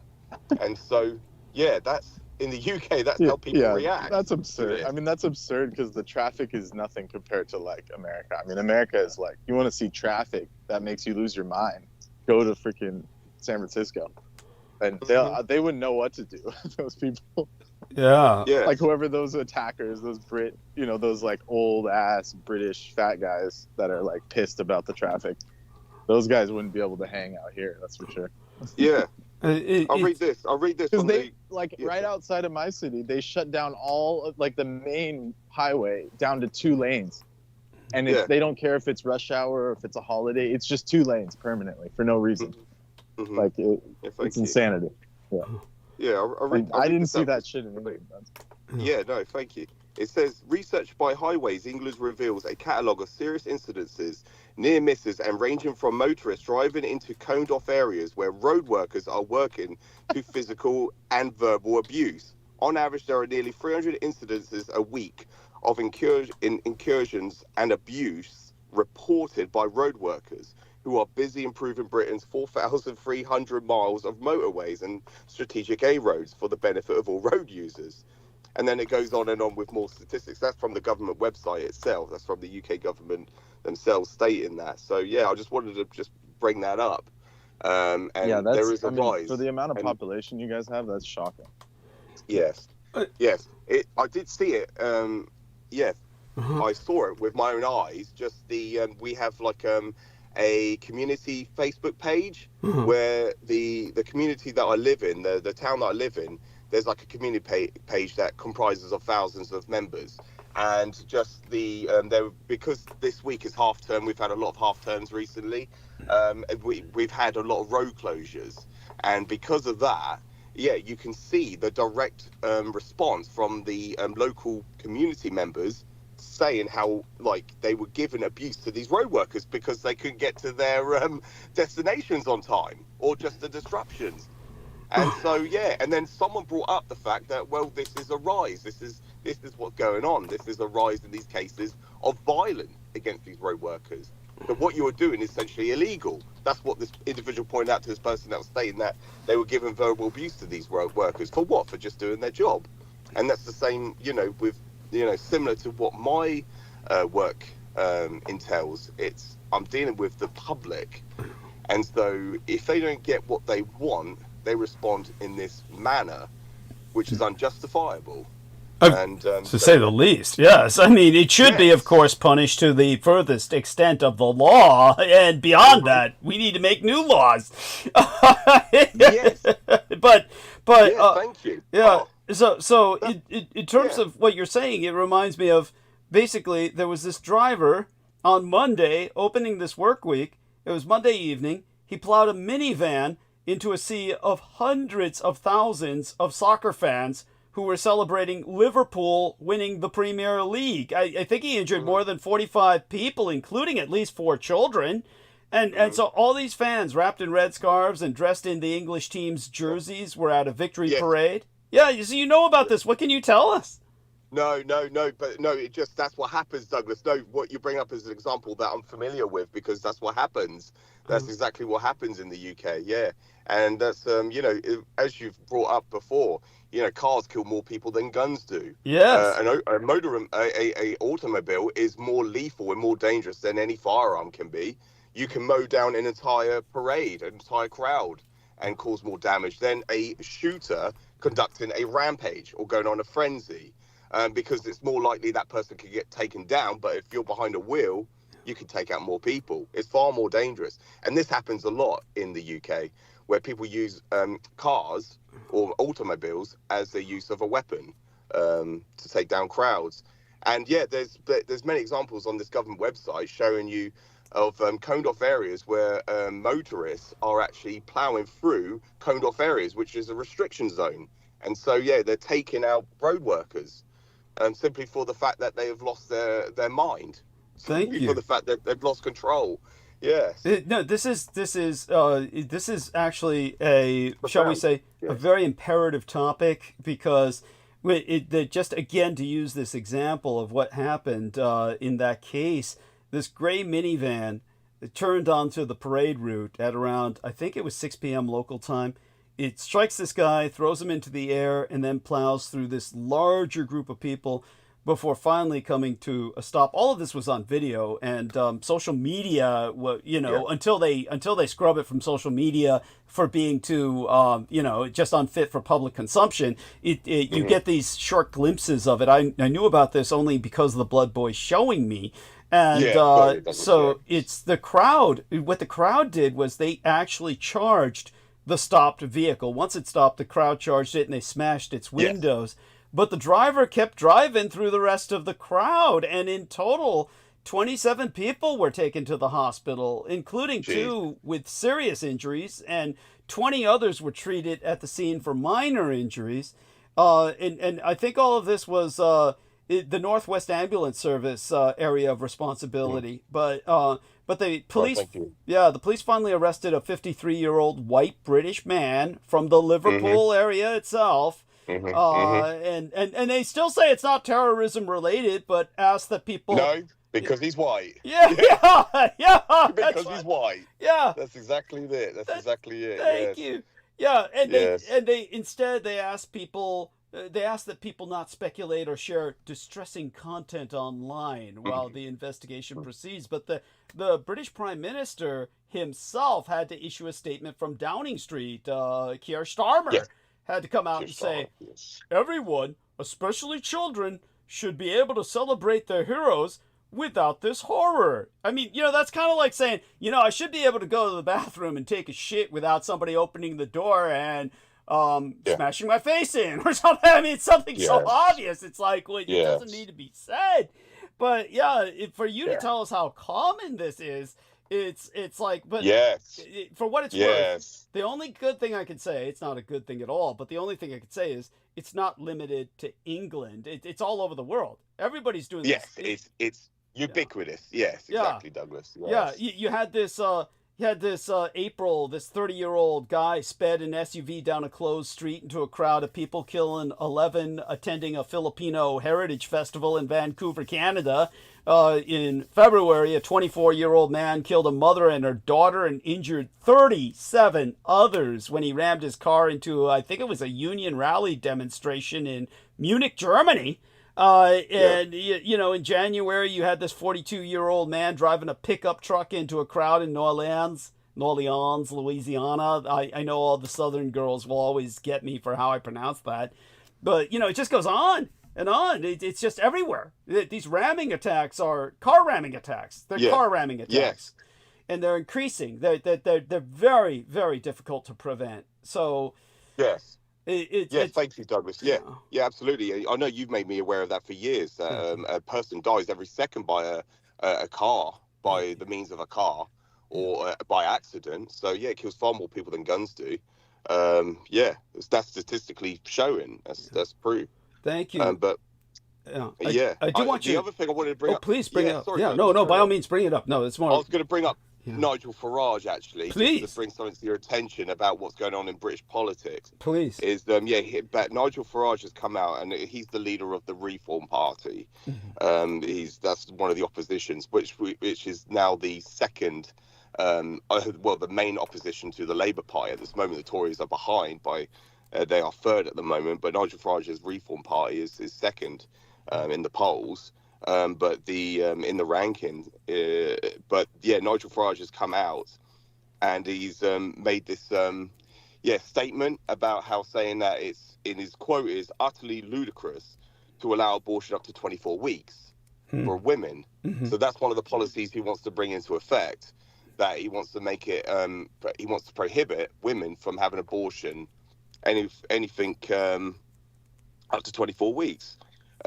Which, you know, obviously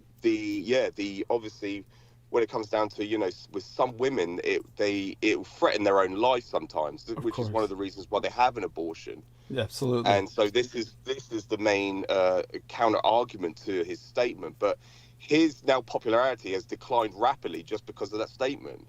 And I just wanted to bring that up to people. You know, just bring it to your attention that that's the latest, because somebody yesterday told me about that. And so it's been, if you look at the news articles, it's within the last 24 hours, talking about Nigel Farage's statement. And I could probably go into that, but I've got some headlines just popping up on my screen now, I can read out, but I just wanted to bring that to your attention. So he sabotaged himself. Yes, pretty much. Yeah, he's compromised his status.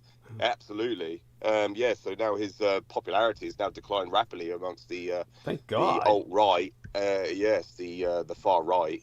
So in the UK, that's and he's very popular amongst that group of people. Of course, who are very. They're insane. Yes, yes, absolutely. We could go on about that for hours, Douglas, talking about Nigel. But I just wanted to bring that. That was something that was occurring. You know, that's currently going on in British politics. That I could just bring up. That's good news, at least. Good news that he's fucking himself over. And, yes, absolutely. Yes. But do continue. I'm so glad you're bringing all of this up. Oh. Yes, and the other thing, Douglas, I wasn't even aware that Charles visited the Canadian, Canada at all. I didn't even, the Dominion of the English. I didn't even know that he attended it. So I do appreciate you bringing that to my attention, because I do go days without actually jumping online and see what's going on. Geopolitically. So thank you for bringing that up. So I don't have any input on that, I'm afraid. Nothing to contribute. For what it's worth, you can check into it Prince. Makes sense. Yeah. Yes. You can also check into Prince Harry's in communist China for some reason. I think it has to do with the fact that he realizes he's got to take up his responsibilities, and he's trying to tell everyone that I think it's climate change or the environment he's saying is a business catastrophe, to try and convince the communist Chinese to tone back on the over-industrialization or something of that nature. But you can find out more for me. So the royal family is very active. So that's good. That's good. They're active on their duties. Yes. Yeah, no, absolutely, Douglas. But yes.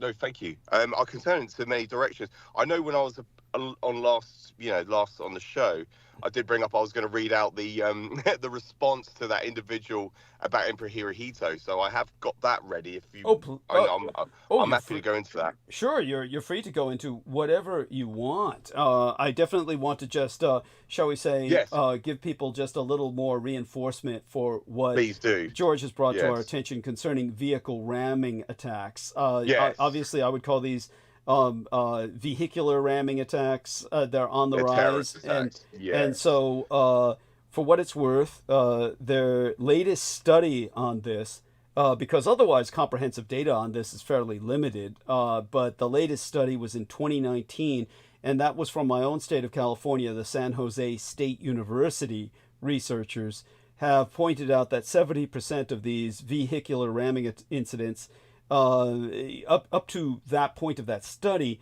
had happened in the last 5 years.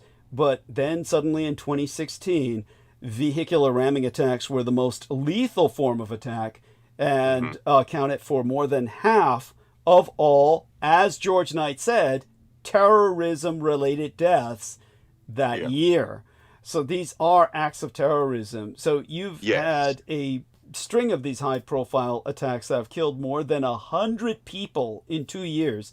The deadliest of which happened on Bastille Day, as Americans call it, the French Freedom Day, their day of their version of the 4th of July, July 14th, when you had this man drive a rented truck through, I think it was a seaside promenade, killing 86 people. But in the past 6 months alone, there have been 15 vehicular ramming attacks worldwide. Not counting the latest in Liverpool, killing 71 people, mind you.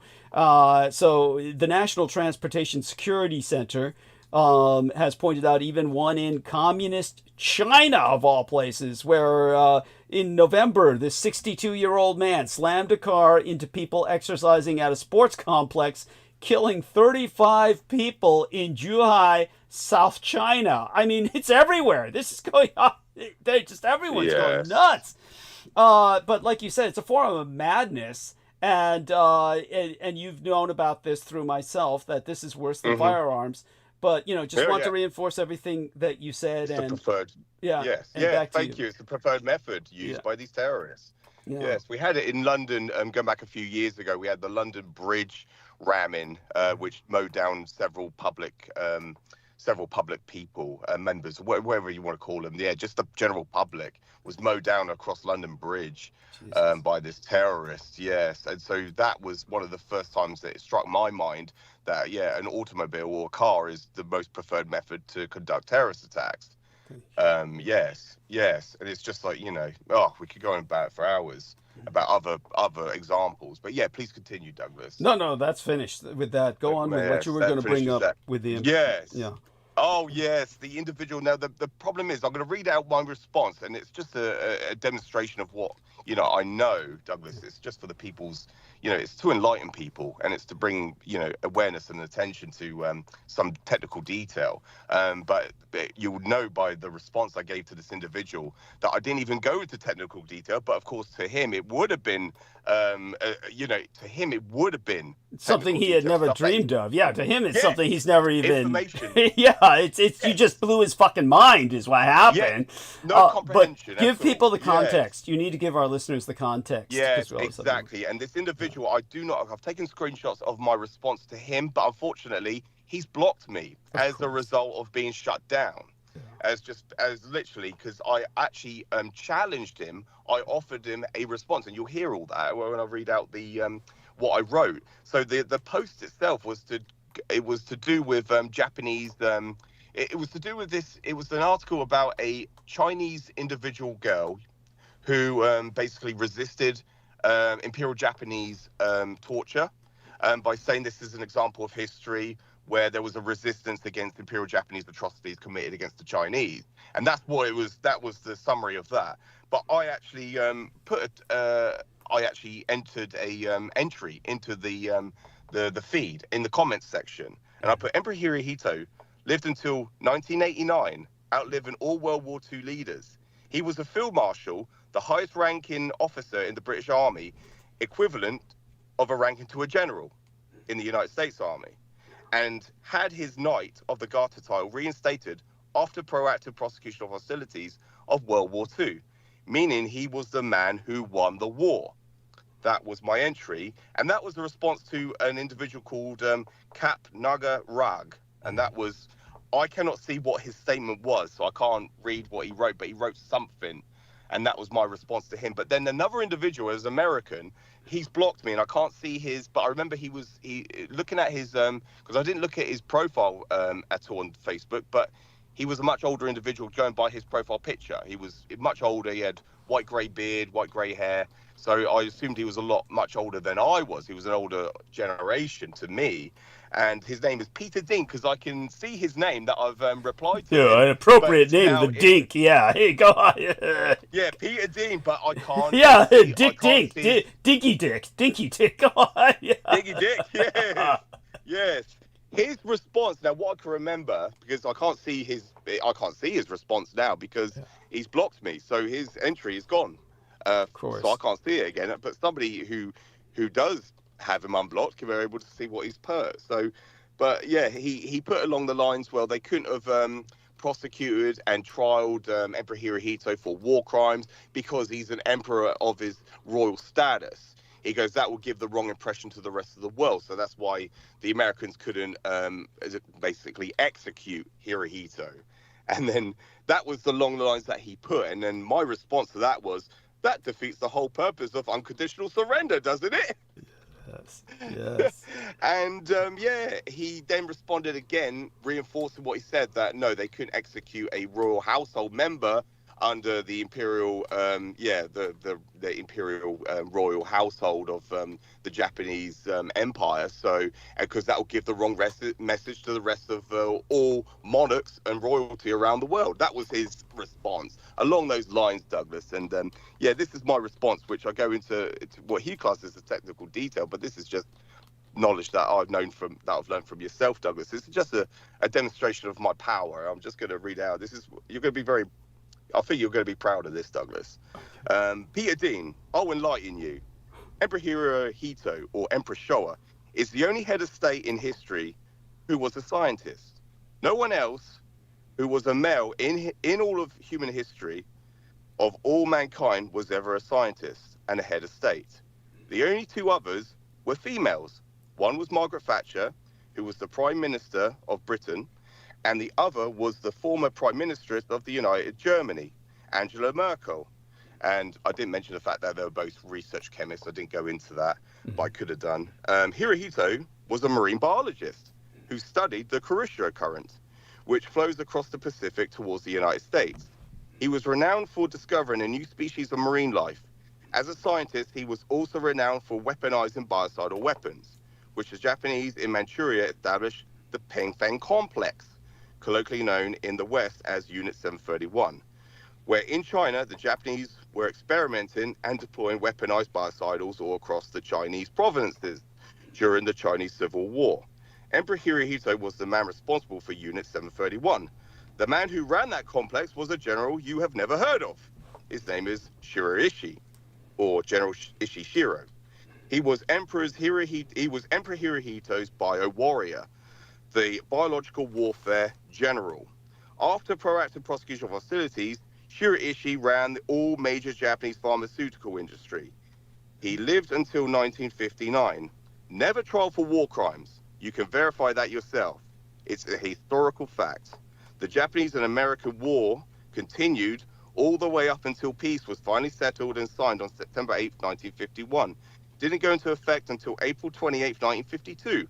Why? Because on April 28, 1952, because that's the eve date of Emperor Hirohito's birthday, he demanded the American and Japanese war will come to an official end because of his birthday so he can have peace. Before his birthday so he can have peace, I should have said. That was Emperor Hirohito's demand, not the United States. That's why in Japan they celebrate their Golden Week preceding Showa Day on April 29th, which is Hirohito's birthday. So no, you are completely wrong in all your statements about Hirohito, because not only did he face not a single charge of war crimes, neither did his general, Shiroishi, because Japan never lost the war. End of story. And I said, I'm looking forward to your response, and I'm more than happy to enlighten you even further. And so, yeah, that was when I got flopped. Of course. Of course. Love that, Douglas. Yes. Mate, I didn't even go into technical detail. He also, that was the other thing he brought up, which I can't see. So I've just reminded myself. He mentioned the fact that Hirohito was worshipped as a god. I didn't even go into that. If I went into that would have destroyed his paradigm even more, because, yeah, Hirohito essentially ascended into apotheosis status to the people. And I could have, and with most general people, Douglas, with their general impressions of the world, with their cosmology, the majority of people in the UK are atheistic. They do not believe in God or a divinity. But when I bring up the fact that Hirohito was worshipped as a living god on Earth, people don't understand that. And I could have gone into that because I mentioned about the fact that he was working with biocidal weapons. He was able to create life, which is the ascension to apotheosis, which is one of the reasons for ascension to apotheosis. A man that was working with, biology on the molecular level, he was able to create living organisms, living life, which he was using as weapons. Yes. So he was able to change the face of the earth, change the face Absolutely. of reality, and the environment around him, simply by doing what he did, which was acting as a god on earth. But yeah, sorry, Douglas. Yeah, please respond. I could have gone into that. That was my next response. That was where I was going to go to next. Of course. But yes.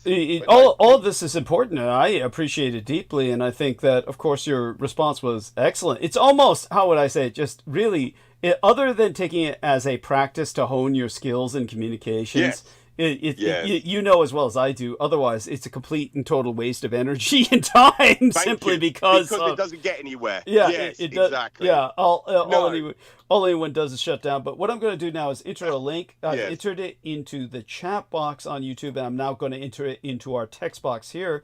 And so if you take a look at this link right here, this can tell you something that would simply have confused him further. These are obviously extraordinarily complicated subjects, but in order to point out to this individual that royalty doesn't mean jack shit to the Americans overthrew their monarch. So they fought an illegal war as terrorists, as traitors against the crown. They don't care about royalty. They're on the equivalent level of the French who overthrew their ancient regime of the dynasties of Bourbon, the Bourbon dynasty, and they're on the level of the Bolsheviks and the Soviets who overthrew their czar and executed him even after he abdicated. In fact, the Americans went so far as to propagandize against King George of England, who said thus far and no farther.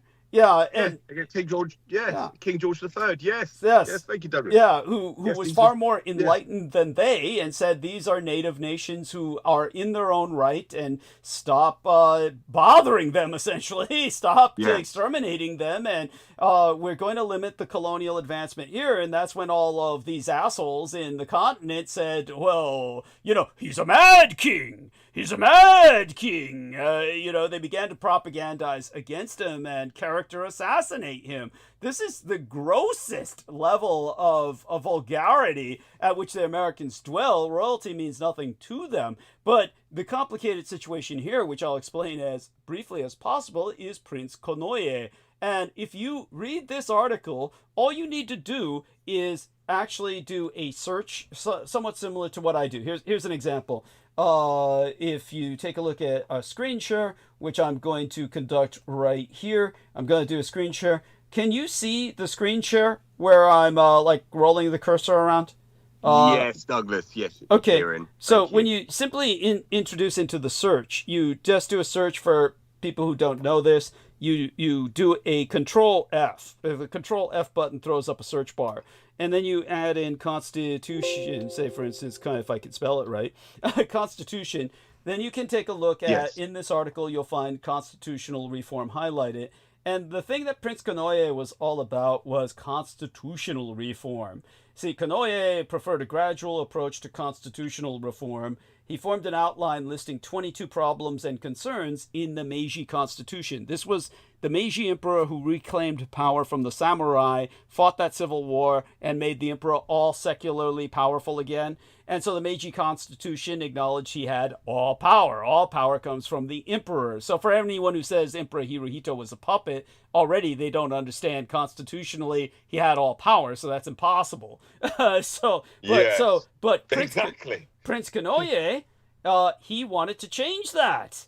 Konoye believed that the emperor should remain the superintendent of sovereignty, only that it must depend on the support of the people. Put differently, the emperor's authority will remain similar to that of the Meiji Constitution, only the new constitution would prevent the abuse of power. In other words, he felt Emperor Hirohito was taking the power and potentially taking Japan on a course that he felt might be dangerous. In other words, he didn't understand what Hirohito was doing. Because of course he wasn't privy to all that was going on.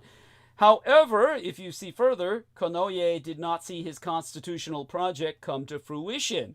By late November, information surrounding his role in the Second Sino-Japanese War came to light. On December 6th of 1945, Konoye was informed of his indictment as a Class A war criminal. 10 days later, at the age of 54, Konoye, we're talking about a prince who is directly related to Hirohito, committed suicide by potassium cyanide to avoid trial. He left a suicide note for his younger brother, which stated, and you can read it in the link I provided, but the point is, Hirohito said, is this fucker's trying to change the Constitution to take away power from me during wartime? He's a traitor. I want him dead. And so when the Americans showed up, he turned over his name to MacArthur and said, hey, this guy committed all these crimes in China. Take him and execute him. And that way, Hirohito's off the hook and MacArthur looks like the bad guy. But Hirohito wants this fucker dead. So when the Americans came for him, he killed himself. And the Americans were left looking at his body. Right here is the photographic evidence of that. So so here's Hirohito. He was willing to turn over one of his own because this fucker was trying to take power from him because the guy didn't understand Hirohito needed all that power centered in himself to win the war. So for somebody to be actively trying to undermine his capacity to do that in wartime, to him is beyond treason. This man needs to die. Nobody in America would understand any of this. They would say, oh, it's because the Americans had all power. It had all power. How would they even know this guy committed war crimes in China? The Americans had no idea of what happened in fucking China. The only thing they would know about was Hirohito turning that information over and saying, hey, better check out this guy. And then when the Americans say, we're coming for you, we've heard you've done evil, and the guy says, fuck that shit, and he kills himself, then, he knew exactly what happened. Oh, fuck, Hirohito, is turning me over because he knows I was going to try and revamp the Constitution during wartime. So this is exactly what we're talking about here. The death of Prince Konoye Fumimaro, and of course family name first. I think, it's a family name first in this case, but he's not directly related to Hirohito, but he's directly related. In other words, the family lineage is so complicated. He's basically related to one of the forerunner emperors. But remember, the Japanese know every once in a while they've got to bring in outsiders to marry in, or they're going to suffer incredibly morbid inbreeding, and they would go the way of the Egyptian pharaohs, and they don't want to go the way of the Egyptian pharaohs. By the time Tutankhamun, for instance, had so many deformities and so many things wrong with him, he probably wasn't even aware that there's a good chance he wasn't even aware that he died. He might have been just so developmentally disabled. We don't know. But he obviously was suffering a lot of physical deformities and probably a lot of mental ones as well. But the Japanese don't want to get to that point, so they bring in outsiders. So every once in a while, you get these kinds of people like Prince Konoye, who are truly related to the emperor, but they're not related necessarily closely enough where, they're going to inherit the throne. But the fact that he wanted to impact Hirohito, all of this is important. Something like this could be brought up, but then, of course, there's always the fact that, like I said, when it comes to just one example which blows away his royal argument, well, that's all shit. The Americans don't give a shit about royalty. They knew they couldn't touch Hirohito because Hirohito said, if you come touch me, I press the button. And the biocidal weapons are launched and the nukes are launched, which means those atomic kamikaze planes that were carried in the Sentoku submarines that were patrolling the Atlantic coast. Exactly. It's a terror. Yes. And all of this could be gone into at length. And you haven't heard the latest rumors from what I said earlier, but you can review the earlier hours of this episode and you'll hear the latest things we're dealing with in terms of Team Dietrich. But other than that, what else should come to my mind when bringing this up? You were talking to him about so many things. The other thing that comes to mind would be, apotheosis. Yes. So the important thing to remember is that Emperor Hirohito was, and it's very important to emphasize this, Emperor Hirohito was very much a scientist himself, and what Emperor Hirohito had wanted for his people was to understand that they had to learn to combat the West using its science, which he had to do. He had to do that as a pioneer before anyone. And Hirohito not only learned to speak the king's English, because he went to England, he learned English he learned English from his samurai instructor, General Nogi. And General Nogi, again, which you could bring up to different people who just don't get it, General Nogi was the man who raised Hirohito, not his parents.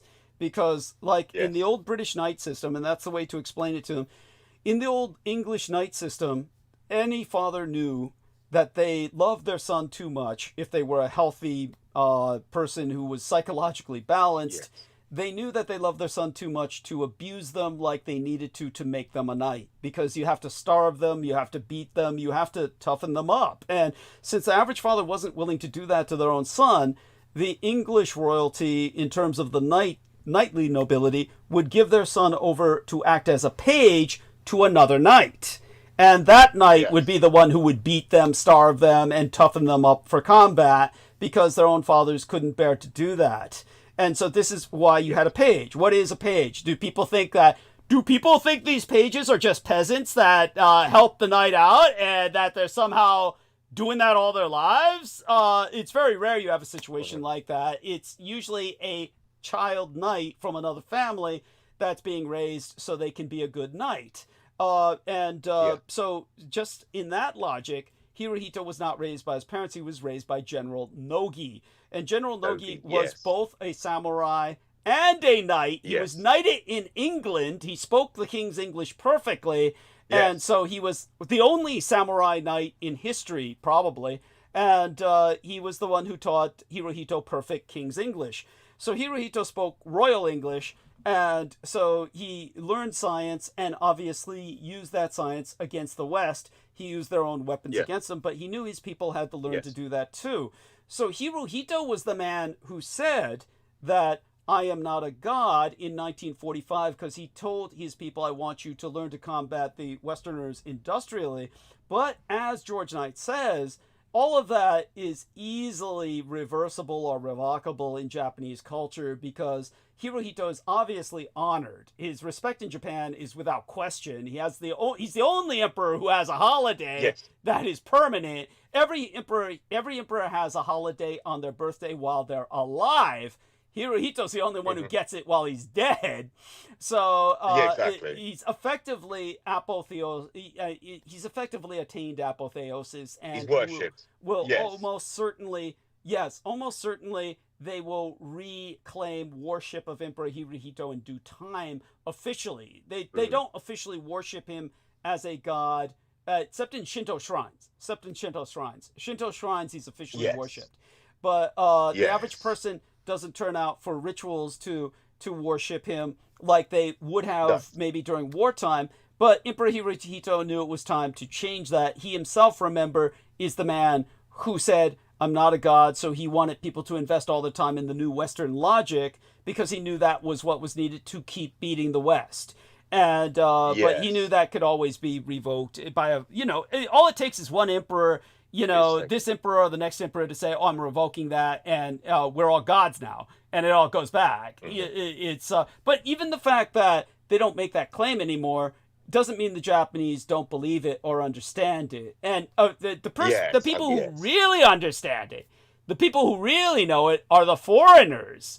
The American occultists were well aware of the divine descent of the Japanese imperial bloodline from the dragon bloodline, meaning of the Hachurui, the serpent people of lore. For those of you who don't know, it was the British academicians who were studying Aryan history in India that found that Buddha himself was declared by the ancient Buddhist text to be descended from the Naga, or the serpent bloodline. So the British themselves were the first people to encounter this occult reality. So all of this is what you might consider it anthropological in nature, but all of this is recognized by the British and the Americans about the Japanese, and of course these bloodlines that go back to the serpent lineage, the dragon lineage, the Nyagas, the different Asian names for what's effectively the same phenomenon. But when it comes to this case, it's another thing that if you bring all this up to your average American without enormous contextualization, they're just going to fold and just say, you know, fuck you, you're crazy, or, you know, they just blank out. It's like, what the fuck? And it's like, they fade out. It's just too alien a situation for them. So it's almost like the best you can do is, you know, write the book, you know, we'll go over it in editing. Obviously I send you what I can, different aspects of what I'm working on, which may not be instantly recognizable as relevant, but you know, they'll have their place eventually. In terms of other things that come to your mind, by all means share them. And of course always throw at people, why doesn't Russia have a VJ day? You know, why don't they have a Victory in the Pacific or a Victory over Japan Day? Did you know they're still legally at war with Japan? Ergo, all their claims about winning the war or bringing the Japanese to, you know, it's all bullshit. So, you know. Exactly. So go on. And here in Britain, there's no national or public holiday commemorating the dates of VE Day. There's no bank holiday. It's only had 2 in history, or 2 or 3, I believe, in recent history, and it's only because it fell on a bank holiday weekend. The dates of the 8th of May. And, you know, the British were celebrating on the 7th. They were celebrating early after hearing the news of Alfred Jodel's surrender of the Wehrmacht, the defense forces in Reims, France.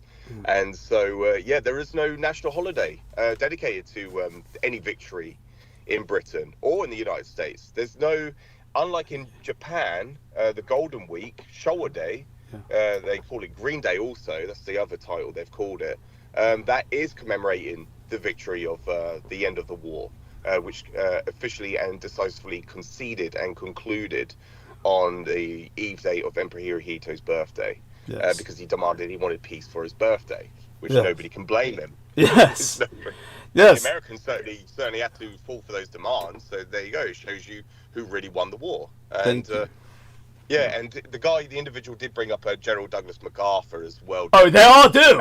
They all do. Go on. And I could have brought up the fact that he was fired during wartime. He was fired during the middle of the war, the American-Japanese War. I could have brought that up as well. And the distribution of all because it was the Japanese that forced the Americans into concessions and pay reparations. And I could have brought the fact that George Cutler Marshall, the only general in all human history to be given the Nobel Peace Prize. He was the only general in all history to be given that because of his redistribution of all those reparations. Billions of United States dollars were distributed to rebuild Europe and Japan. That was bombed. Absolutely. That was bombed in these terrorist attacks. Continue, by all means. And there's so much.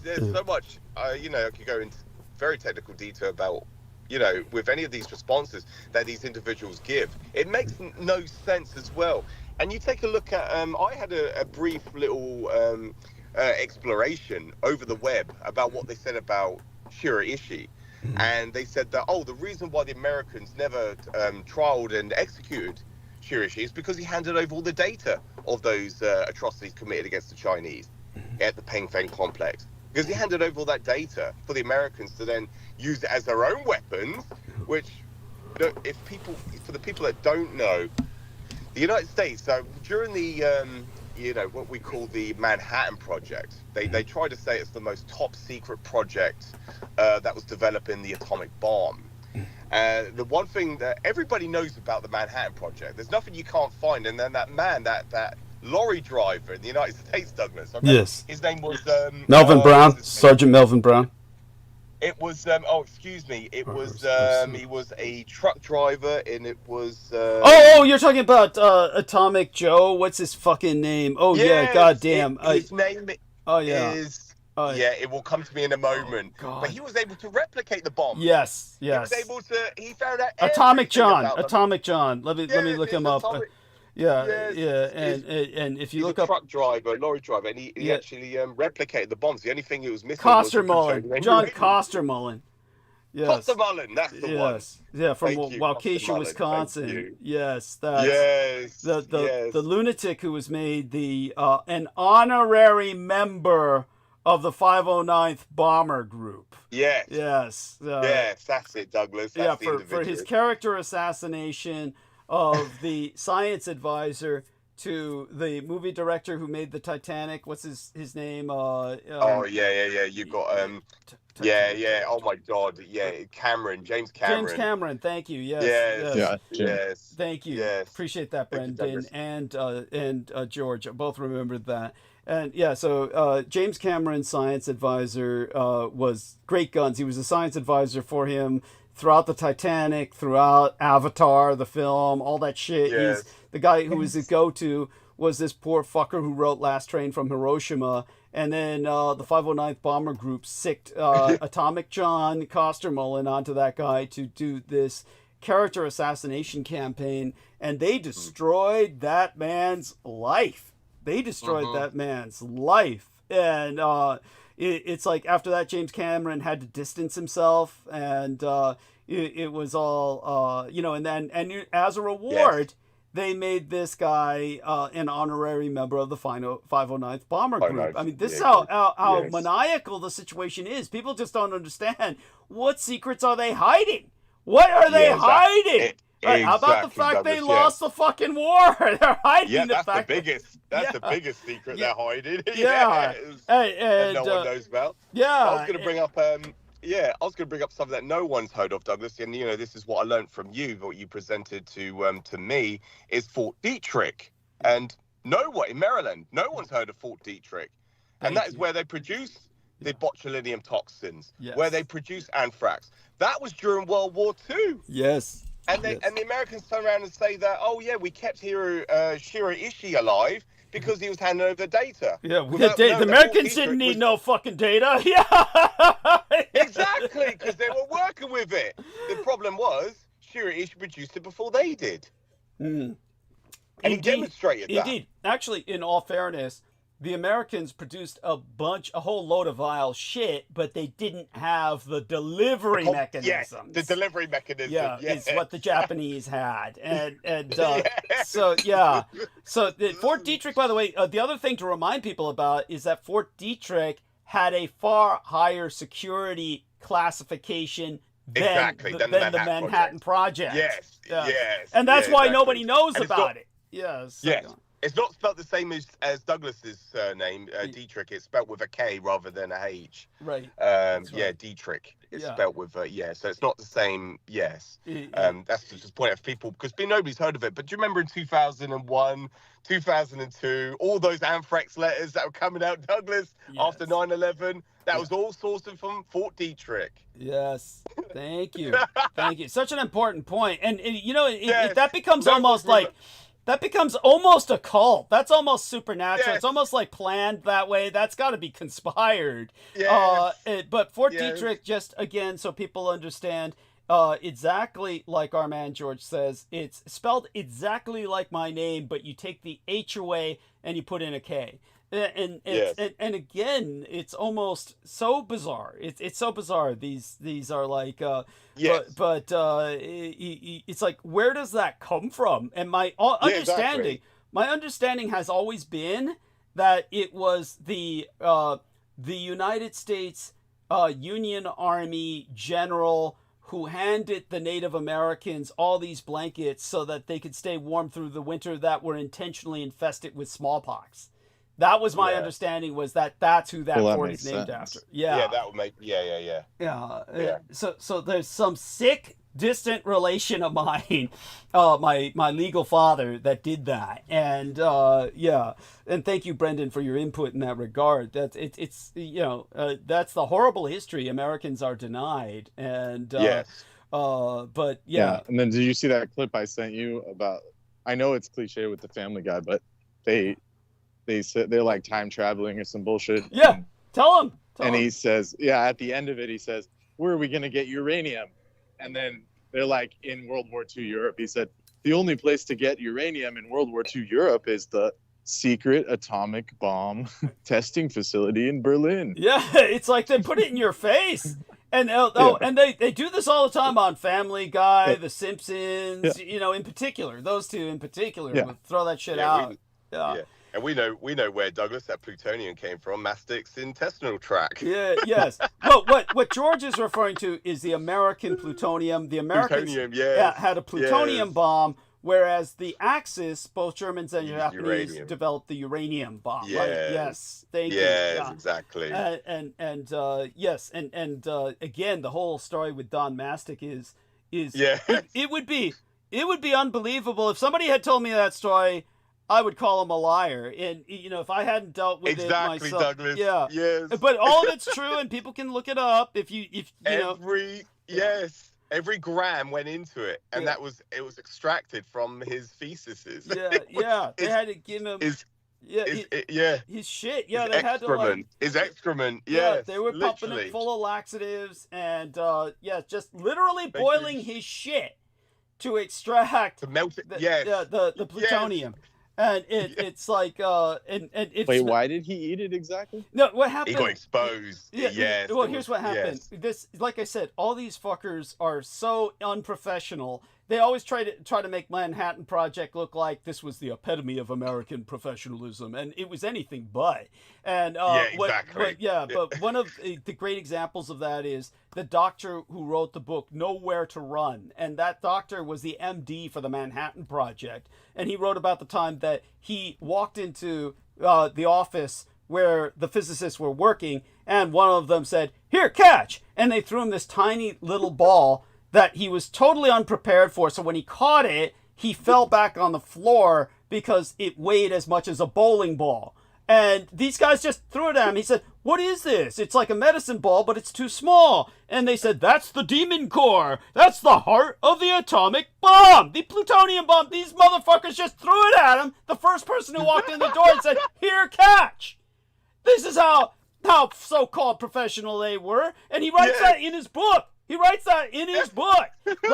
what happened with Don Mastic was Don Mastic had the whole world's known supply of plutonium in a test tube, and he was tap dancing on a table. And so he was tap dancing on a table, drunk out of his mind, and it shattered.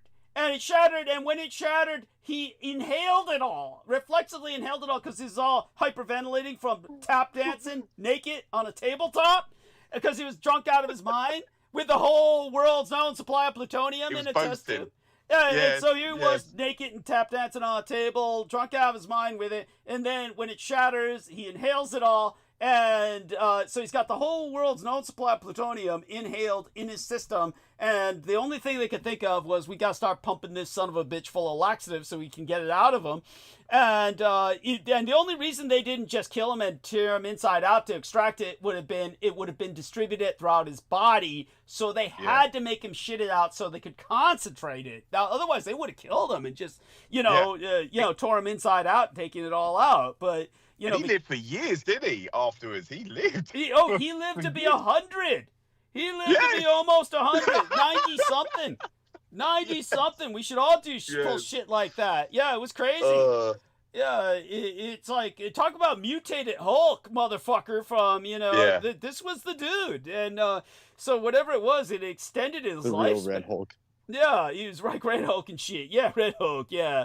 And, but yeah, the shit was, they kept boiling his shit on site, and it smelled so bad, it stunk up the whole city of Los Alamos, to the point where all the scientists signed a petition. All the staff. Yeah, because it stunk of shit. Yeah, exactly. Yeah, signed a petition to get him out of the fucking United States. So as soon as they captured Tinian Island, and that's where the name Manhattan Project came from, was because Tinian Island was in the shape of Manhattan Island. As soon as they captured Tinian Island in the Pacific, they said, "We'll call that our Manhattan Island." And the first thing they did was they shipped the motherfucker over there so they could keep boiling his shit and extracting the plutonium without,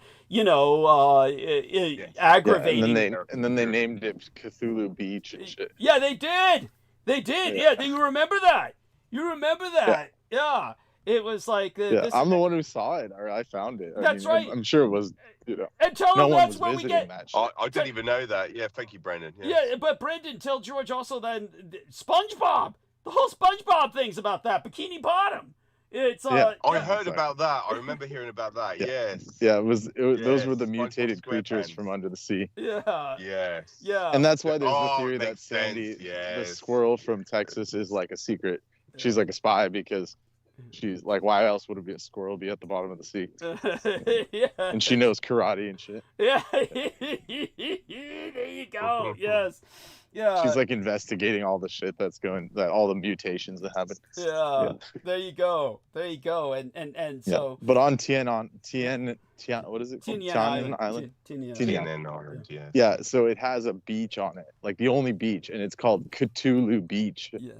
Right. And they tried to say, oh, it's like some native islander name, and it's like, well, I don't think there was, like, they killed off all those people. Yeah, they How did. did they get a name from them? But yeah, using those atomic, yes. Thank you. And It was just a homage. And I never even knew that, but Brendan pointed it out to me, just like George points out many Yes. things to me. Both these gentlemen here know far as much as I do, and far more in some ways. Honestly, it was bizarre. I just saw the map Yeah. and I was like, why does it say Cthulhu on it? And it was like, oh, this is the beach. And then there's a bunch of idiots on Google saying, oh, it's such a peaceful beach, such a nice place to visit. And I'm like, why would anyone visit that island? Yeah, no shit. John 3,000 Mastic. Yeah, yeah. go on. Say what you were gonna say. 3,000 miles Oh, it away. was just, 3,000 quid, $3,000 to just go to that stupid island for what? Thank you. Yeah. Thank you. There's nothing there. When John Costermullen went there, when he went over there, the thing he related to me personally, and for those of you who don't know, I personally met John Costermullen, had several talks with this lunatic, and when he went to fucking Tinian Island, he spent half his time picking up human bones. Because that was his way of getting off. He was going around just picking up human bones, and he said, "It's amazing, human bones. You could tell which ones were the Japs because they're smaller, and the bones they waste. They're so light. Yeah, he was going. They're so light, but you can find them bleaching in the sun even today. All these bones from the from the war and shit. And it's like, what a sick Yeah. It's motherfucker." bizarre, Yeah, but the other preeminent example of the unprofessionalism going on at Los Alamos was this motherfucker who died as a result of the demon core because he was using it to essentially masturbate. He called it meditation, but it was this masturbatory. If you ever seen the films, they'll redo it. So the scientist killed by demon core. Let me look this guy up. Scientist killed. Were these the guys that were like hitting it with a hammer just to see the sparks? Yeah, that kind of shit. It reminds me, Douglas. Yeah. By the way, what you're thinking of was the engineer who drove me to my interview, and the engineer who drove me to my interview by George Knight. He was born in the Manhattan Project. He was one of the Manhattan Project babies born on site Los Alamos, and it was his family where his dad was the engineer, where they were bringing home bits of this plutonium and radioactive, yellow cake and shit, where they would use it to warm their, gloves in wintertime, gloves and socks. They'd put it in their ankles and their gloves. Because, the way the subject came up was when I said, whatever happened to your dad working, he became an engineer the rest of his life working on site. And you know what happens, you get older, first your fingers start falling off, then your hand, and then the rest of your arm. And I was like, no. Wait, that's not normal. Yeah, I said, no, that's not what happens when you get older. That's not normal. Yeah. He was saying, it's normal with all my family. And I said, what exactly did he bring home? And that's when he brought home, he'd bring home these cakes that were like, like a butter cake. And we used to scrape the butter knife over them to cause sparks in the dark, and they'd glow in the dark like a glow stick. And we'd carry this around to see in the dark, and put it in their gloves and their socks to keep their hands and ankles warm during wintertime and shit. And then, so later on in life, their fingers and then their hands and their arms start falling off. Yeah. These are the people that were like collecting that Trinitite shit, and it ends up at these antique stores. Yeah. Radiating people that walk by. Yeah. Well, all the guys who collected the Trinitite on site all died, but whatever they gave to their families, wound up. But those guys all died within days. And I saw it displayed at just an antique shop here. Yeah. They said Trinitite, and I'm like, why do you guys have that in like public? If you had a Geiger counter, it would be like red hot. It would be red hot. Yeah. Like, I'd get out of that place immediately. I get how I that. did. I laughed. Yeah. I just laughed. Thank I was like, you. yeah, fuck this. Thank you. I mean, there was this one guy was describing, there's this old guy I knew who was in Nevada, and he had what he said was part of the original atomic bomb in his garage. And I used to look at it, big piece of the atomic bomb, and then, he was describing, somebody asked, what about the guy himself? And he says, he was all fucked up, all cancer-ridden and crippled, and, no shit. It's like, how are these people obsessed with atomic energy and they don't own a Geiger counter? Or just don't even understand the concept. I mean, how can you not understand the concept? Hey, hot reds, bad result. Don't touch. Don't eat. But these guys are licking it and shit. I mean, they're like propaganda in the early days, right? Like that it would like heal you and shit. Yeah, like, it could heal you or something. Had to be. Just crazy, stupid shit. Like how people talked about cigarettes, like, it's just propaganda. They're actually good for you. That's right. Yeah, they used to say doctor recommended. Shit. They used to say doctor recommended. So what happened was this. I can't remember which guy it was. They're saying two Manhattan Project scientists, Harry Daghlian and Louis Slotin. I'm sure it was the Slotin guy. Died from radiation poisoning after accidents involving the demon core. Well, when you're just throwing it at whoever walks in the door, Right. Hey, but anyhow, one of these guys used to take it apart because it was in two halves, and they used to take it apart and then put it back together because the static from it he found it comforting, he said, and it would help him meditate. So he was doing this masturbatory action throughout the night where he'd take it apart, put it together, and at some point he got sleepy, and when he put it too close together, then what happened was all the air around him, he knew it was too late. As soon as he saw it, all the air around him turned a shade of Cherenkov blue, which is a shade of blue you never want to see. And once that happened, he began to melt alive. So it's so that was the story I was thinking of. Yeah. So what they claim, they're sitting there hitting it, touching it, and it turns blue and shit. Yeah. And what they claim is they say, basically that he accidentally propped the hemisphere open with a screwdriver, causing the core to go critical, and he died 9 days later from radiation poisoning. And they'll show it in the movies like it's during wartime, and they'll show it like he's doing something with the bomb, and then he sees the cores coming together, and he puts his hand in to stop it so that they don't all blow up. And that's how he got exposed, and it was going to kill him, but he saved everybody's life. That's how they present it in the film. Right. But no, the reality is, because I was dealing with the records, is that this fucker was just, putting it all together constantly so he could hear the static all night because he thought that was quote-unquote he was getting off on it. It's crazy. Yeah. So these people were all nuts, and none of them were fit. Go on. Yeah, all the high he was getting was just his frontal lobe dying, but he thought it was feels so good. Thank you. I feel like I'm floating. Thank you. It's like the mushroom people. The mushroom people are poisoning themselves with the fucking mushrooms, and it's really their brain dying. And George, you missed it. George, it was great. Before you got here, everybody was talking about the mushrooms. Sorry. So go on, George. Please participate. Anyhow, do join in on this. Thank you, Doug. I do have to say sorry. I have to depart in a moment. But thank you for having me on. It's been wonderful. Now, I want you to know. Hopefully I'll be with... You'll be back. I want you to know I'll be time-stamping tonight's episode, and I do want you to listen to it because I will be going into subjects involving Britain later tonight. Well, soon, very soon. Just tune in if you can while you're working as well. And but you say you'll be back hopefully on Sunday? Yeah, on Sunday, definitely. Excellent. Yeah, Excellent. definitely. Hopefully for the same amount of time, which is which will be important. Yes, Douglas. We all know how to make it happen now, and just definitely join in every time you can. And it's a wonderful team to you, Douglas. Thank you, and thank you, Brendan. You take good care of yourself as well. Yeah, I'll speak to you both soon. Take care. And stay safe. Jesus Christ. Beware those ramming attacks. Those cars. Seriously. Yes.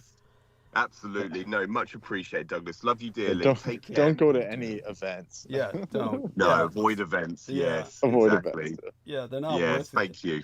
No, absolutely. Thank you so much, both of you. Take care. Okay. And please support Douglas. Okay. Thank you. Thank you. Bye for now. Bye-bye for now. Bye-bye. Okay, bye-bye. And that's George Knight, and our correspondent from England. And Oh my God! How come you cut it so short while you were? I would never come back. Honestly, Brendan, why did you come back? I'm just thinking for your sake. Oh my God, we'll have to talk about privately. Shit. Yeah, We'll have to talk about privately. Oh my God, they're logistic reasons. So Understood. believe me. Understood. Yeah. Yeah. Yeah, and then we'll talk about it. The other option is not as viable as we anticipated. Oh, I'm sorry to hear that. We'll talk about that privately. Yeah. Yeah. It's. But in the meantime, I'm walking home because I don't have a car, so there's no, Oh shit! Stay and then safe. The obvious answer is just there's no I'm completely in debt and broke and have no money, so that's the obvious answer. Oh God, yeah. Well, it's definitely when we speak privately, maybe Friday. We'll find out more. And at any rate, definitely, I want everyone to maintain our dear Brendan in thought and prayer. He's been through too much already, and still going through way too much. None of us deserves this. Why are we suffering this? Jesus Christ. Well, honestly. Well, it's not just from one life. It's like other lives are involved. Yeah, true. It's a complex equation. It is. It's a very complex equation. And, but definitely. If it was I was having this conversation with someone. They're like, oh, I don't like that idea that karma can come from other lives because I didn't do anything this life. And I'm like, what does that have, Yeah, it's nothing to do with anything. Yeah. First of all, the so-called good you're doing in this life is a piece of shit work anyways. It's total derangement. Yeah. Do you know what you helped me realize? You know what Brendan helped me realize was the time that idiot, Vinnie Barbaric, a.k.a. Peter Moon, when he was on my show, and I was talking about the Jewish question, and at one point I brought up the fact that the Jewish people in the United States obviously cannot adapt to life in Israel, and I wouldn't want to burden any other place on earth by deporting them somewhere. So I said they need their own nation here in Long Island, and I said Long Island would be the perfect place to declare an American Israel, a alternative, a westernized Israel that's not militant but liberal, progressive. And you can't do that! And Peter was, you can't do that! And it was Brendan who said, basically, I don't know if you consciously realized it, but you gave me the key, was you said, that fucker thinks he's the heir in the lineage of this fictional, notional Montauk Pharaoh's line. And that was it. Right. He thought that Long Island belonged to him. He thought, I am the heir as the Montauk Pharaoh. I am the Black Pharaoh who shall inherit Long Island because Long Island belongs to me. Yes. That's why I live here. Which is why he doesn't want to move out because he considers it like his. Yeah. He's the steward of that shit or something. Yeah. And that's why everything was Montauk. It's his megalomania. Everything was the pyramids of Montauk. Montauk this, Montauk that. It's because I'm the Montauk Pharaoh. And he would pull that typical old people shit. He'd be like, I know this curry restaurant. It's like, it's my old stomping grounds. And it's like, You just, the patronizing, platitudinal, go on. Yeah, it's the cultural appropriation. that was it. Cultural appropriation of. You see, he thought he was like the, like the tour guide. He was like the man, talking about. I've been to Montauk and I know the end of Montauk. All of that, I know. He was the guy. Yeah, every corner and shit. All this crap. Yeah, it's like. And then when he went back with that one chick, he was saying, they all moved. None of my restaurants were there. No shit, you old fuck. And they didn't tell you. They definitely didn't tell you. Sure as hell didn't tell you, you motherfucker. You weren't part of their lives. But he thinks he's like the center of everyone's world, and he'll be the first guy that everyone, is going to tell. Like, why wouldn't they report to him? He's the Montauk Pharaoh, right? It's his kingdom. That's, that's how insane this fucker was. He can have it. No shit. Oh, it goes to show how Judeo-phobic he is. What are you afraid? You're going to get all of these Jewish neighbors? And obviously they wouldn't want him in the neighborhood. But it was also explained his insanity where his impunity, he was going around talking to the neighbors like he was the campaigning mayor or, you know, the president visiting his people or some shit. But he would like say things like, oh yeah, and then the old lady down on this side of the street, and she had a renter, but she can't get rid of the renter. So I was talking to her son about it, and he said, yeah, you know, the guy, thanks to COVID, they won't let you kick him out and shit, and which was all a bunch of bullshit. Granted, it's state by state, but eventually California and New York said you can evict the COVID tenants who won't leave. Of course. And, but they were claiming otherwise. Probably his mother was too, like, attached to the individual at the moment to release him. Or maybe he was even fucking her at that point, but she's not going to tell the son that. But, you know, the son's like, yeah, we can't get rid of him. And that's when, you know, Peter Moon said, oh, I'll teach you how to do a binding spell. It's easy. And it's like, why would... He's going around handing that shit out. Yeah, and handy. But the mania of being the Montauk Pharaoh complex, the complex of his thinking he's the Montauk Pharaoh adds the context, because he feels like, I can do this because it's my divine right to teach who I want to be in the neighborhood, how to get rid of people I don't want to be in the... You get what I'm saying? Because otherwise, an occultist isn't going to just pass out info like that. Like, the whole idea of occultism is, you know, you're monopolizing... No, he's supporting his people. That's in his head. He's like, people. I'm helping my people. Yeah, that's how insane this fucker is. Because think about it. He never wanted to help anyone else. No, that's definitely not any of us. Yeah, that's for fucking sure. Yeah.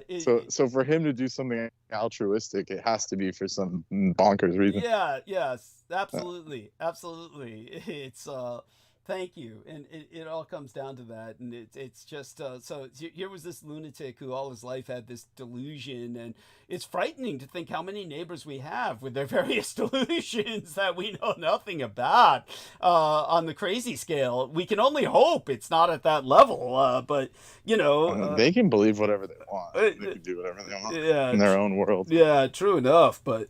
Yeah, if he goes over to India, oh God, there's no way. It's you and I both know he couldn't survive the change in diet. He couldn't survive the change in heat. Oh, the climate would fucking kill him.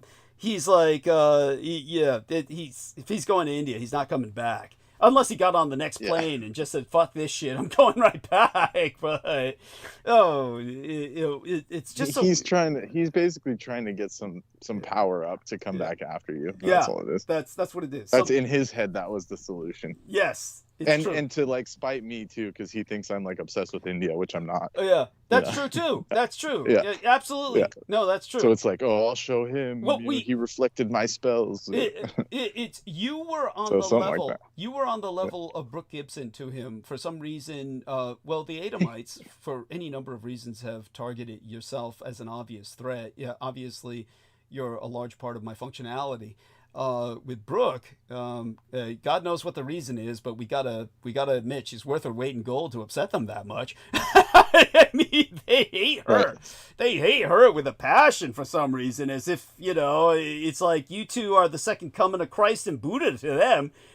Well, you'd be the Buddha role and she'd be the Christ role.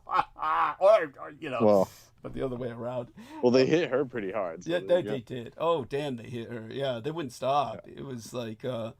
she's like irrecoverable. Well, she's sent me some emails. Says still alive, missing you. I hope she's okay. I just hope she gets over it. You know, got to get that fucker out of her life. You know, as soon as she gets. Yeah, it's not gonna happen. It's not gonna happen. One of them has to die first, basically. Well, then she has to kill him. You know, whatever it takes. You know, that was the solution from the beginning. It would have been better for everyone. Well, I like what Aristides suggested. Sell the fucking house with him in it, and then the next owner has to get rid of him. It's easy. Yeah, just sell the house with him. Yeah. So there you go. She can move to her parents like 3 hours away. And problem solved. Yeah, good point. We got to hit her with that again soon enough. She's probably worried about where would she keep the squirrel. Well, you know, you got to figure things out. That's all. Adapt. And the squirrel would be fine. Yeah, no shit. No shit. I mean, thank God I'm not. Well, wasn't he like dangling the squirrel in front of her and shit? It's like, obviously it's not safe. No, if he had done that, she would have killed him. No, he wasn't daring to do that. He was doing shit like this. It's basically when she left to talk to us so that he wouldn't bother her while she was talking to us on bandwidth. That's when he came out of the house and said, oh, Braveheart's gotten loose. Yeah. I'm serious. Braveheart got loose and Yeah, shit. yeah, Of course, she ran back, and of course, Braveheart hadn't gotten loose. You know, he's just he's just like, that's childish. I mean, yeah. Like Oh, that's beyond. That's like infantile. That's not past 9 months. I mean, this guy is like, that's just infantile. He's hopeless. He's not worthy. Yeah, anything. he's not worthy of breathing, not worthy of life.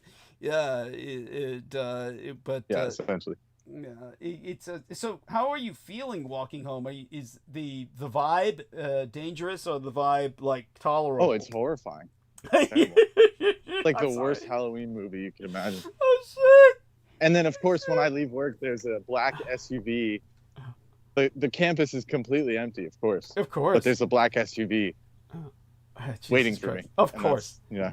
Of course. Yeah. Just lurking. Lurking. Just lurking. Yeah. With no apparent people in it, just sitting there. Oh, yeah. It reminds me. No, that's horrible. Did it follow you in any way, or just kind of stay there to monitor your leaving? It was just there to monitor you leaving. And by the way, if you were, and I wouldn't wish this on anyone, but if Brendan were to come here, which thank God for Brendan's sake, you know, my appointment that I need to San Rafael, we're finding alternatives. But in the interim, if Brendan were to come here and he were to stand outside my door, all of the Waymos are back, and they are just, it's unbelievable. When and I know what it's for, and anybody who hears me, they're going to say, oh, Doug, that's just self-indulgent. You're indulging yourself. And no, I'm not. I went outside to take my cab to get my shot on Tuesday, which is why I had to come home. Definitely don't take the Waymo as a cab. Oh, no. It'll lock you in and throw you off the bay. Oh yeah. Into the bay. I wouldn't dare. I would not dare. To get I just had to say it. I know you would. Thank you. I appreciate that. No, it's important to reinforce that, because you never know. One of these days I might get crazy and just say, hey, Right. but no. He's right, because they've done this. They have done this. Waymos have taken people off the side of cliffs. This is true. It locks people in. That's confirmed, something that's happened. Yeah, and they say it's for your safety. Oh yeah. Until it goes rogue, and then you can't get out. Oh yeah. Fuck that. Yeah, but in terms of they're going by, they are bumper to bumper. They're bumper to bumper. They're traveling in caravans. For no reason. Yeah. Well, when I called the Waymo people, they said, this is because people are sabotaging them, Mr. Dietrich. They have to travel in caravans to protect each other.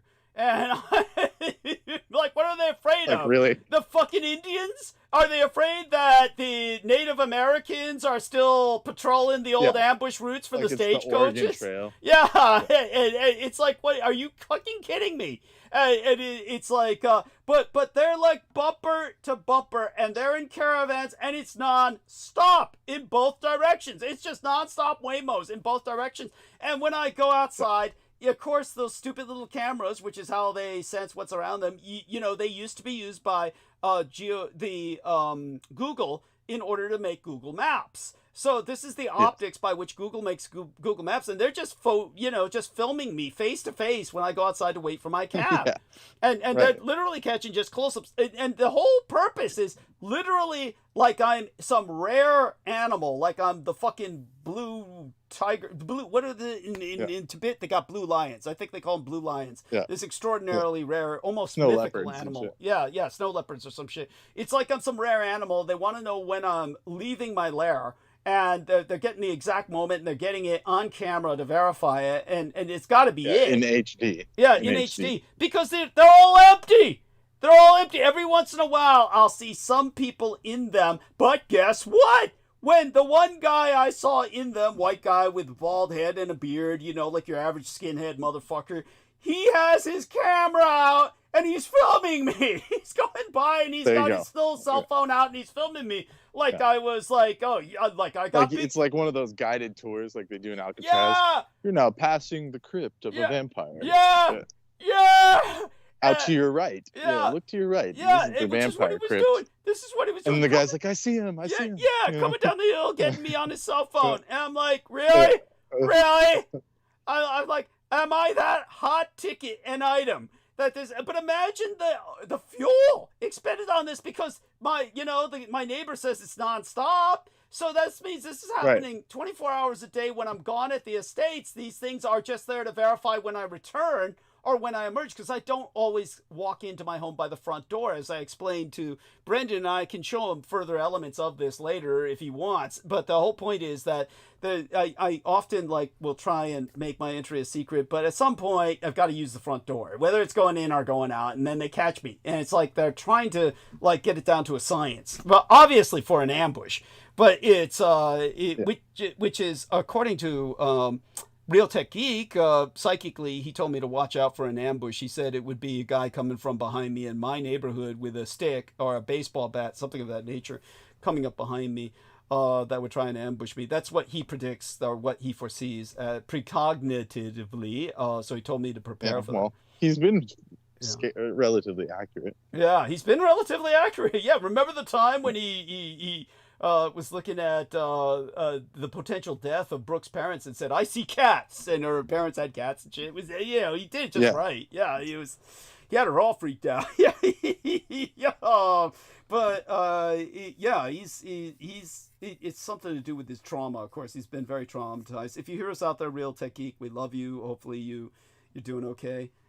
If I ever get annoyed while you're talking, it's only because there's this delay. And every once in a while, he'll come up with something that just blows our mind. That's all. Then he'll recover his tracks, say he was trolling, like the time he said, "Yeah, you gotta admit, Tesla's cars, they're hot shit, they work." And I said, "Oh man," I said, "Brendan, come on, help me out here, set this guy straight." And that's when he had to just trolling you, Douglas. Just trolling. Whatever. Real Tech. He's not an engineer. He's not. Yeah. But hey, you don't need to be an engineer. That stuff's shit. I mean, come on. It's well, they had the marketing. They had the marketing for years. They did. So people thought it was like something. Yeah, that's true. It's true. But it's just when you're the only company that you can do anything and it looks good. Yeah, true. Did you make it home alive? It sounds like you're home. Did you make it home alive, or the place? Did you make it back to the house? I wouldn't say alive. You survived. Yeah. The warehouse is, cold and dank. Oh, God. Yeah, it's just horrible. You're almost as bad off as I am. It's it. Yeah. I'd take the crypt any day. That's bad. That's bad. Yeah. Oh, bad. Oh, jeez. I'm so sorry. I feel so bad. It's like you deserve so much better. And, just remember, we'll get there someday. We'll attain secular power, and living well is the best revenge. That's all I can say. Yeah. Living well is the best revenge. Yeah. So take care of yourself. Getting a different job is going to be the only thing I care about right now. Yeah, that's all that matters. That's all that matters. Yeah, I don't need the copium, right now. Yeah. By the way, I'll have to look that up in the dictionary and expand my vocabulary. Copium, meaning what is the definition of copium? It's coping, the coping drug. Got it. It's an anime term. It's like when someone's favorite character is getting whooped, and they're like, but no, he's gonna pull out this final attack, and everything will be fine. And then all the people are like, no, dude, you got copium. You're hitting that copium too hard. Like he's gonna get spanked, smacked down. Yeah. This is his final scene. So the copium for us is it'll be good one day. Someday it'll be great. What else Someday have we this got? nightmare will end. Yeah. What else have we got? I mean, this is what we're left with. That's what I'm saying. That's the joke. Is that obviously their character's gonna die, but they're saying, no, he's gonna pull out this wild attack at the end, and it's like, dude. No, though, in all fairness, I will say this. I try to tell my gang brother Beaver this, because he says this constantly, like, "I'm dying," I don't give a shit, I'm dying, and stop saying that. No, we really got whatever you do, don't fall to that, because like I told people, all the years I was working security. That's one thing I noticed, because people would say that. You'd go to some security post and there'd be a security guy there who would say, "Life's a bitch," and then you die. And then, next time you get assigned that particular site, hey, what happened to that dude? He died. That's what he was programming himself for. Yeah, don't program yourself. So they've got people programmed into that now. Oh, slang and everything. Oh, yeah. Like when people think something is funny, they'll say, "Oh, I'm dead. Yeah. I'm dead and I'm dying. You got me dying." It's like, well, You can't just say that willy-nilly. Yeah, thank you. Thank you. It's like, you know, we found that out the hard way from our dear friend Aristides, and of course Aristides, he's just playing around. He was at the time when he contributed $44.44, and it's my fault because, you know, I always told people I've embraced these numbers, and, you know, I take it as like a personal statement. I've been surrounded by death and destruction all my life, but, you know, you can't play with that shit. You can't. And when I say what I say, understand, I also understand the serious implication. It's not like when I enter any codes, I don't make them 444, okay?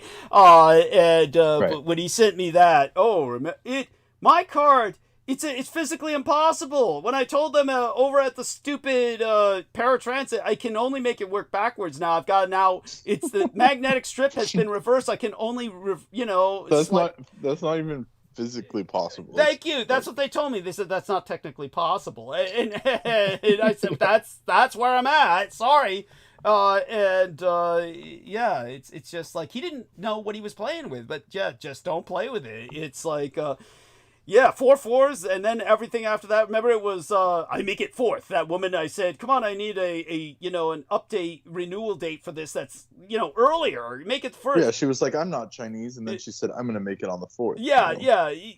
Just to spite you. Yeah, and we knew she was chink because she sounded chink as fuck. You know how they talk. I mean, God, I can tell a Filipino accent from a Chinese or Vietnamese or Japanese accent. I can do that much.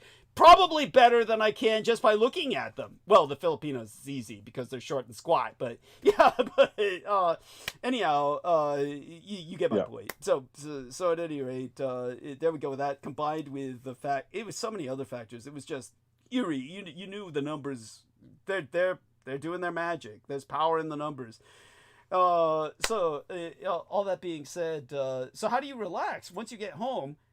What do you do if you're not hitting booze? What do you do to relax? I don't relax. I have to power up with these Ayurvedic herbs. Okay, cool. Yeah. Nothing relaxing about it. Because otherwise you'll just die, right? I mean, that even though I just forewarned. Yeah, that's what. Yeah. What do you think I've been doing the whole time? You're like, how do you survive? Yeah. How do you walk to work and then work 12 hours? Yeah. Like, I don't. I just like. It's like a hope and a prayer and a couple herbs, Yeah. Oh man.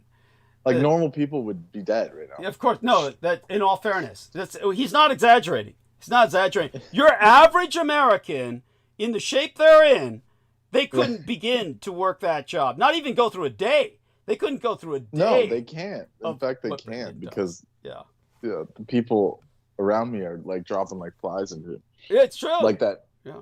That dude that's like, whatever's wrong with him. He can't even handle this job. Yeah. He's like tweaking out. Shroomy? Yeah, we'll call him. Shroomy head, yeah. He's developmentally disabled, so we could call him Mushtard. Mushtard instead of... Right. Yeah, Mushtard. Well, that's not an excuse either. It's like, I can't give him that excuse. I mean, he's just... it's not... Like, it's not rocket science, but he's just on drugs, basically. Oh. He takes a bunch of meth or who knows what, and claims that's the only way he can get through work or some shit. He's basically Trampoos. Like if he had to work. Oh, that's delightful. Where it's like it's such a strain, working. Yeah. That's why I have to do all these drugs to work. It's like, no, you don't.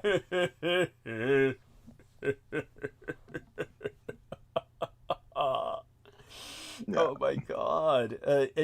So when you power yourself up and kind of revitalize yourself, how do you sleep? Isn't it overstimulating? Is it just exhaustion? It's just sheer exhaustion. You basically it's just like you sit down and you fall asleep. It's not So it's like the term I use. I tell people, and I don't feel that this programs me towards an early death, but I do tell people I don't sleep. I die and reanimate. But that's effectively what you're doing. You die and reanimate, essentially. I mean, it depends. Okay. Yeah. Oh God. Sometimes, yeah. Yeah. It's like. Yeah. Well, I sent you guys earlier the monster reincarnation. That's basically what it is. Yes. It's like a Edo Tensei technique. It's called reincarnation. I see. Okay. Got it. Got it. And let me see if I can find that. You sent it to me in private messages. I'll see if I can find that because I've heart it. Did I heart it? Because you know I've seen it if I heart it. I tried to acknowledge everything you sent. So this was the latest card. This was the latest card. Okay, the latest card is this elfin character with an kind of like the feathered wand. Very that's the Fairy King. Okay, excellent. The one below it. Okay, below. Oh, I didn't get anything below that from private messages on private messages. Oh, maybe it's in the regular chat then. Okay, let me see. Sent an image. Let me take a look. It's monster reincarnation. That's okay. Cool. That was me re-entering your chat. Got it. Your call. Got it for the first time in a long time. Yeah. Got it. And so let me scroll up a bit for that one, and then I'll find that there. But you have to scroll past Peter Moon's avatar. That's right, Peter Moon's avatar and Brendan's incognito. Got it. Monster reincarnation. Got it. And let me see. I did heart it, and our man John Doe put the flame under it. So cool. So there we are. Monster reincarnation. Excellent. Excellent. And all of this is that's the best I can do these days, basically. Yes. Got it. It's just, like you said, it's like reanimating, but you just have to recorporealize and deal with this shit. Yeah. Because nothing's getting easier. It's getting tougher and tougher for no reason, no logical reason. Of course. Insanity. It's just insanity, basically. Yeah. Well, the whole system is shutting down with, like somebody dying. And by that I mean society, not us. And exactly. But like a ship that's sinking, we're all being sucked into the vortex, and we have to swim away as fast as possible in order not to get sucked down by the vortex. I saw something. Exactly. It's like a whirlpool. It's like you're treading water. I saw something so stupid on YouTube where they said, "Oh, we're debunking that myth." Like the old Mythbusters about the ship sinks and it drags others down with it. It's like, let's see you try and debunk it in real life. Let's have a big ass object sink, and you stay next to it, trying to tread water. To prove that doesn't happen, you dumb motherfuckers. My dad was a sailor for 30 fucking years, and he learned the hard way. When you lose a vessel under you, you fucking first off. You do what they call almost like an Olympic style swimming pool dive where you jackknife as far away from it as possible because of the burning oil around it. Because otherwise you're going to burn alive when you hit the water because of all the burning oil around the ship. So, and you don't want to get that oil on you because it sticks to your skin. So if anything ignites around you, like say bullets hitting the water, different parts, it'll take you. So yeah, it's different things you do, different tricks. But it'll suck you under if you don't get far away. But that's what this society's doing to all of us. We're all just Oh. And you can only tread so much. Breaking even ain't gonna cut it anymore. No, it's true. And but the good news is, we got everybody joining us on the bottom. More and more people are losing it, and it's like, it's one of those little delights in life. I guess it's my affiliation with the estates, the fact that I talk about investments on air, even though, like Brendan said, when I talk about those. There's really no point because nobody has the money to with everybody's recommending financial advisors, you have kind of a fund saved up for the eventual crash, save up half a year's worth, etc. So you can have money to back you up while you're looking for a new people job. Like Dave Ramsey and should have been saying this for years. Yeah, it's like nobody. You have to have your baby steps, and it's like, dude, no one's even able to save $1,000. Yeah. Thank you. I hate to tell you. Yeah. Yeah, it's like, who can even talk like that? It's like, it shows how just out people of with it. Millionaires, basically. Yeah. It was like, because to them it's easy. It's just like, you just move a couple thousand to the account, and you got your emergency fund. Yeah. That's what they think it's like. Yeah. By the way, this is how I wound up with a Jewish attorney. I can't remember his name, poor guy, but I shouldn't say poor guy. I'm sure he's doing fine, but I can't remember his name. But he's the one who kept me out of jail, and this was after my parents died, and the government said, "Oh, you all owe all these taxes," and the first person that I went to was Beaver's brother, his literal brother, not a gang brother, his biological brother, who was a what do you call it? Those superhero accountants, CPAs. It was the CPA. CPA. And when I said, hey, I've never been paid any amount while taking care of my parents. I was maintaining them out of the checks they were getting. And now that they're dead, the government wants all this money on money I've never received. All my checks say 0. And he was just, oh, look, I can do this for you. It's easy. Look, Mr. Dietrich, I tell all my clients this, just pay them what they want from you, and then I'll get it all back. I said, dude, you don't get it. This is an equation that the numbers are different here. It's not added in the order of 2 plus 2. I don't have anything to give them. And he couldn't get it. He couldn't get it because all his clients could just do it like that. He says, I don't get it. What do you mean you don't have the money? Then you recoup it the next year. But no, that's not. And I said, they're in that position. I am not. Do you understand what I'm saying? I never got this money. I don't have money to give. Finally I had to, the Jewish guy understood it. And he still, it's still, as one of his own staff members said, it was still completely unfair that I paid the government at all. It was just still completely unfair that I paid the government at all. But I still had to pay the government, but it was through an offering compromise. But at least he understood the situation and was able to make it work. So I always acknowledge, Jews have done good things in my life at various times. I don't hate them as some blanket thing, but I'm here to point out the injustices. You can't, there's no point in but singling out individuals. They're just they're just doing their thing. But when it comes to it's a more cosmic thing that you're talking about. It's nothing personal. Thank you. Yeah, I'm not against any Jews or anything. I have more issues with Islam than them. There you go. Personally, historically, though I would say personally, sure, there's some Jews that I suspect Brendan has something personal against. The doctor who tried to kill him, just as I have. Some Jews I've got something personally against who have done me wrong. But aside from that, in general, no, it's not. He did worse than try and kill me. It was pure torture. Oh, he even admitted that by the end. He said, "I'm so sorry. This was the most painful thing I've ever done to someone." He's such human garbage, subhuman garbage. A piece of shit. A real, just psychotic. True psychotic. He's sadist. Sadistic, psychotic. And I wish I knew ahead of time. And you know what he did? What he did was based on racial hatred. You know that. It was based on guaranteed. Guaranteed. On your being Levantine ancestry, and here's one of them Palestinians. They're all terrorists. Yeah, exactly. Motherfucker. And the fact that he was so smug about it, he was like, you don't need a second opinion because I do this all the time. Yeah. I'm like, no, I need a second opinion. And if you had listened to him, you would have died. If you had listened, I would have gotten sepsis. And died. Horrible. They told me that I had multiple forms of MRSA infection. It's like not just one, but like a spectrum. They literally used that word. They said we've never seen a spectrum like that. Yeah. So he probably, who knows what he did? He tried to kill me. No doubt. And had you listened to him, he's a good Jewish doctor. He wouldn't do that to me. He's following the Hippocratic Oath. It's bullshit. You would have died horribly. It's not just dying; it's dying horribly. With like gangrenous. Oh God. I don't want to sicken your viewers, but gangrenous testicles. Yes, with gangrenous testicles, eating them up from the crotch up. Yeah, that's like horrible, and it's horrific.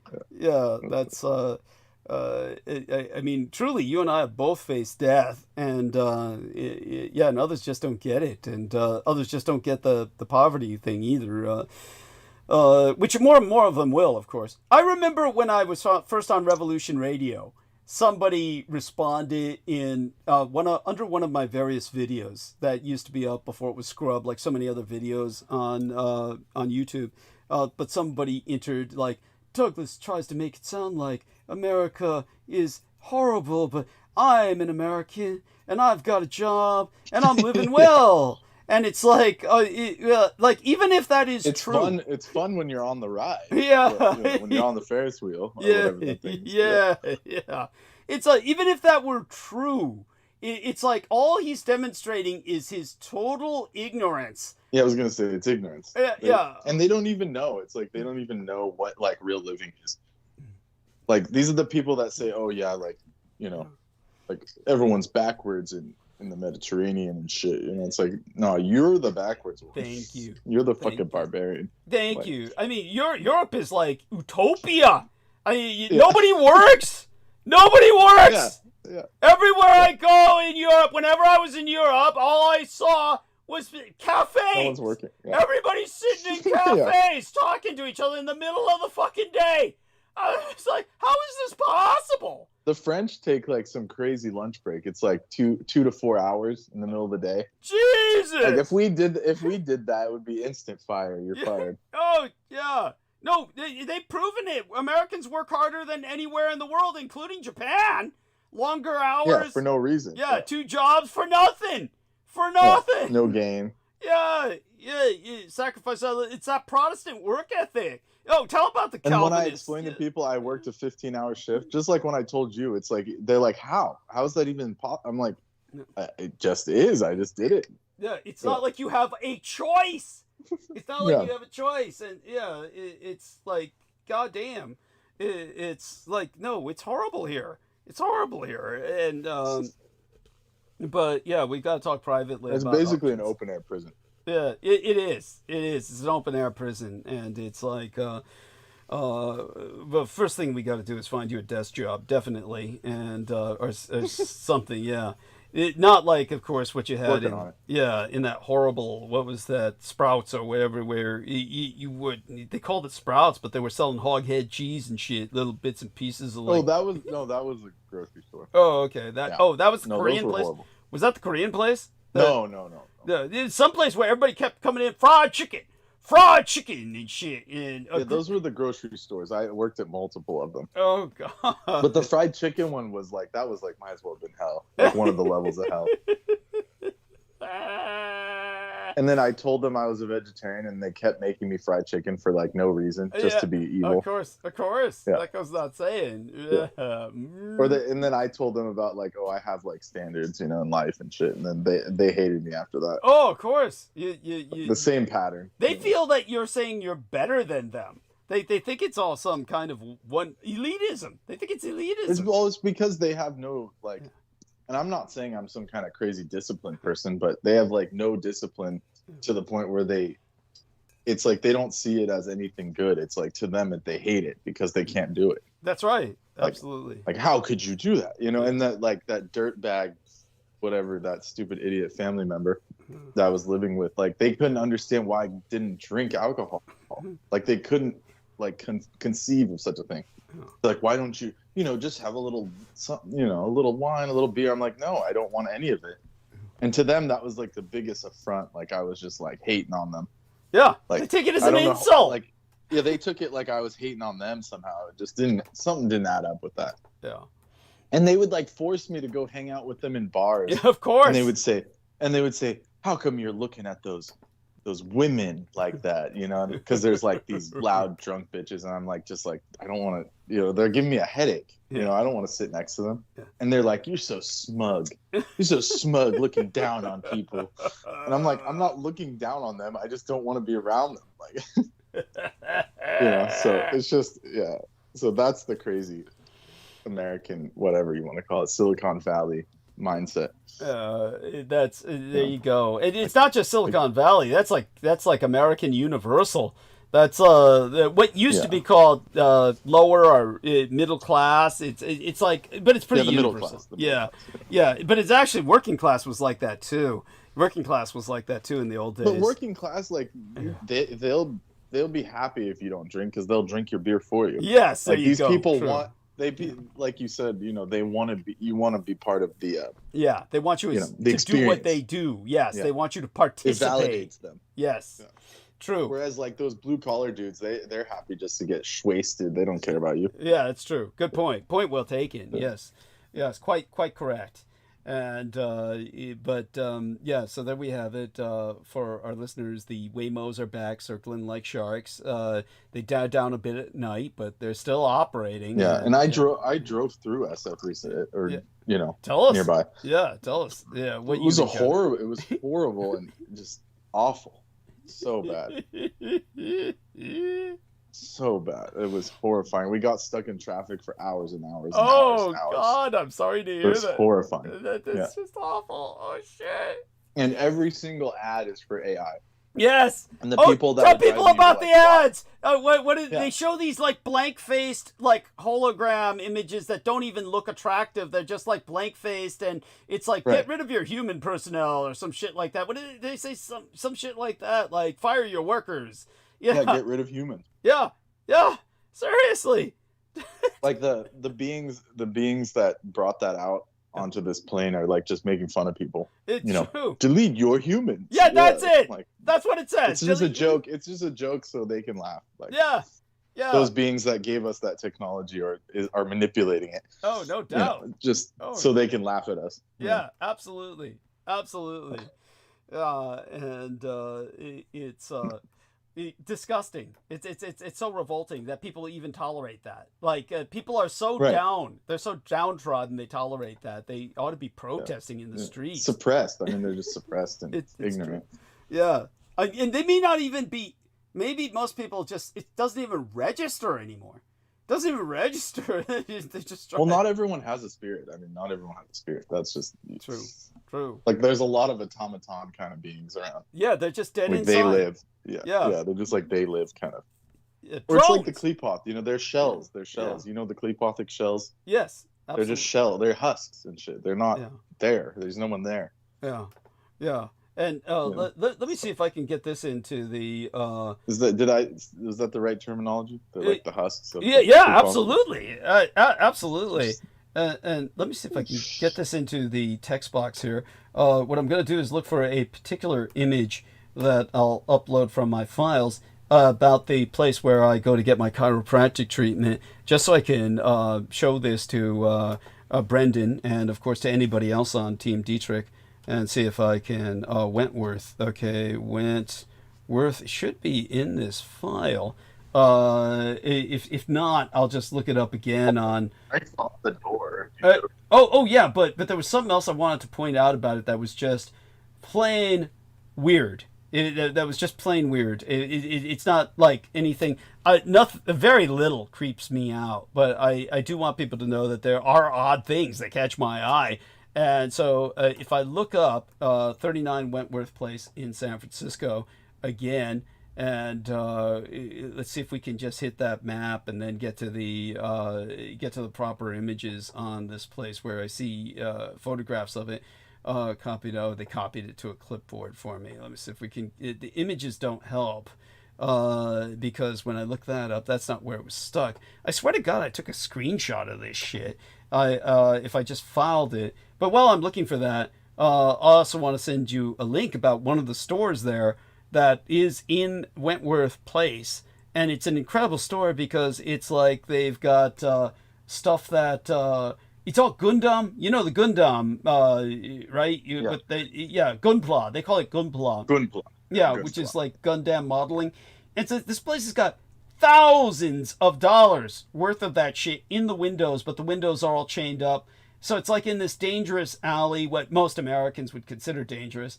And it's like they got thousands of dollars worth of Gunpla, but nobody breaks through to steal the Gunpla. And but it's like the guy's got his private collection behind those windows, and I know the value of it because if you buy one of those bottles, this is hundreds of dollars. So it's like so somebody made a little video about that store. That was neat. But when it comes to this shit, it's just like San Francisco's a weird fucking place. And how do I get this to respond to? Oh, I get it. I got to do this and then go there. First I got to make this micro. In the meantime, so I don't hear you drinking anything. Did you make your tea? Did you make your infusion? Have you already partaken in that? Oh, yeah, of course. Oh, okay. And let's see. Like you have to. Like I said, you have to. Yeah, or you'll end up like those other people that were on your show earlier. Oh, yeah. I'm depleted. I can't. Oh God! And Amy never wants to talk about it, but her first boyfriend. Oh damn, that fucker was like, it was like he woke up and he had this whole bag of those mushrooms next to his bed, like his dead dad who had used them had he couldn't find them, and then when he woke up they were next to his bed. It was like his dead dad had put them there for him just to fuck him over, and then when he started using that shit, that's when he went off the deep end completely. It was just popping those mushrooms, right. Industrial scale. So here we are. Now I can share the thing. Here we are. So I got to go back into the call and then go on share. And the only way, here we are, press the share button. And here we go. Now, you've seen this before, but when this is the entrance, I'm trying to tell which one is the entrance. I believe it's this one is the entrance to the chiropractic. And it right next to it is what was the opium den, Lion's Den. But then, right next to this is what used to be, I presume, a restaurant with the words rage.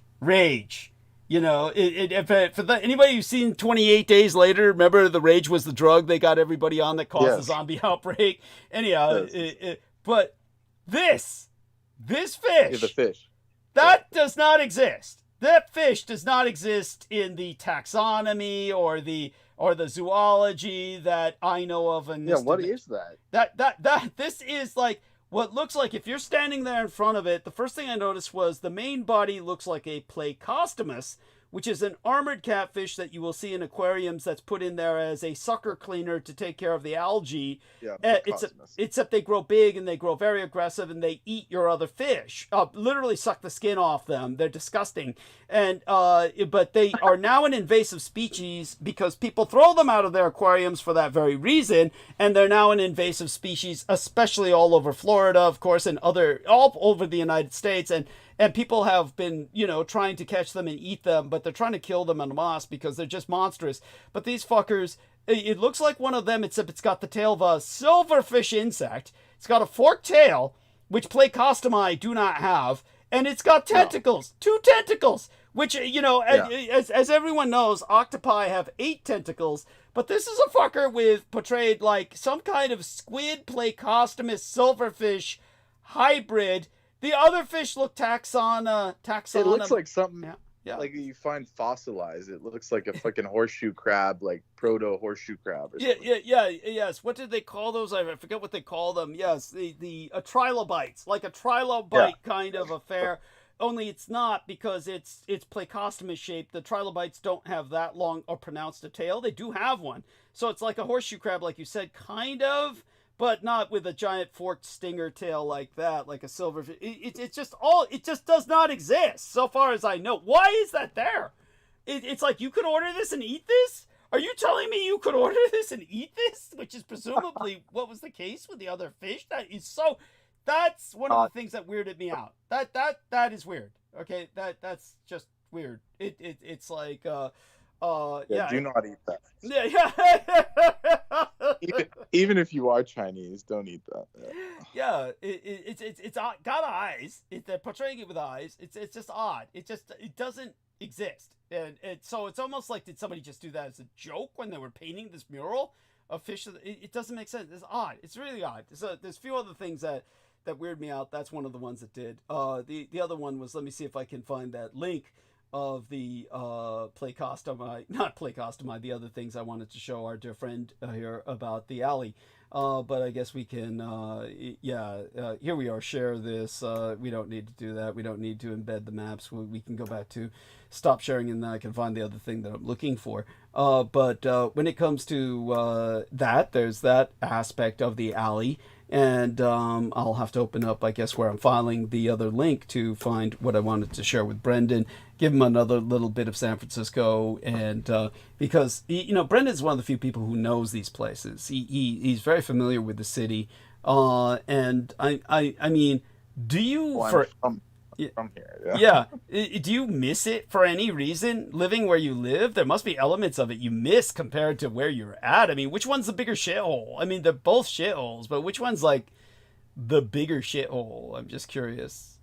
What compared to SF? You're saying? Yeah, Sacramento or SF. Which one's the bigger? Oh, show? Sacramento. You can't compare. SF at least has the international mystique. Thank like you. Everyone knows. Oh yeah, San Francisco. Yeah, that's beautiful. But if you say that to someone that's never been here, they're like, "What? Sacramento? What's that?" And it's like, that's the capital of California. And they're like, "Oh, really? Thought it was LA," or they just don't even know. They're like, my wow, God. that's crazy. Oh my God. And then I'll have to say, yeah, like Folsom Prison, and they'll be like, "Oh yeah." That's like the only way they'll ever know where Sacramento is Folsom technically its own city, right? Yeah, it's in a completely different county. It's like, but it's like the only like close thing that people recognize internationally. Yeah, or at least United States, but probably internationally, to tell you the truth. It's like I've said before, unbelievably, when they compare some of the worst prisons in the world, some of the American prisons rank up there, and San Quentin and Folsom are among them. Folsom ranked the most brutal prison of all time. It still is. It's still up there. Oh, Jesus Christ! Inside the U.S. of course. Yeah, and now, is it brutal in the sense of being an isolate, or where the way the prisoners are treated by the staff, and no, it's not, or that. just it's other prisoners treating each other? Inmates, yeah, the inmates. Politics of the inmates and stuff. That's where the Aryan Brotherhood started and all that shit. Got it. Yeah. So it actually started in Folsom Prison. That's like how, like the apparently the old block, which is like all the hardened criminals, the old school freaking crazies. Yeah. They're all kept in like a pen inside of it. So the new prison is like just a regular prison, but the old Folsom Prison that they still operate is full of like these old heads that are just, the worst of the worst. Yeah. Got it. Yeah, absolutely. So here's a link that I've provided, and what I'm going to do is share anyway, because I'm going to point some things out in this video, the link of which I've just shared in the text box, and we have also put into the chat box. But I'm going to press a stop here on the video, and then make it a full screen. Oh, I can't do that till after I share. So then after that, I'm going to share, let me see, by going back into the call and pressing the share button. Here we are. And so here I am sharing. So if you take a look at Wentworth Alley, and this is right before I go to my chiropractor's, it's like, here we go. This guy has taken a video of Ying's Hobbies and Toys. Now, you would never know this place was named Ying's Hobbies and Toys. No, but that shit looks... Yeah. And when you look behind these gates, there's thousands and thousands of dollars, because each one of these models is hundreds of dollars of Gundam that takes hours to put together.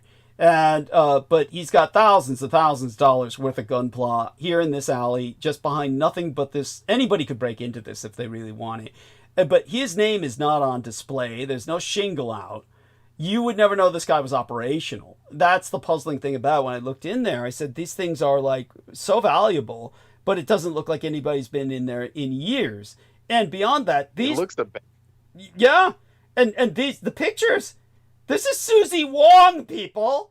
These are like, and they're real. They're up there. They are in the alley. Photographs of Susie Wong from the 1920s. From the year my mother was fucking born. Yeah, why is that up there? Yeah. It gets worse. I don't know if he shows it in this video, but then the rest of the alley is like, there's other puzzling aspects to it.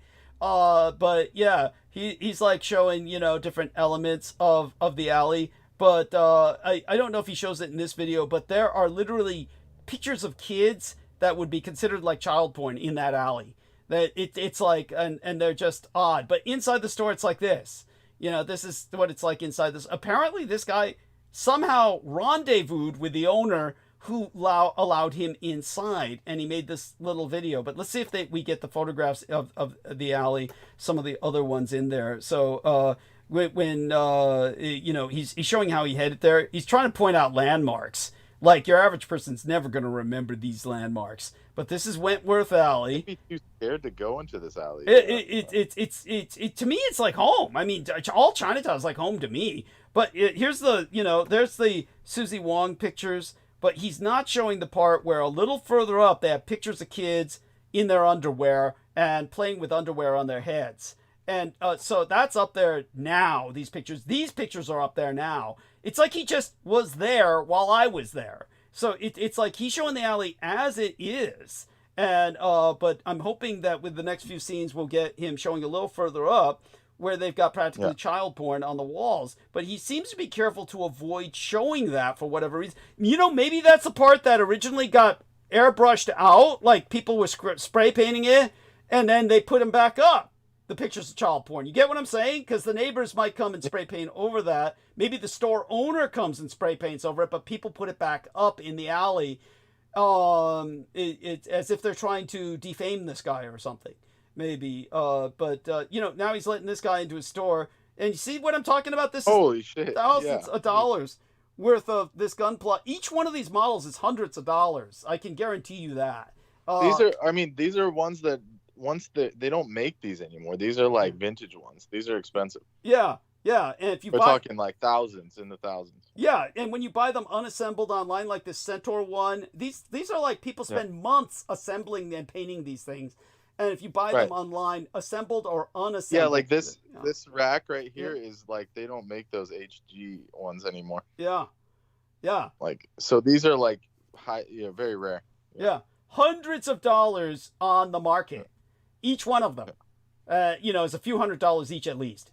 And the models that are already assembled are like thousands. At least $500 to $1,000. Yeah, 500. Yeah. And I've seen them because charge. they're all hand painted. Like to get the full texture, you have to hand paint everything. Yeah, that's right. And so when here's this guy in this shithole in Chinatown area, as most people would consider it. I mean, like, to me, like I said, it's comforting. To me, it's home. But, I do see people who are crashed out and crapped out in that There's alley. a fucking bottle of soy sauce. What the fuck? Yeah. Super Asian. Yeah, you gotta have that. Like, next to all the model paint, there's just a bottle of soy sauce. Yeah. Like he needs a hit. Every once in a while. But, like this fucker here. These are outlawed in the United States because they'd fire off their fists with spring-loaded, and you'd poke your sister's eyes out. The big Manzingar. Let's see. I'll go back just a second. That Manzingar. That thing's outlawed in the United States. Yeah, so he knows what I'm talking about. Yeah. No, a lot of these are imported. They're not all. Yeah, you can't even get. They were never sold. They were never sold in the U.S. as a thing. Yeah. No, you can't. Yeah, you can't sell them here. You have to ship them in or something. Yeah. Or you can't ship them here. You can't ship them here. Yeah, and obviously he's got some old stuff that the guy's going through now. But now the guy's showing off boxes of this other shit. So he purchased one. So he said, "Oh, I purchased one." He's showing the one he wants, and it's like this is the only place in the U.S. he could find it. That's basically it. Thank you. And now he's making it and shit, and and then he shows that. So San Francisco's hidden gunpla store, and it's like. But what angers me is the fact he wouldn't show the child porn on the walls, which is not in the shop. In all fairness, I want people to know this has nothing to do, so far as I can ascertain, with the owner of the shop. It's just like people are trying to defame him, or they're trying to do something concerning the alley, and they're putting it up, and it gets spray painted over, but then people will come and poster it back up again. So there we go with that, and that's insane. But that's a crazy little alley that I go into to get my chiropractic. And obviously the doctor has been approached about me because, like I said, he's staggering my appointments so that I can't be ambushed, or more importantly, probably he can't be ambushed just because I'm there. So he he locks the door behind you and shit. He does. That's absolutely true. And he doesn't do that for other clients. I know that for a fact. Of course not. Yeah. But definitely, they know where I'm going. And what was the other thing to bring up about the alley? But it's definitely, so that's just you know, and again, you heard me bring up that they're closing the Japan video in Japantown. So and by the way, Oh no. oh, it's so sad. So when you do know Japan Video, the store in Japantown, you know that place then? Yeah, I've been to it. I just don't really. Yeah. I mean, it's like one of those classic shops. It's just unfortunate that it's closing. Yeah, 39 years, and it's closing in May. It's closing in May. Yeah. It's just so. Did you go there for porn or something? Well, believe it or not, not really. I've never. You know, actually in. When I was younger, I was not attracted to Asian porn at all. It's only recently that's been like a fairly recent acquired taste. It's been like a fairly recently acquired taste that I can even get off on that. But most of when I was growing up, no, it just wasn't, you know, it just didn't do me. But I did try with the anime porn a few times. I did try to, but they didn't really have enough of a selection, to tell you the truth. It was just sad. Wow, you're sick, man. Yeah. You're saying hentai didn't have enough selection for you? Good God. Good fucking I don't even know what to say about that. They didn't really have any of the vicious stuff in those days, the hentai, and it was like what little they had was more drama than it was porn. And it was they even went so far as to have some gay porn there, but I wasn't picking that up. But I did notice they had it, so he was, you know, he had a pretty fair selection. But when it came to what I noticed about the place was that he was pretty much catering to a family environment, though he had in the cage, they always call it the cage, the back room where there was the porn. So they did have porn, and, you know, he went from video cassette through the whole technological range. But, of course, he had to branch out. Well, with the death of all the video stores and the rentals, he had to branch out and start doing other things like, you know, models and stuff like that. I'm sure he wasn't doing Gunpla very much because they have a store in Japantown which specifically does the Gunpla. So, I mean, I'll look up a link for that as well. And I'll put that in here. Yeah. Do you know the store? Uh-huh. There are a few in there. There are a couple. Yeah, this is alarming. I'm getting a notification right now from Kaiser Permanente. Our systems are back up online and fully functional. Thank God I'm not on life support. It says our system outage has been resolved. Holy shit! What the fuck happened? That doesn't sound good. Oh shit! Oh, thank God I wasn't there. Thank God I wasn't an inpatient. It's like, thank God I wasn't in the emergency room or undergoing some emergency surgery. Yeah, that sounds, what the fuck? It's like, hope 9 hours? Holy shit. It's been impacted for 9 hours. God damn. It says Kaiser Permanente system outage has pharmacies relying on pen and paper. Holy shit. Holy shit. That must have been ugly as fuck. Yeah, I'm glad I don't work in there. That's for sure. Oh yeah. Oh no, that's alarming. And it says it affected electronic health records and patient services. Billing, messaging, records, pharmacy, lab, radiology. Oh fuck. Oh my God. They got hit pretty bad, yeah. I hope it wasn't because of me. Again, I'm not indulging myself. They could potentially have been just because of me. You never fucking know. Hopefully it wasn't. Well, as usual, it's a botch job. They did it on the wrong day. You weren't even there. That's it. Thank you. They probably got some stupid misfile thinking I was undergoing surgery or something. What wasn't he supposed to go back under? They're like a year late. Yeah. He's getting surgery today. Yeah, that would be like them, by the way. Don't think this doesn't happen. No, that's what happened. That's obviously what happened. Yeah. They're like the perfect plan to kill Doug. Yeah. And then it's like you already had the surgery. Yeah, you know where they probably got the info from? Fucking the failing brain of Peter Moon. Yeah. What day is it going? Oh, this day in 2025. Yeah. Better hit him then. Yeah, thanks, Pete. Yeah. Yeah. And so here's Crazy fucker. yeah, that piece of useless shit. Yeah, and Well, he's in India now. He can go live there. I mean, seriously, do you really believe? It's so hard to believe. I find it so hard to believe that. No, of course not. He hated Indians. He told us that. Yeah, pretty much. But then again, he might have been attracted by, like you said, some agora shit. Go there for some what he considered a miracle. So this is the other SF San Francisco Gunpla store in Japantown, and this is the guy went to this place to check out the other place where he could buy rare shit you can't find in the United States. You know, these are all fronts for drug running. They've got to be. There's nobody can afford this shit. Who can afford this shit? Well, definitely that one with the bars on it and shit. Thank you. Yeah, you can't. You can't. Or you have to. Yeah. You have to know him. It's like appointment only and shit. It's like there's no way you can have a business like that. Thank you. No way. And the rent is astronomical, even if his family owns the building. It's so true. Taxes on it. It's true. Yeah. It's so true. It's some kind of combo tax write-off front or something. Yeah. Yeah, my business always operates at a loss and shit. Yeah. Yeah. The old Trump technique. That one's an old one. Oldie but goodie. Yeah, they learned from him. He's the master. Yeah. That's the only thing he's good at. Yeah. Tax dodge. Yeah, that's right. And the guy in this video is saying $8 to get over the bridge, $8 toll. He's like crying already. Oh yeah.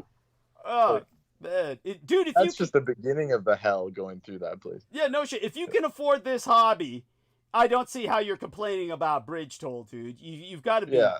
You've got to be set. This hobby is not for the poor. This is like, this is like you're some kind of tech bro. Yeah, they're like rich nerds. Yeah, exactly. It's got to be something like that. And he's already complaining about the bridge toll. That's like he's one cheap motherfucker. You know, it's like hate to fall back on the standard joke, but maybe he's Jewish. But something's going on with that guy. That's like. But at any rate, it's like, I'm glad that Brendan's back so that I can reminisce with him on this nostalgia trip as, we all sink beneath water level economically and every other way. I don't know how caught up you are on the current events. Elon Musk and Trump are supposedly on the outs. I doubt that highly because of the influence. He's leaving as of tonight, supposedly. Yeah. That's the hot rumor is that he's done enough damage. I'm sure it probably got to the point where everybody's telling Trump, you got to get rid of this son of a bitch. But he's still like mouthing off about the bill, that's going to impact Medicare. Obviously, that's important to myself, so I will explain to people a bit about what damage that might do to Medicare or what effect it might have at all. It seems pretty obtuse altogether, but, I'll explain it as briefly as possible. I'll go into, of course, the world events as well. That's going to be inescapable. But basically, it's something that... maybe I should take one more break while Brendan is still with us just for a few minutes and then come back and take on monologue. I'm fading. Oh, I better do it now that can you just mouth off for a few minutes while I take a leak? I mean, could you please? It's not going to be long. Okay, it's just be a few minutes. I'm just gonna relieve myself, come back, just make certain that my bladder's ready to take on the rest of the night. And then we'll see if I decide to stay the rest of the night. But yeah, okay, I'll be right back. I'm going to mute right now. Just go off on anything you want to. Thank you. I'll be back. Thank you so much. Okay, yeah. So what I was talking about earlier was just the whole basis of Ayurveda being a traditional system of medicine from India. So it's based on different holistic, core principles. Mainly that the body is comprised of the 5 basic elements: earth, water, fire, air, and space, or ether. These elements will combine and form these different doshas, which are the bodily elements and imbalances. So you have air, fire, water. these things will imbalance in your body and create states of disease, or be balanced and create equilibrium, which is what ultimately these systems will encourage, is to give this kind of balance. Imbalances in doshas are influenced by diet, lifestyle, environmental factors, and this is actually the cause of disease itself. So it's a holistic approach. So it's like, prevention is better than cure. That's the holistic approach. And it's a lot more individualistic. It's based off of each person's prakriti and their nature, of course. So it's a personalized, holistic system of medicine, and it aims to promote health, prevent disease, restores the doshas through natural therapies and adjustments. So that is just what I was talking about. And there are different formularies, like they're called grithams. These are Ayurvedic, like they're called electuaries in the West. But they're this kind of a gritham, also known as ghee, is the best choice for internal oleation due to its qualities of oiliness, which nourishes and moistens the body. Ghee has a unique ability to carry qualities of herbs into the body without losing its own quality. Cooling, unctuous, penetrating, soothing. When ghee is processed with herbs, it supports the healing of degenerative disorders. When it's processed with warm, sharp herbs, it's healing for obstructive ones. It pacifies vata, which is one of the elements, due to its unctuous quality, its sweetness, its coldness. Strengthens the reproductive organs, and increases ohas, which is the life force. When to use these grithams: people with vata pitta constitutions or disorders, loss of eyesight, rehabilitation, recovering from illness. You want people that want to increase their lifespan, complexion, voice, nourishment, but keep going. You're doing great. Systems. Yeah. So these are all things that can be dealt with these grithams, these various formularies and electuaries in the Ayurvedic system. So there's tons of them. Wow. Yeah. Cool. I was just explaining some Ayurvedic principles there. Thank you, and it's appreciated. You have no idea how much our audience appreciates that. That's like there's plenty of people who are wondering why their health has gone to shit, and our environment is so toxic. And if you would just explain a little bit about that. It's imbalanced. It's imbalanced. Toxins are a form of imbalancing. You've got to kind of like help yourself, because our society does not recognize that issue. They don't recognize that problem, and that is part of the problem. We have an environment which they recognize industrial scale pollution, but they don't do much about it anyway. But the health department, all I can say is, I can't even talk about it because I'm afraid we're going to be taken offline, or they'll nix the show or something. But, I was going to go into RFK and the latest. I have to dwell on that a bit and decide how to present it. But RFK has been... I mean, what is there to say? Just let them go. Let them do whatever, because it's just...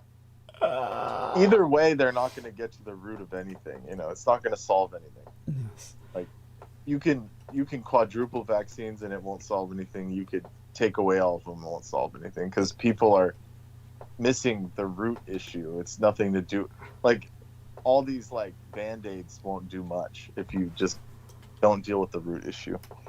Thank you. See what I'm saying? Absolutely, and go on. Yeah. And whether or not the whatever those inoculations have anything to do with the mental disorders or not, it's irrelevant, because that's like a genetic thing. There's nothing to do with anything else. The genetics are faulty because of the lifestyle and the things that are going on. So it's really up to the beings to strengthen their own bloodlines and all that. So, but that's another thing that could get us banned if we start. Like that. Yeah, true enough. True enough. It's like there's so much. It's a landmine field. Yeah, minefield. Yeah, absolutely. And thank you for being sophisticated enough to recognize that. Of course, like you said, we had people who were assigned to us who were meant to bring the channel down, like Ian West, who almost succeeded. And that's the horror of what we're doing. Here's the latest bullshit. Yes. Laptops, iPhones made in Saudi Arabia, hype or reality? Oh yeah, that Saudi Arabia and UAE have completely avoided high tariffs imposed by the U.S. government. There you go. Imagine that. So now they're gonna start pulling that shit. Yeah. All those Gazans need jobs. Yeah. Tell them about the robotics in Neom, that they plan on turning that into robotics, which they think the Palestinians will happily maintain. Tell them about this. Yeah, well, that's what they're saying here. They're going to make them build phones and robots and all that shit. Slave labor, sweatshops. Yeah. It's a giant sweatshop assembly line of Palestinians. Yeah. Yes, it just... Basically, it's free labor because then they will just say, oh, look, we're doing humanitarian aid, and then these countries will give them billions to feed them, and the Saudis don't have to pay out of pocket. Yeah. And then the money they make from all the cell phones and shit goes into their pocket, so it's like a win-win for them, you know. Oh man, this is so sick, and it's so like this is what we were heading towards all this time. What did you expect? It's great. Actually, I'll tell you the truth. I'm shocked. I didn't expect this. I really didn't expect this. Well, you don't know. I mean, come on. You saw those people. What did like? Yeah, up front. Like, true. Well, honestly, the thing is, you don't. Yeah. We don't see the people behind it pulling the strings. They're like, they're like Europeans and stuff. Yeah. Like the Arabs couldn't figure this out. Thank you. They're too dumb. That's why I didn't expect it. The Arabs couldn't come up with this shit. It's beyond them. No, of course. No, if it was up to the Saudis, they would stay in the desert just sitting doing nothing. Yeah. They don't care. Yes, it's true. Yes. Yeah. It's all true. Yeah, and tell people you speak as a person of Arabic descent, that this is not you're not some racist. This is like you just, no, no, I met these people.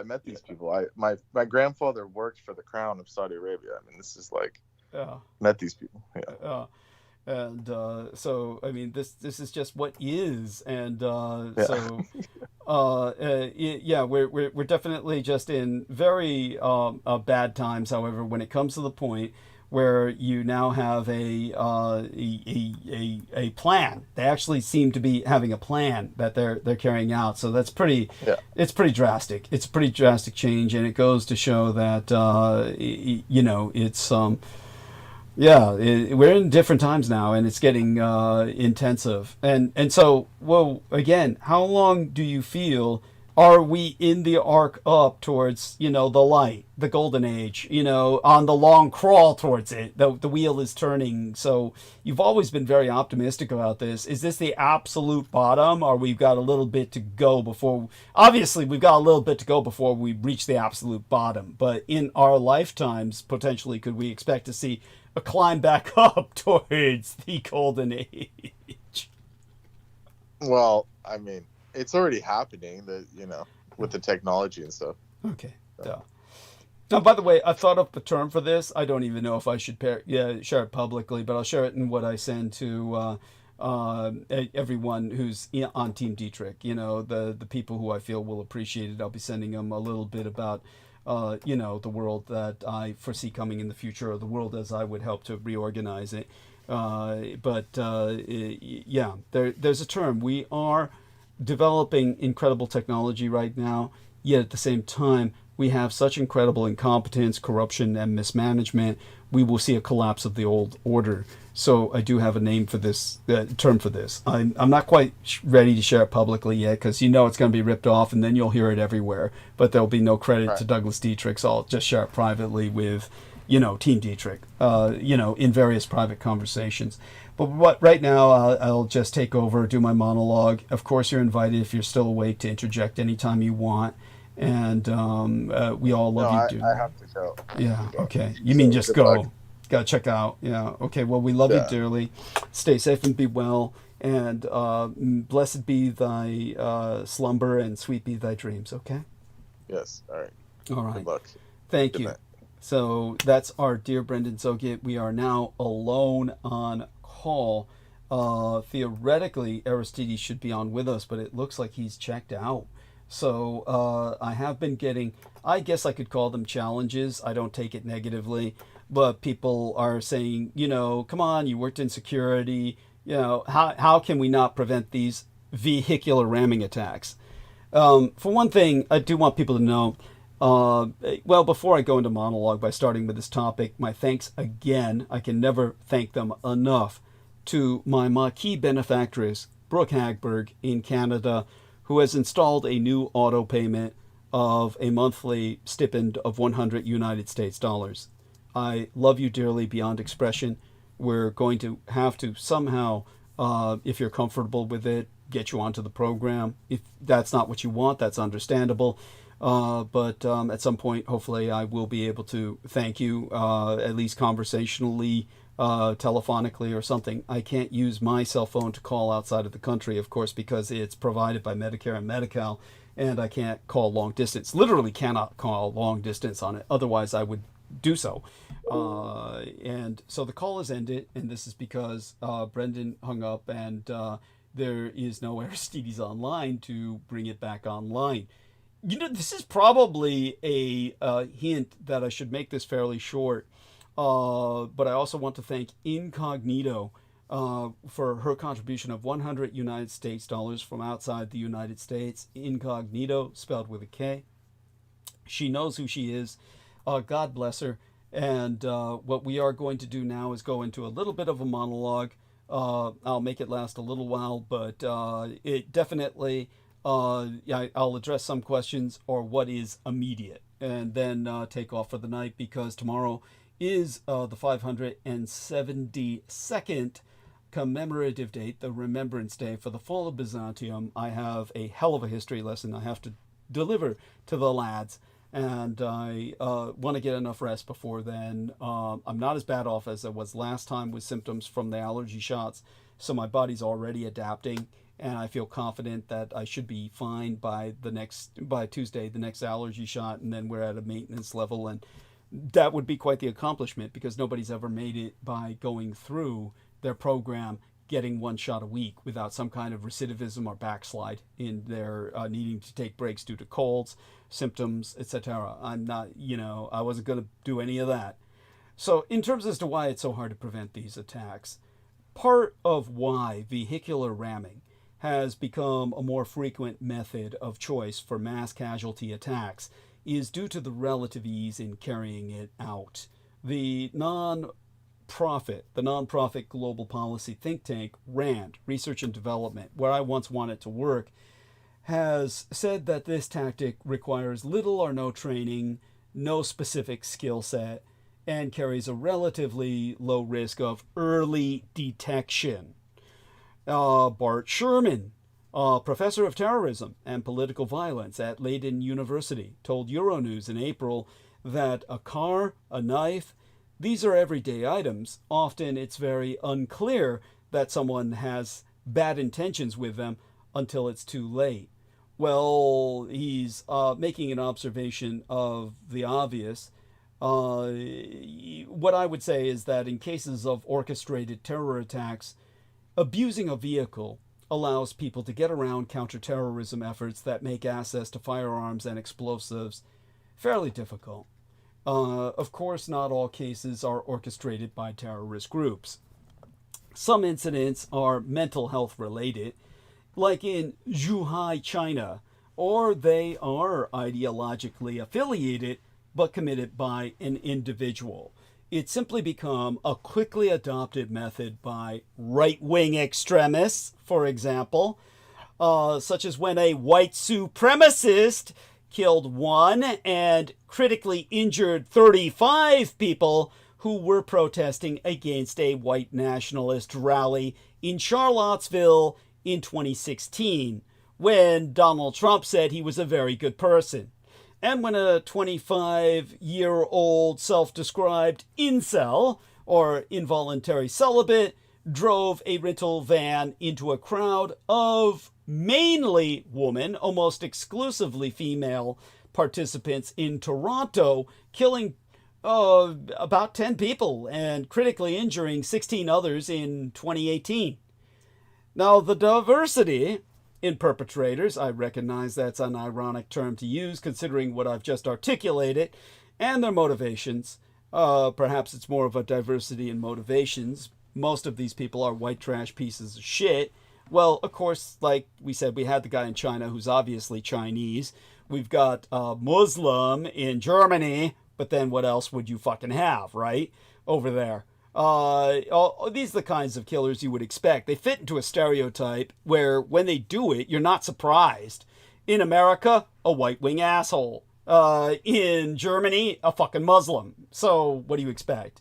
Nevertheless, they seem to have a variant enough divergence in their motivations and the perpetrators carrying out these attacks that poses an additional challenge to preventing attacks. But all of it is based on sheer political correctness or wokeism. That's the problem here. Just say here, you got to watch out for white trash pieces of shit who are incels delving into right-wing media. And then they're programmed to do this shit. In Germany, watch out for the fucking Muslims. And ultimately deport them all into Ostprussia, where we can establish them as a German-speaking, German-acculturated Muslim state.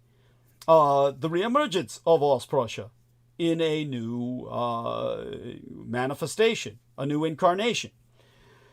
Regardless, the sociologist Vincent Miller, who co-authored the study in San Jose, my own California, told DW, or Deutsche Welle News, German World News, it subconsciously, the study that I sourced from San Jose, it was conducted, I think it was funded in 2018, published in 2019, but it said, if on my review of it, it basically dwelt upon the imitative quality of these vehicular rammings.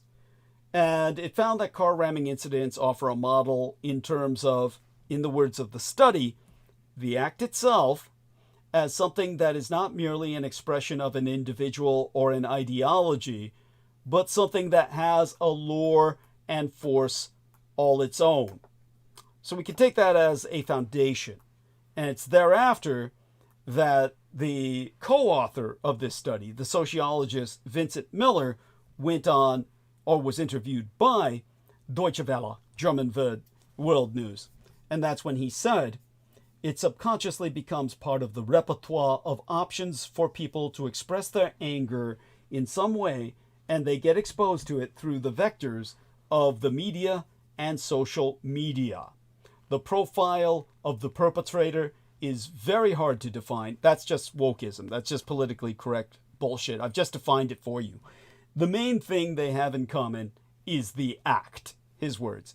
Now, a 2021 report by RAND looked into how rental or vehicular sharing schemes have been abused in some of these attacks, such as was the case in the New Year's Day ramming in New Orleans. It suggested that limited collaboration between industry and law enforcement due to data protection constraints, a lack of industry-wide training when it comes to identifying a potential attacker, and insufficient security procedures during online booking all together converge to make it all the harder to mitigate any attack. Well, obviously, we've got to take care of all this.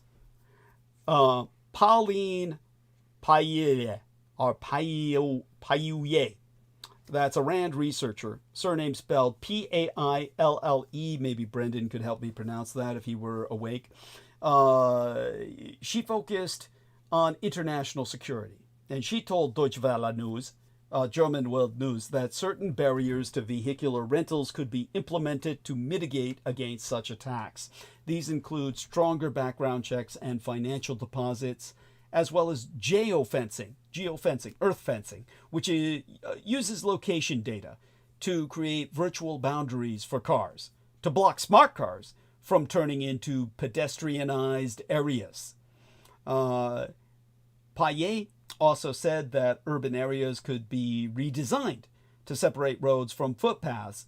Vehicular barriers are already commonly used during large-scale outdoor pedestrian events such as festivals or parades as a mitigation strategy. Okay, I'm getting in some other emails. This might be trolling, but, I'll take advantage of the trolling to educate my listeners. And basically it's like, oh, come on, man, you're just abstracting this. No, okay, you want me to go fucking tactical? I'll go tactical, asshole. I was a security enforcement agent. I was a mercenary. I was a bodyguard. I've done all this at various times. So basically this fucker is saying, come on, Doug, what do we do in case of an attack? Okay, well, the Department of Homeland Security, Cybersecurity, and Infrastructure Security Agency has offered some guidance on how to prevent an attack or what to do if one happens.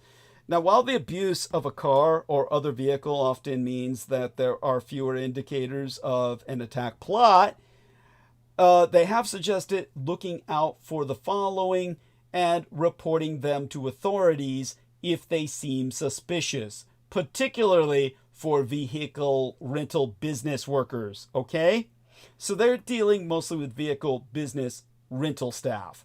And they tell them to report theft of large or heavy-duty vehicles. And that if there's any difficulty explaining the planned use of a rented vehicle for all your alarm bells to set off and for you to call in, that any nervousness or other suspicious behavior during a vehicular rental discussion, for example, insistence on paying in cash, all of this should literally lead to a report being filed. The lack of or refusal to produce required documentation for a vehicular rental, any difficulty operating or apparent lack of familiarity or experience with a rented vehicle, obviously that would be suspect. Loitering, parking, or standing in the same area over multiple days with no clear explanation. People do have a tendency to rattle like rattlesnakes before they strike for whatever reason. The unexplained use of binoculars, cameras, or recording devices around a certain area. Yes, okay, now I'm getting another email or two here. They're coming in, and people are still trolling me, and that's okay, because this is just an opportunity for further education. But what do you say, Douglas? Like, come on, what's your experience? This is what I would tell you. As somebody with a tremendous experience in violence, I would say in case of a vehicular ramming attack, pedestrians should run away from the vehicle and towards the nearest safe area. And if you fall while you're running, curl into a protected position and try to get up as soon as possible to avoid being trampled. Your biggest concern is going to be fellow pedestrians stomping you like cattle into the cement till you become part of that fucking sidewalk or road. So they're your biggest worry, more so than the vehicle when you're curled up, because the driver will not see you. And once you've gotten up, again, if you've fallen, seek cover behind any objects that eliminate the direct line of sight from the vehicle. Get yourself out of the driver's line of vision. These are idiots. You're going to be invisible to them like they're a rhinoceros. Rhinoceri are very short-sighted. They can't see in front of their horn. They have very bizarre vision. Most of it is such that they're firing blind. When they're charging something, it's almost blindly. They've gauged where that individual or object or structure is before they charge. This is what a vehicular ram man or driver, they're all men, a vehicular rammer will be like. So just, if you don't fall down, just run away and get cover behind any object to eliminate yourself from direct line of sight of the driver. And of course, call 911 and follow instructions from law enforcement and first responders.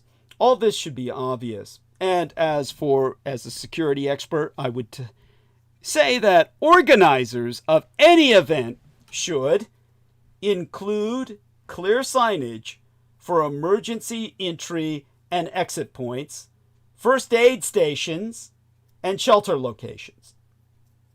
And define the perimeter that requires access control for pedestrians and vehicles. And restrict vehicular traffic through pedestrianized areas. As well, I would insist, if I were hired as a consultant, I would say use remote parking and shuttle services. Obviously. And use physical barriers like bollards, heavy planters, the big concrete bowls, big potted planters, barricades. Create standoff distances between large crowds and vehicles. You've got to put space between them like a fucking moat. And consider positioning heavy vehicles around the perimeter of crowded areas to serve as an additional physical barrier. Lease SUVs if you fucking have to, and vans. And use them like a circle of covered wagons under a Native American, Indian, indigenous people's assault where they're protecting their First Nation from your white trash invaders. Circle those wagons. There you go. Does that make you trollers happy? It could save your fucking life. You'd better fucking thank me when it does. So that having been said, San Francisco is bidding farewell to Japantown's beloved Japan Video after 39 years of cultural connection. Japan Video, a cultural staple in San Francisco's Japantown for over 38 years, is closing down in May. The store was known for its Japanese and Korean video collection and anime merchandise. Now, after serving the San Francisco community for over 4 decades, Japan Video, a long-standing feature of Japantown's Japan Center, is shutting its doors for good. Takeshi Onishi, who opened Japan Video in 1984, has decided that the store will cease operations by the end of May, an announcement that brings an end to an era for many of its loyal customers. As he recounted in the store's legacy business application, Onishi, a Japanese immigrant who came to the States for university and opted to make San Francisco his home, wanted to open a store that introduced and promoted Japanese culture and allowed everyone the ability to learn the Japanese language.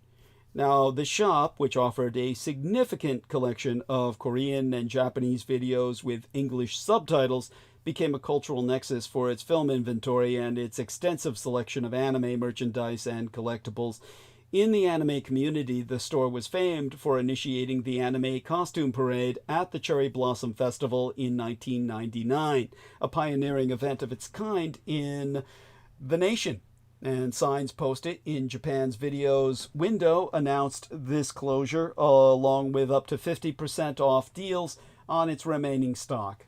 Notably, the store was frequented by San Francisco local and international celebrity Robin Williams, who continued his monthly visits until his passing in 2014.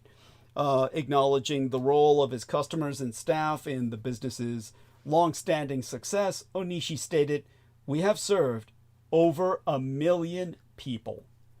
Now, the news of Japan Video's closure rippled through the community, sparking reflections and testimonies from residents who had strong connections to the business.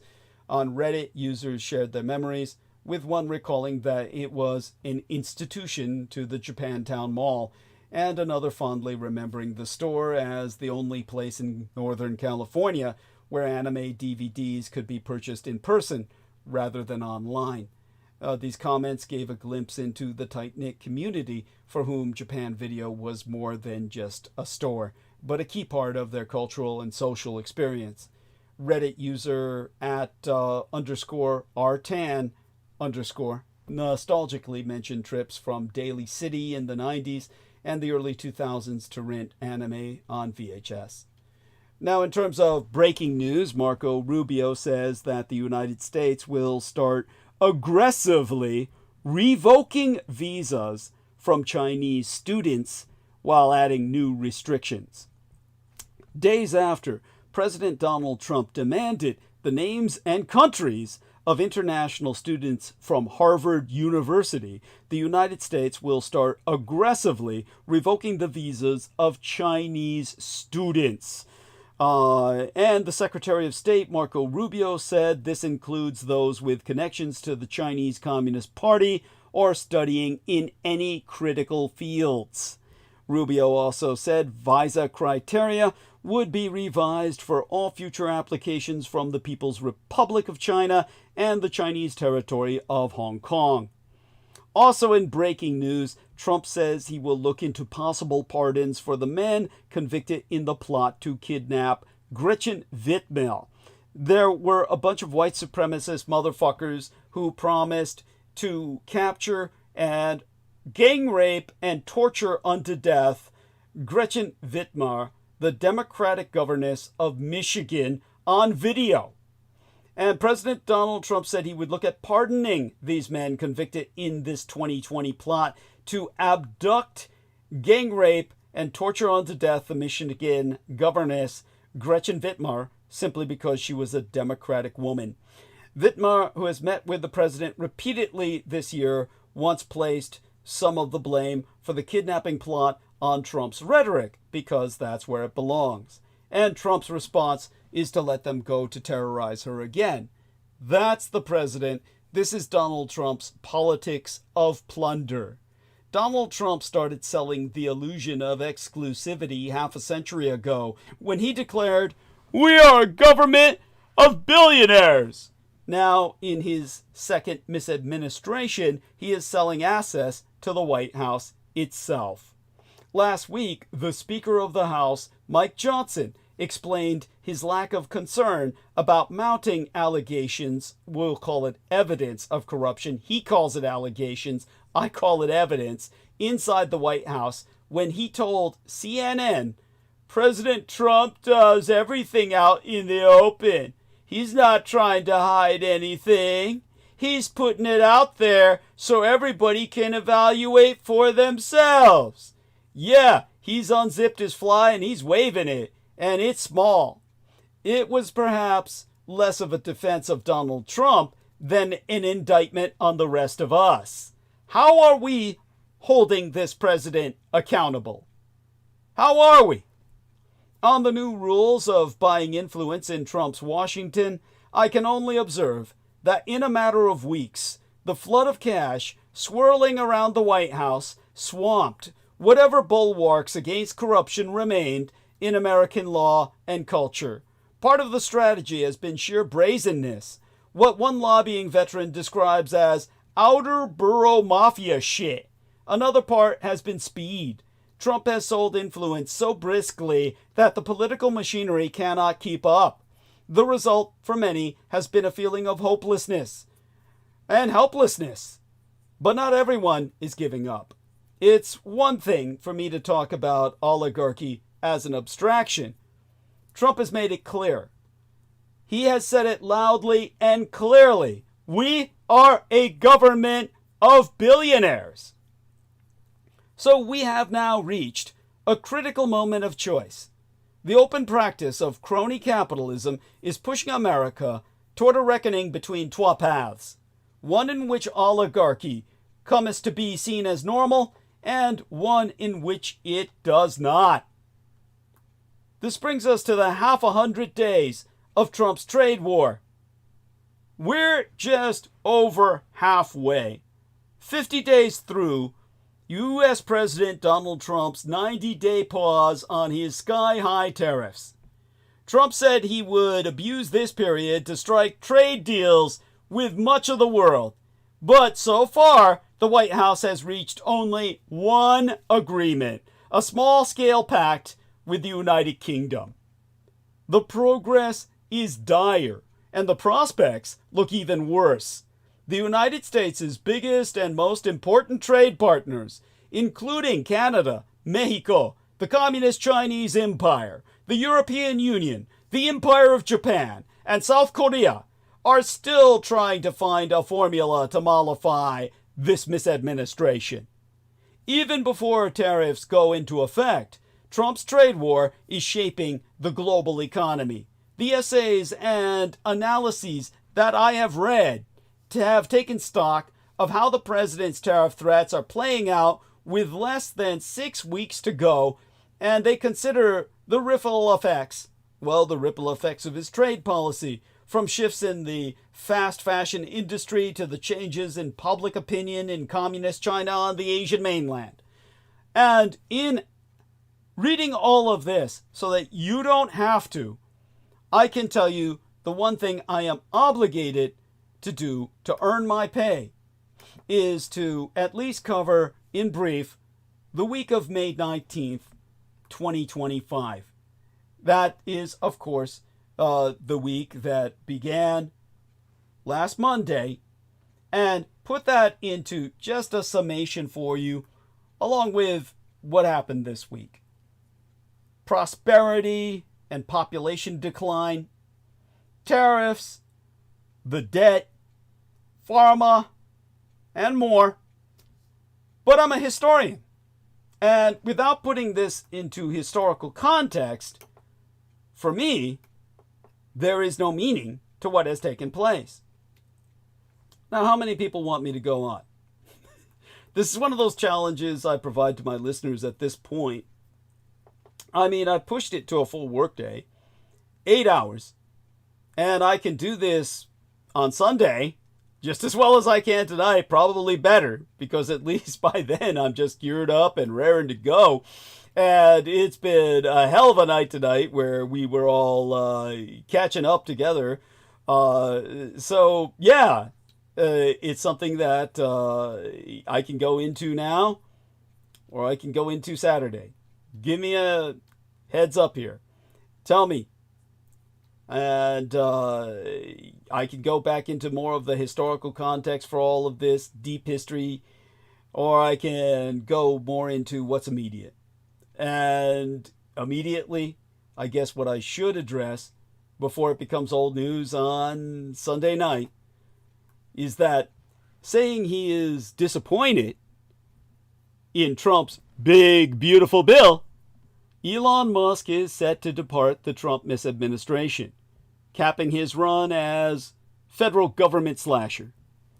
A White House official has told the Fourth Estate that Elon Musk has officially left the Trump misadministration in his role as a special government employee, capping the multi-billionaire techno-entrepreneur's turbulent run, leading to a contentious effort to slash our federal government. Thus, Musk has begun to wind down his work for the White House and focus more on his private companies. The Trump misadministration has recently pushed Musk to the sidelines, likely due to backlash among the American electorate.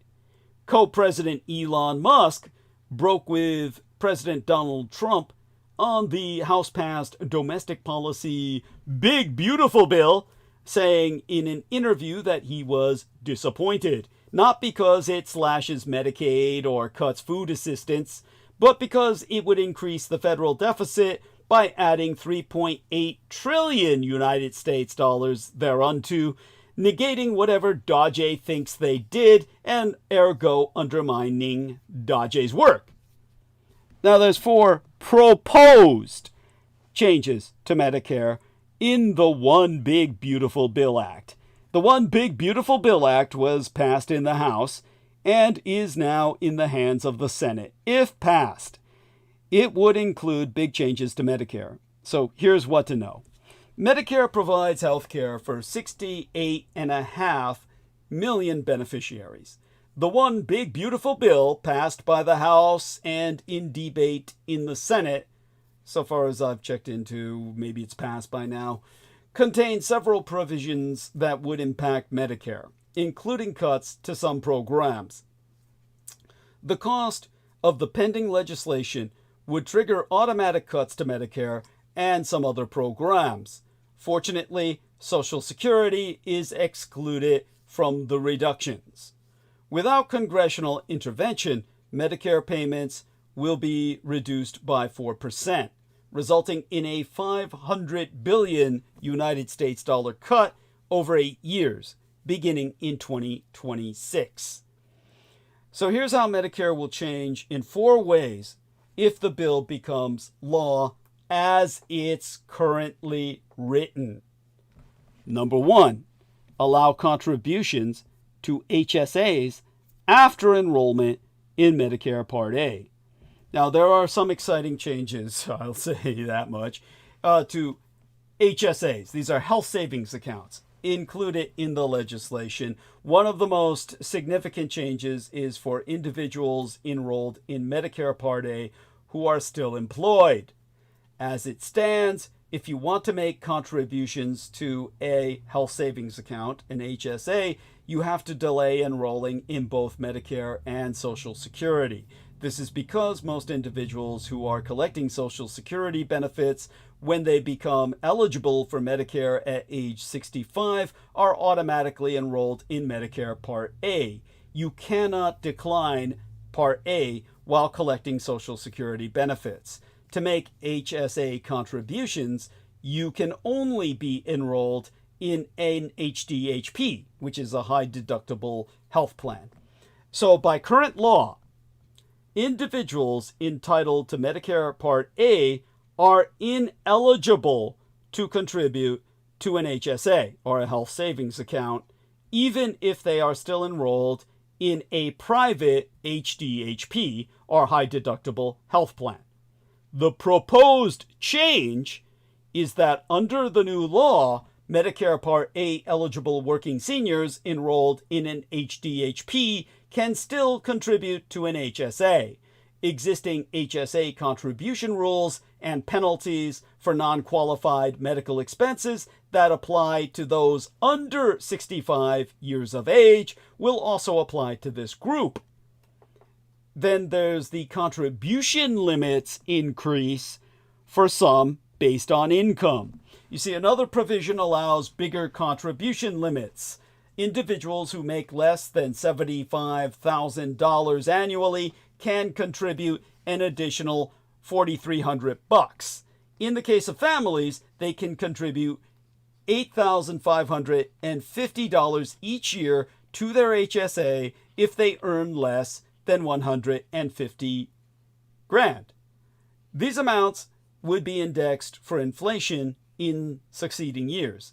The additional amounts are phased out for individuals making $100,000 annually and for families making $200,000 or more.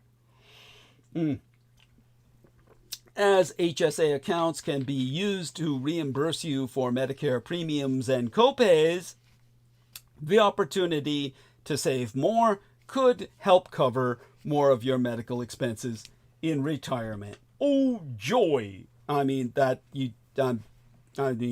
nobody's jacking off over this. Okay, another change.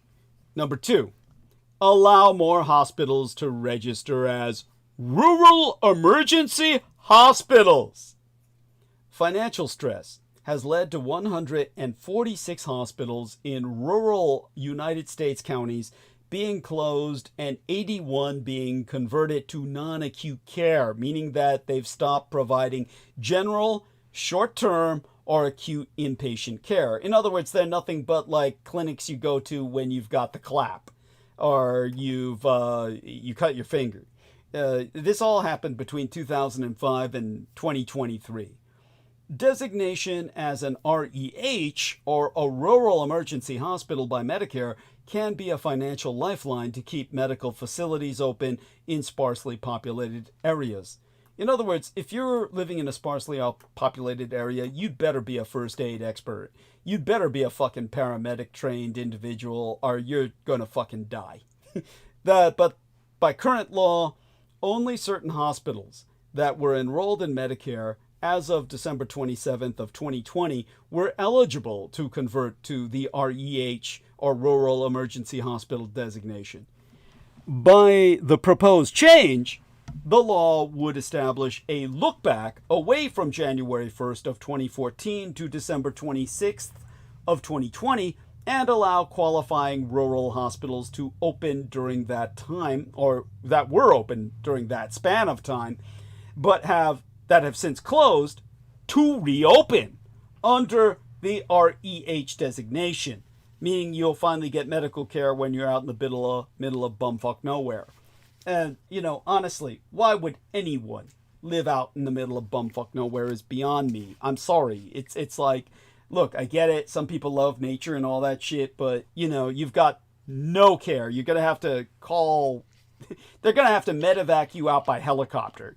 So this way, maybe this will give you a lifeline to those people out in the middle of bumfuck nowhere. You know why he's doing this?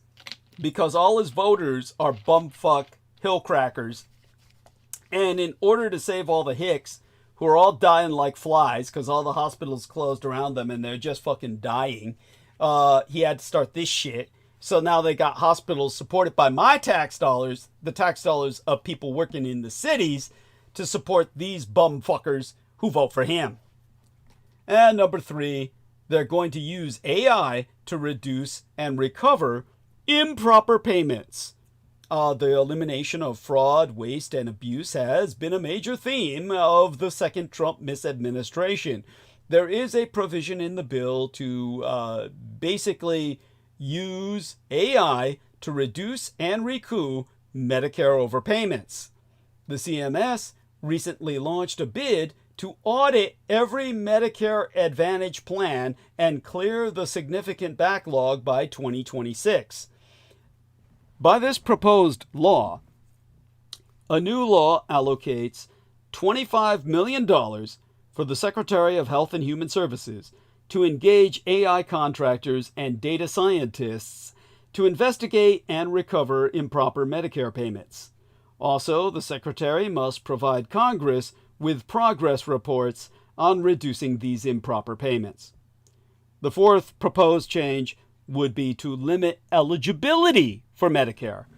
Admittedly, current law already excludes anyone in these United States from unlawfully receiving Medicare benefits. To be eligible, to be eligible to enroll in Medicare as a retiree, you must be 65 years of age, have worked for 10 years, and be either a U.S. citizen or have been a permanent resident of these United States for at least 5 consecutive years. The Big Beautiful Bill explicitly outlines which non-citizens would be eligible for Medicare. The work and age requirements are unchanged. By the proposed change, the law would eliminate Medicare eligibility for illegal immigrants and only allow eligibility for lawful permanent residents. Certain Cuban immigrants, because all Cubans in America are right-wing motherfuckers, well, 98% of them, except for a few crazies, and there's all still crazy anyway because they all still vote for Trump. And individuals living in the United States through a compact or free association. For those of you who do not know, the compacts or free association are agreements between these United States and 3 Pacific Island nations: Micronesia, the Marshall Islands, and Palau. Now, of course, let's check my numbers. I'm sure I really went up in numbers with all that shit. Everybody stayed here just for that.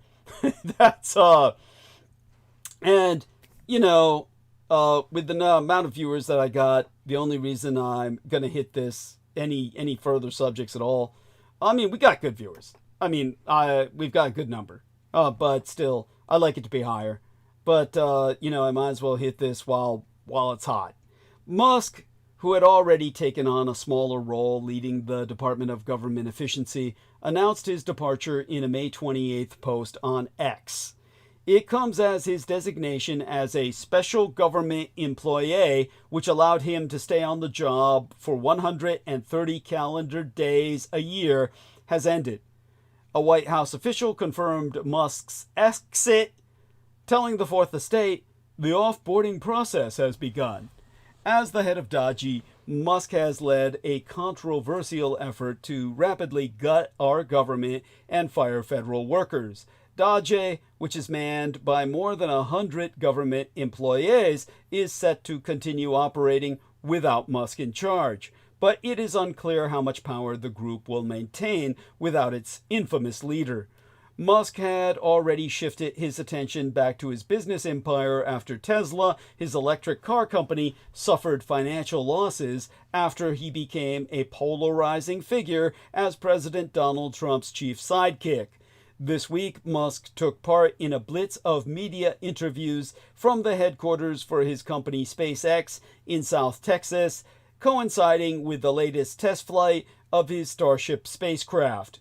The day before his departure, Musk criticized Trump's massive tax and spending bill that the president has dubbed the Big Beautiful Bill, that bill which includes Trump's domestic agenda on items ranging from border security to tax cuts, passed the House along party lines last week. It now heads to the Senate.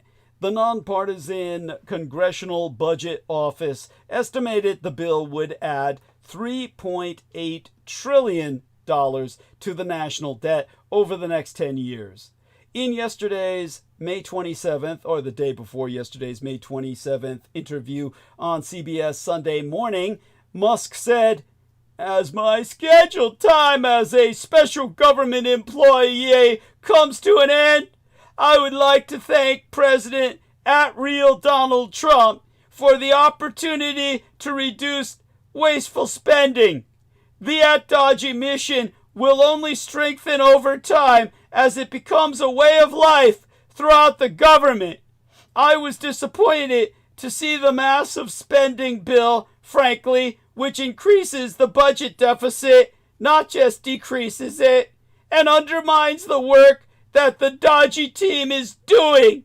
I think a bill can be big or it can be beautiful, but I don't know if it can be both. My personal opinion." Dodgy has boasted of saving the federal government more than $160 billion through cuts, though the group's declared savings have often been exaggerated or misleading, to say the least. The office has dismantled entire federal agencies and led to the terminations of tens of thousands of federal workers, all of which will cost us more as we try to recover everything and everyone that has been lost. But when asked who on the Dodgy team will fill the void during an interview with a mass media outlets, many mass media outlets earlier this month, Musk downplayed the effect his absence could have on Dodgy's survival, saying, "Is Buddha needed for Buddhism, man? Dodgy is a way of life." Yeah, so is narcotics addiction, or anal sex in glory holes, or something like that. It's comparable. It's truly parallel. In terms of what is breaking, that is the most important thing in the world right now, a federal trade court issued a major ruling against the Trump misadministration yesterday by now, declaring that President Trump does not have the authority under economic emergency legislation to impose sweeping global tariffs, and ergo may not unilaterally impose tariffs with an emergency law. Id est, Trump's tariffs are an unconstitutional power grab. The Federal Trade Court blocking most of Donald Trump's Liberation Day tariffs, ruling that they exceed legal authority. The United States Court of International Trade's ruling could bring the misadministration's trade war to a screeching halt. If you don't know how important that is, I don't know what drugs to prescribe you. The ruling from the United States Court of International Trade found and ruled that President Donald Trump cannot abuse a 1977 law to impose tariffs, dealing a blow to his trade agenda. Trump declared a national emergency on April 2nd in order to abuse the International Emergency Economic Powers Act, acronymous as the IEEPA, to impose big reciprocal tariffs on foreign nations. The unanimous ruling from the three-judge panel states the IEEPA does not authorize Trump's tariffs and orders them halted. You see, declaring a national emergency to exact concessions is a ploy to seize authority. After announcing sweeping new tariffs on the United States' top three trading partners, U.S. President Donald Trump seems to have agreed initially to a 30-day pause when he first did this on any new duties on Canada and Mexico, while leaving those on Red China in place. The final outcome was still uncertain then, and the drama that unfolded the week thereafter should never have distracted from the bigger picture. With his decrees on trade, Trump is making an unconstitutional power grab by abusing the declaration of a national emergency to grant himself authority he does not have. Congress, whose constitutional powers to regulate trade Trump has usurped, should have acted swiftly to retain its authority and bring back stability to American imperial trade policy. Now, all of this is something that obviously I've been educating the lads about, and I can do the same to you. But I figure unless we have somebody who tells me, Douglas, you must go on. We are approaching 8 hours at this point. Should I continue? I mean, honestly, it's, I guess I should, out of oblige to those who have helped so significantly with their contributions. So, understand this much. In announcing these tariffs, Trump invoked the 1977 International Emergency Economic Powers Act, the IEEPA, which gives a U.S. president sweeping powers to regulate our economy during wartime or another emergency caused by a foreign threat. The law essentially grants a president extraordinary economic powers to deal with any unusual or extraordinary threat if he declares a national emergency with respect to such threat. The White House outlined its view of the current threat in Proclamation 10886, 10886, or 10886, which on January 20th declared a national emergency at the United States-Mexico border. Supposedly, the words of the proclamation 10886, overrun by cartels, criminal gangs, known terrorists, human traffickers, smugglers, unvetted military-age males from foreign adversaries, and illicit narcotics that harm Americans, including America. As an individual, I suppose. Trump expanded the emergency beyond the southern border to also cover the public health crises of deaths due to the use of fentanyl and other illicit drugs, claiming insufficient action by Canada and Communist China to interdict shipments. His response to these claimed threats was a 25% tariff on imports from Mexico, 25% on imports from Canada, except for energy, at 10%, and an additional 10% on imports from Communist China on the Asian mainland. Now, judging by the numbers, yeah, I can really continue with this on Sunday. Honestly, I'm the expert. I'm training the young lads in how to be experts in analysis themselves of the world around them. I know my impact has already been contributed in that regard. With all of you listening, let's wait till we get back on Sunday night, and then I'll slam you all with all of these facts again. And it's, you know where we're going to start. And so we'll start with that and then go from there to the international situation automatically. But I love you all who support myself. To those who have contributed to this point, there's no words to express my gratitude sufficiently. And what I'm going to do is basically consult the transcripts that my blood boys will make at my request of where I started, and that way I'll know where to begin when I relaunch your lessons in education when we come back on Sunday and go into this all out. I do want people to know that there is a news alert in terms of Japan's warning to the world. Japan's bond sell-off could threaten the American imperial economy. So Japan is not in any dire straits itself, but it's going through economic convulsions that are symptomatic of the need to remobilize for war. When the economy falters, that's what you do. Everyone ultimately is mobilizing for war, and that's what will, of course, pull us out of the recession through the world war that Trump is rendering inevitable. So with that, we'll return to all of this on Sunday night. And at least we'll start off with more exciting stuff than, Medicare and Medi-Cal. That's always a snoozer.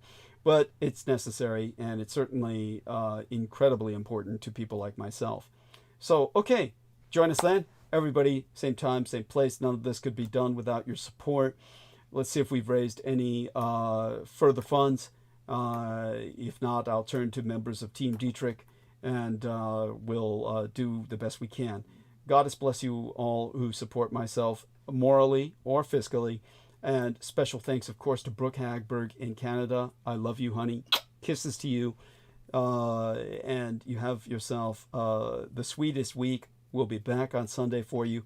And my thanks to Incognito. Incognito, you're an angel, baby. Love you dearly. Not going to give any hints as to who you are. So we'll end it at that. And with that, my thanks to other people who have helped so much. There's no way I can express enough. Heather Holman contributed 100 United States dollars early in the month. We've had so many good people do so much for us. Stephen Myers, my dear brother from another mother, contributing what he did after my Cult City episode, talking about San Francisco, and Jim Jones.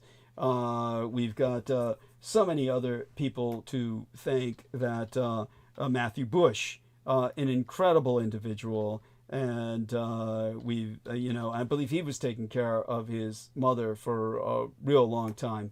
We also had, of course, aside from that, who else can I think of that would fall into the category of PayPal person? Aside from Sammy Romero, of course, he contributed what he could earlier in the month. We just had a lot of people, but mostly, of course, I want people to know how much we value our female contributors. They are incredible. They're really the spirit behind the show in so many ways. All right, then.